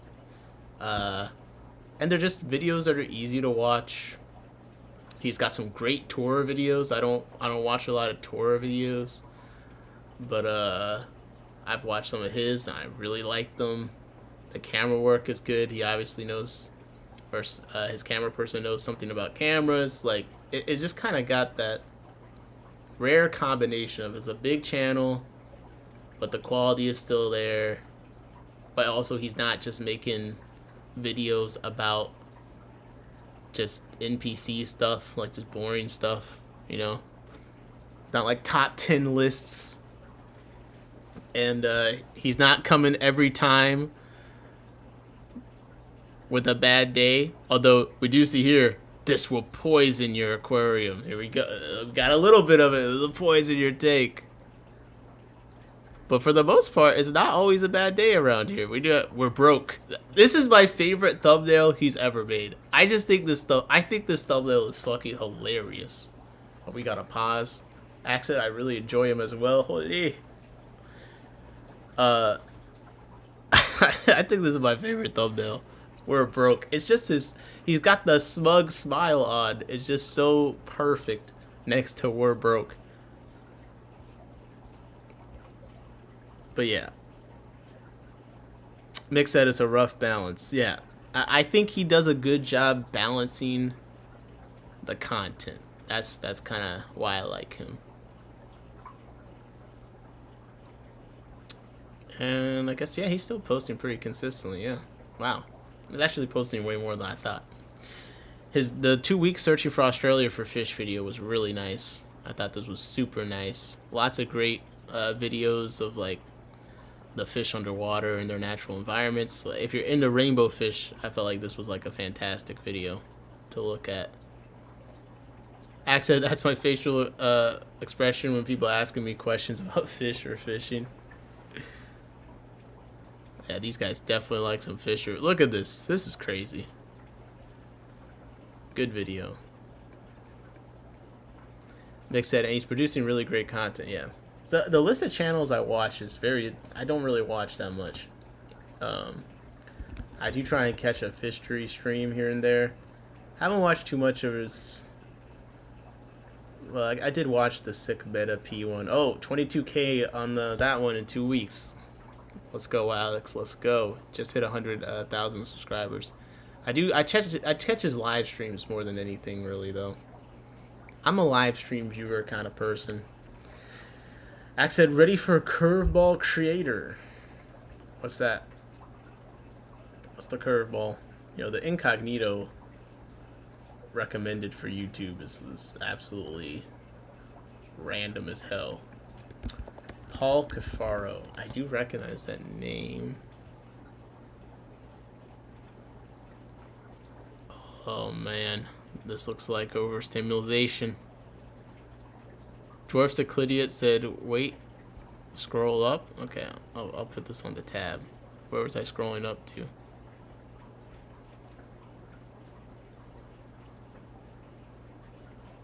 Oh, that's interesting. Look, only aquarium fish I would keep. And I think this is that triangle cichlid from earlier. I will say about King of DIY, out of all the people with big tanks, like that are super popular, and again, I don't think I've ever watched a full video of his ever, but some of his tanks look nice. Oh, you were trolling? Okay, wow, okay. Great. Trolling me. Okay. Buying crustaceans from new, but yeah. See, anything in this style, I'm probably not gonna watch, because here's the other thing about what I watch.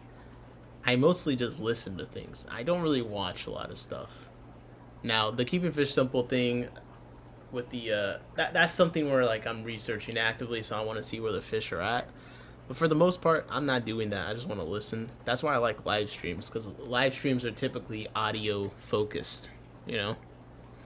But this kind of thing is like, this is like sensory overload stuff. Like when I see content like this, I'm like, oh, this is for kids. You know what I mean? Like this is designed to get kids to watch it.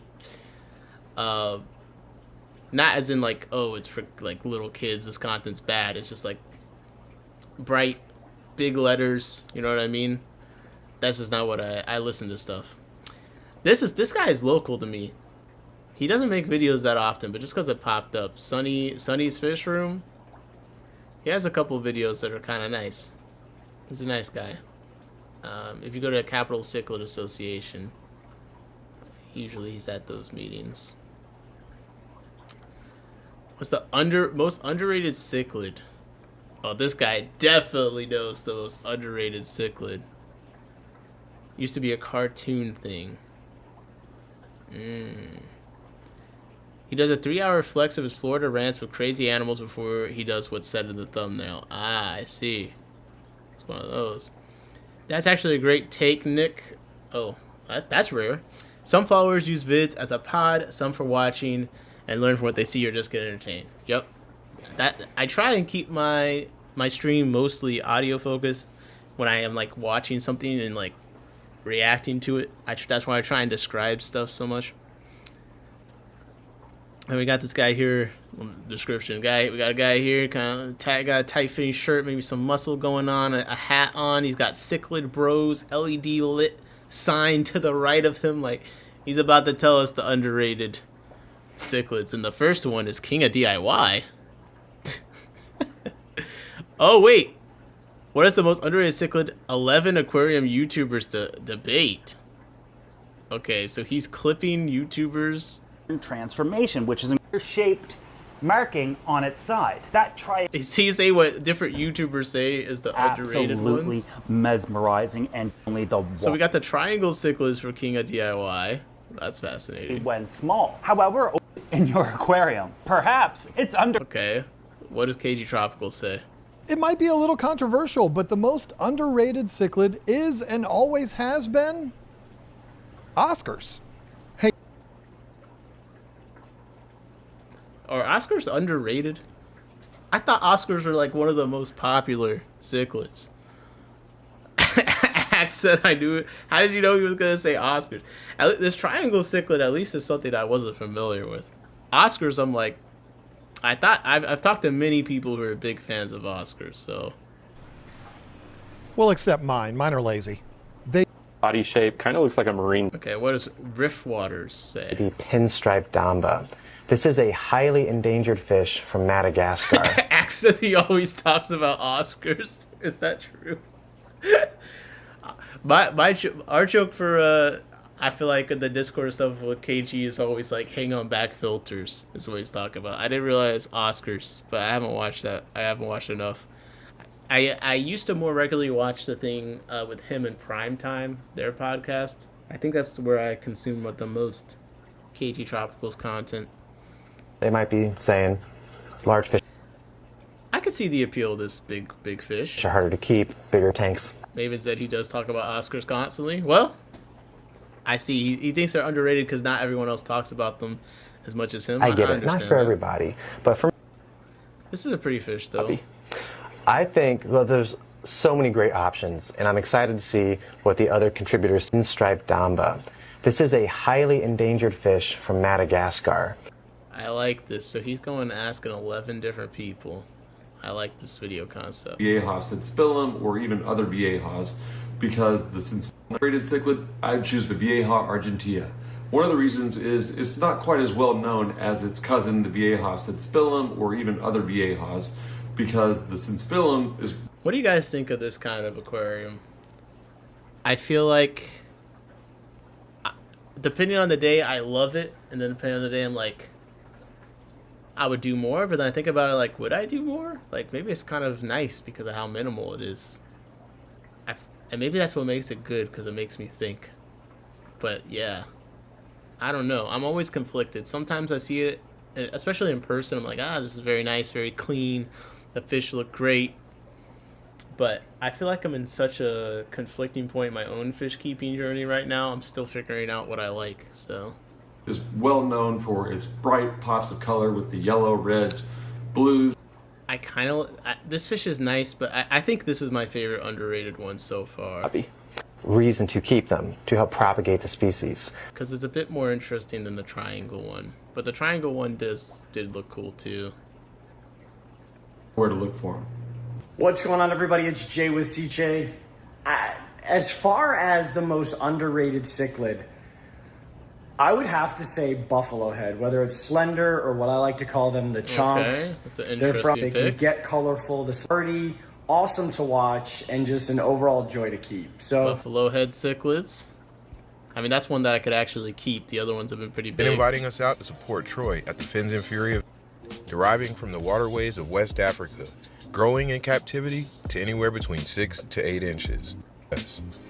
Jules. You know, I love their aggression. Wait, sorry. Hey, with guys like Troy, Alec, and Quinn.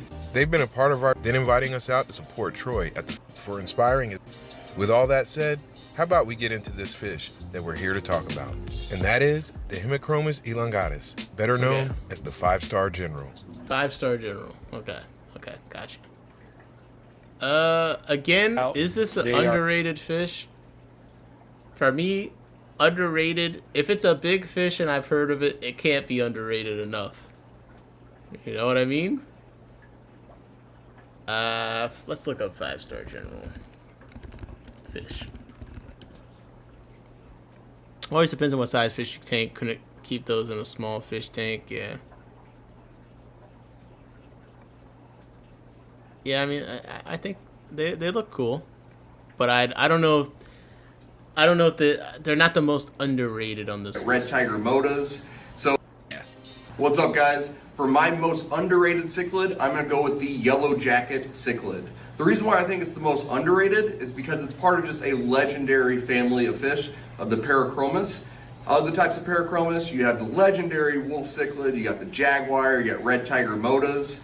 So the Yellow Jacket might take a back seat to some of those more popular monsters, but this guy understands the definition of underrated. Let's go. This guy in my 90-gallon never ceases to amaze me. I love. And even said I'm agreeing about your criteria for underrated. The yellow and the black stripes. That's it has nice. a ton of personality too. Yeah. It will It's always it's a come subtle up the tank when color, I'm feeding like it. So I highly recommend this type of cichlid if you're looking for a Parachromis that might be able to fit in a smaller tank size, but. So far, I would say DIY, Riff Waters, and this guy have had the more Yellow Jacket will be underrated fish. Most neglected cichlid. You know. Neglected. Let's go. That's a tough call because I think so many of them are neglected. But you'd have to include the Strigatus. You know, much. He's doing more than one. I can't keep up with this. Chocolate cichlids. They've got to be on the short list, and certainly Malawi hawks, but I think Malawi Damn, hawks that thing get a got lot an of ugly attention. ass face. I think if I had to narrow it down, you'd probably think I'd be going with African cichlids because of my love for those fish. But I think I'm gonna say Avieja. You know, Avieja. They come in so many varieties. They've got a great temperament. They put on great size, great patterns, great remember color. that one guy said Oscar? Okay, I'm gonna go with Avieja. But you know, reach out to me next week. It'll probably be different. Yeah, this guy can't make it. Hey, He it's loves Brock here with cichlids. Uncommon I Aquatics, respect it. and the Cichlid Bros have asked me to tell you guys what my favorite or most... It's funny seeing the different styles of influencer voice these people have, like, with the intro. My favorite is always and today we're going to be talking about the most underrated cichlid in the hobby. Really, I'm a big fan of this cichlid because I think it's really beautiful. But some people, they don't really like this cichlid, and I don't get it. But that's why I think That's the one that I'm like, yeah, that's the influencer voice. That's 2026 updated. Are we still doing the what's up, guys? We're gonna talk about the underrated cichlid of 2020. Like, come on, man. That's not what we're doing anymore. We need to sound like we're questioning everything we're saying. That's the updated influencer voice. Come on, Brock. Most underrated cichlid is. I've probably got a minimum of 60 different cichlid species between all my aquariums, and there are so many that I could make a compelling case for being my favorite. But today I want to talk about one. Yo, Mick said most underrated is discus from the north. Come on. Welcome to the north. What's my underrated cichlid? I don't know if I know enough cichlids really to think of an underrated one. Yeah, I think I'd just be naming fish that I like or fish that are uncommon. You know what I mean?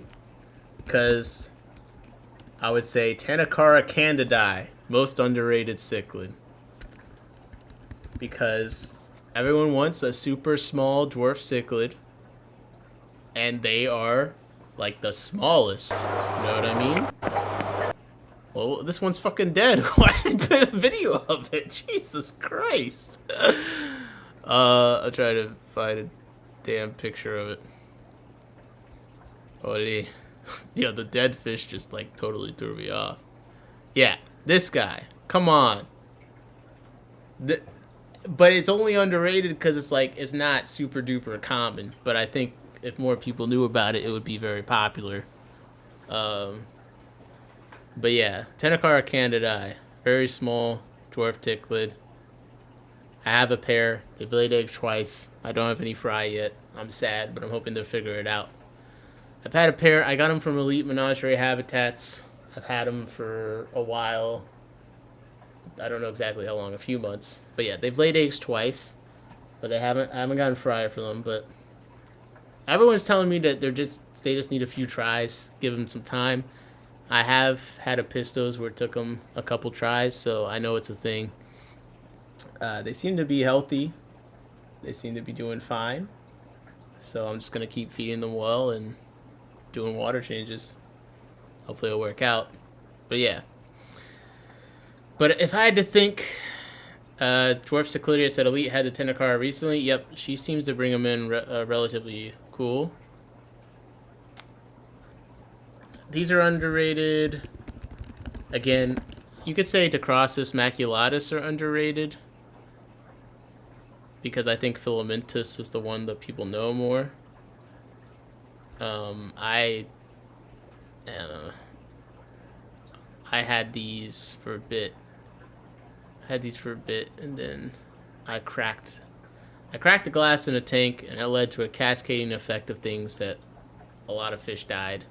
I cracked a tank, and just all the stuff I had to do in emergency. I lost a lot of fish. But it's a very pretty fish. They got funny ass behavior. Like, they'll pick up leaves and move them. They go into the dirt and like flap their fins and make the dirt all spill up and stuff. Axe should have made a video about that. Could have held farmed hella views. Yeah, they flip leaves and stuff. It's very cool. I think Filamentosis is probably more popular and more visually appealing to most people.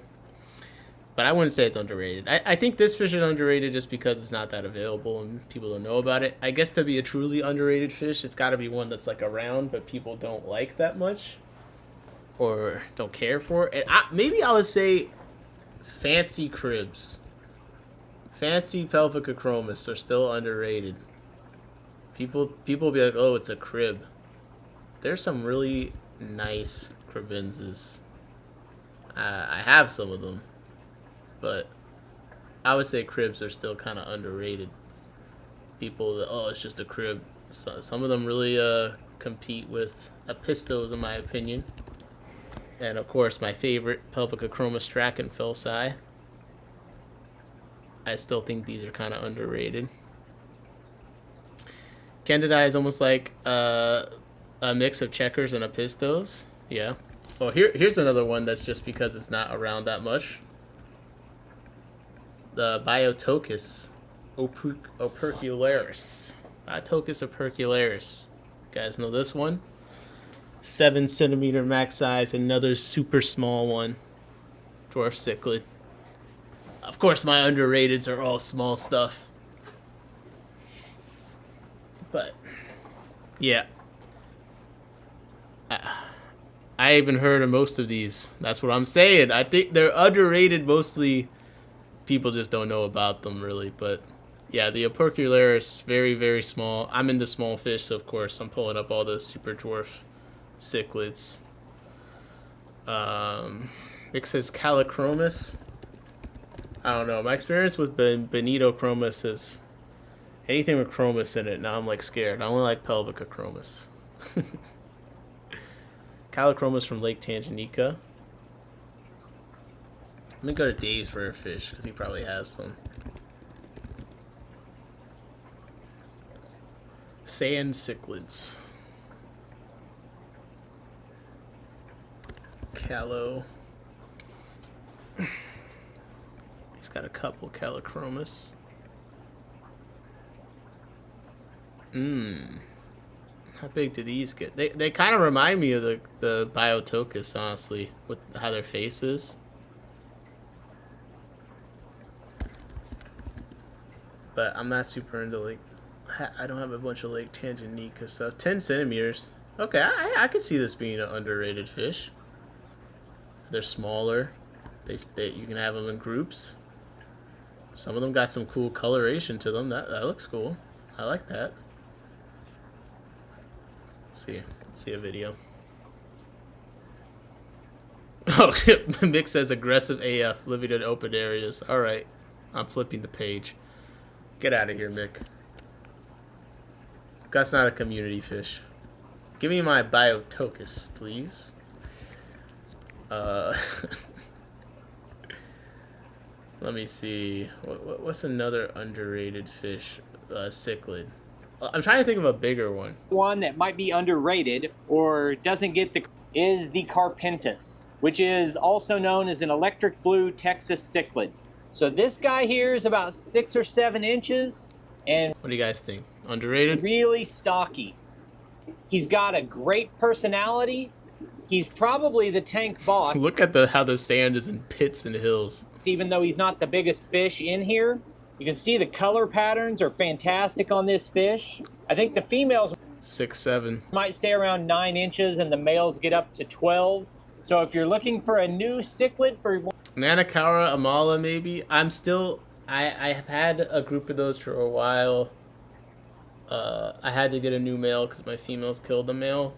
But I think the male Nanacara Amala is still the one that the females killed. I had him for a while and he was big and beautiful. It's still one of the prettiest fish I've ever had.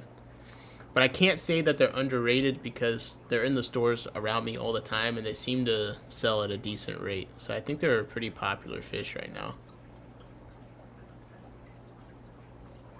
But yeah, the males are just gorgeous. Really pretty and super metallic. Super metallic looking fish. For one of your tanks, I recommend a Carpentus. Those are some great Mick says Carpentine Texas cichlid, gorgeous fish, almost bought a spawning pair of months ago. choices when it comes to underrated cichlids in the hobby today, but in my opinion, it is the Bolivian ram. And I say this for a variety of reasons. First off, I feel like it's overshadowed by its closely related species with the German blue ram, the electric blue ram, or some of the other ram species. But I feel like the Bolivian ram also gets some amazing coloration, especially. Is the Bolivian ram underrated? I don't know. I still feel like it's relatively popular.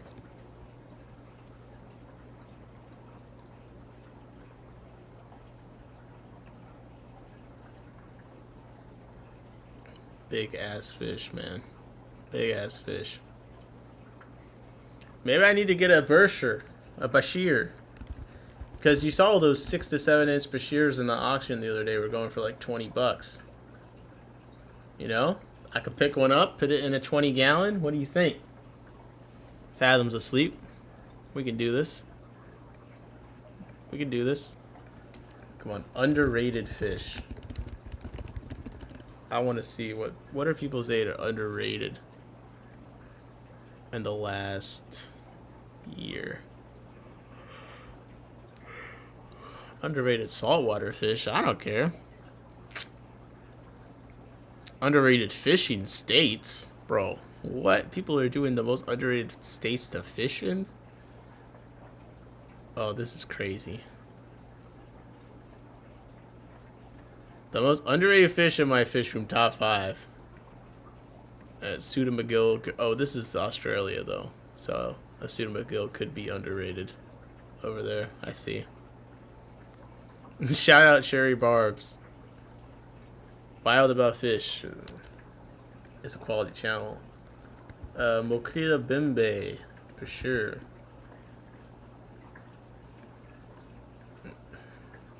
Yo, I'll be honest, bro. Don't take offense to this.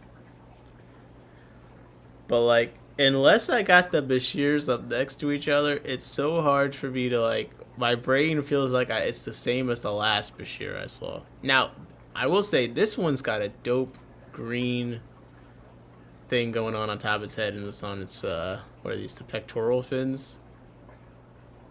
Yeah, okay. It looks like a snake from the front here. I like this. I like this. The top of his head looks very fancy. Then it's just like hot dog. Giant hot dog. Wild About Fish. Fast says bouquets stay smaller. They have green and brown bodies with a tan belly and camel pattern. Okay, I'm ready to buy now. Let's go. How big do these get? 25 centimeters? Smaller. I can't stand these people. Yeah, 10 inches. Jesus. Shout out Sherry Barbs. Wild About Fish.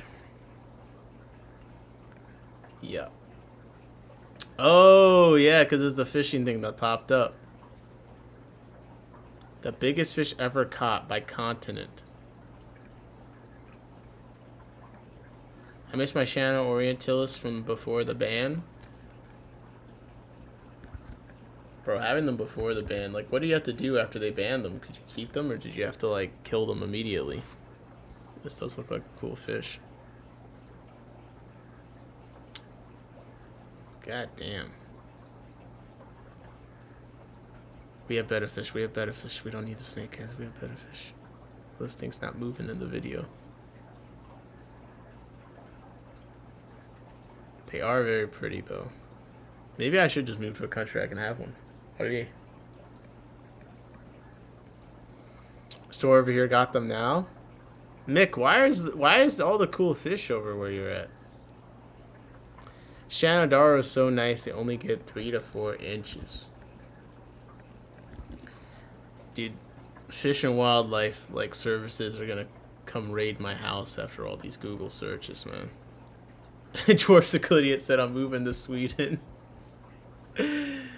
Yeah, but then like you see these videos where they're so fucking aggressive, dog. Like, I don't know if I want a fish that's trying to break out of my tank to kill me all the time. Like, I've seen some videos that doesn't look like a horror movie. Just saying, I look like a horror movie. I want a fish that's trying to eat me. I want it to love me. You know? I want it to need me.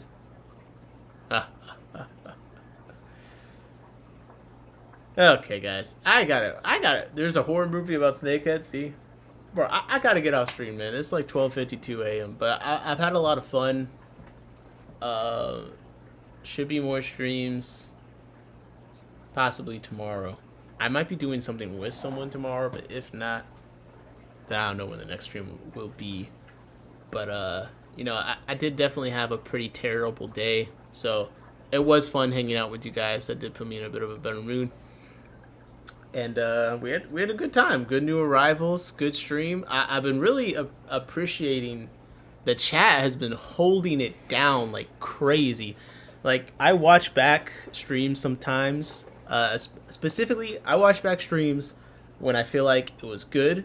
and I want to see like what went well, what can I improve upon.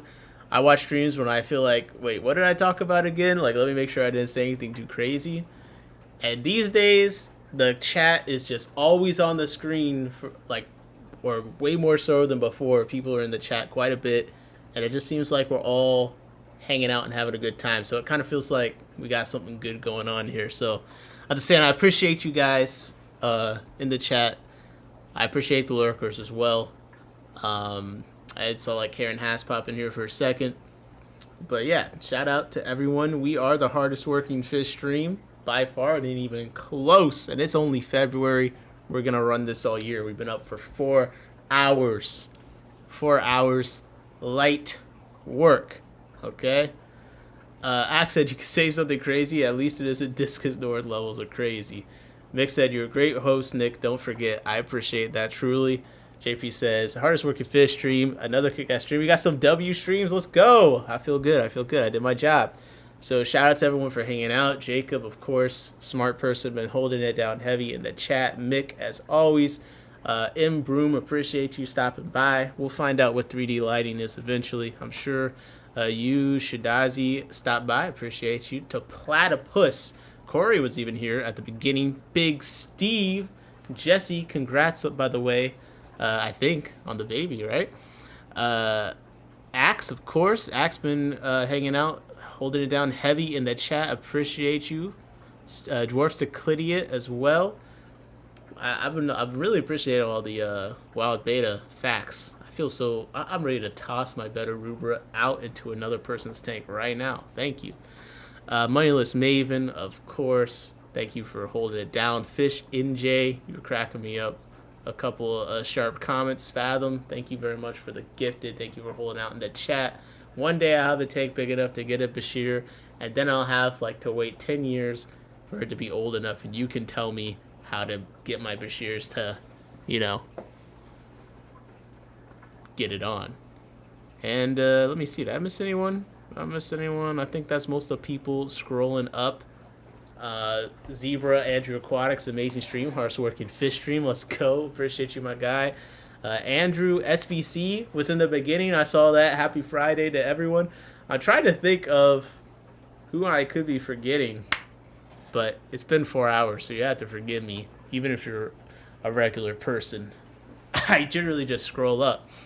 Jesse said, yes, the baby came in this morning at 6:53. Hey, congrats to just one more father in the chat. Okay, thank you very much for hanging out. I hope everything's going well. Enjoy being a new father. That's very exciting. Very, very exciting. Look at them go. Let's go. Appreciate you guys. Thanks again to Fathom for the 5 gifted. This has been the hardest working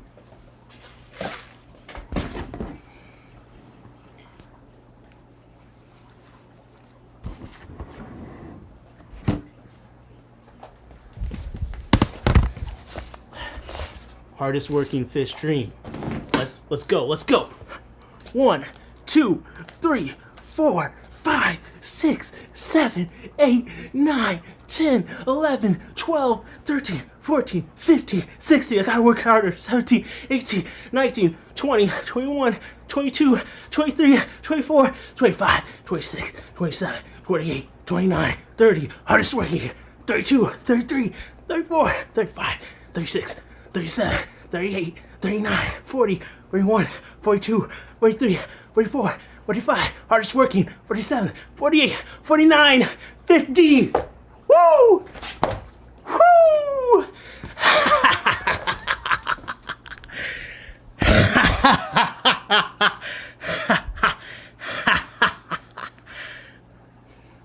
Fathom said, as a former Army sergeant, I'm counting those push-ups 0, 0, 0. Listen, hardest working fish stream.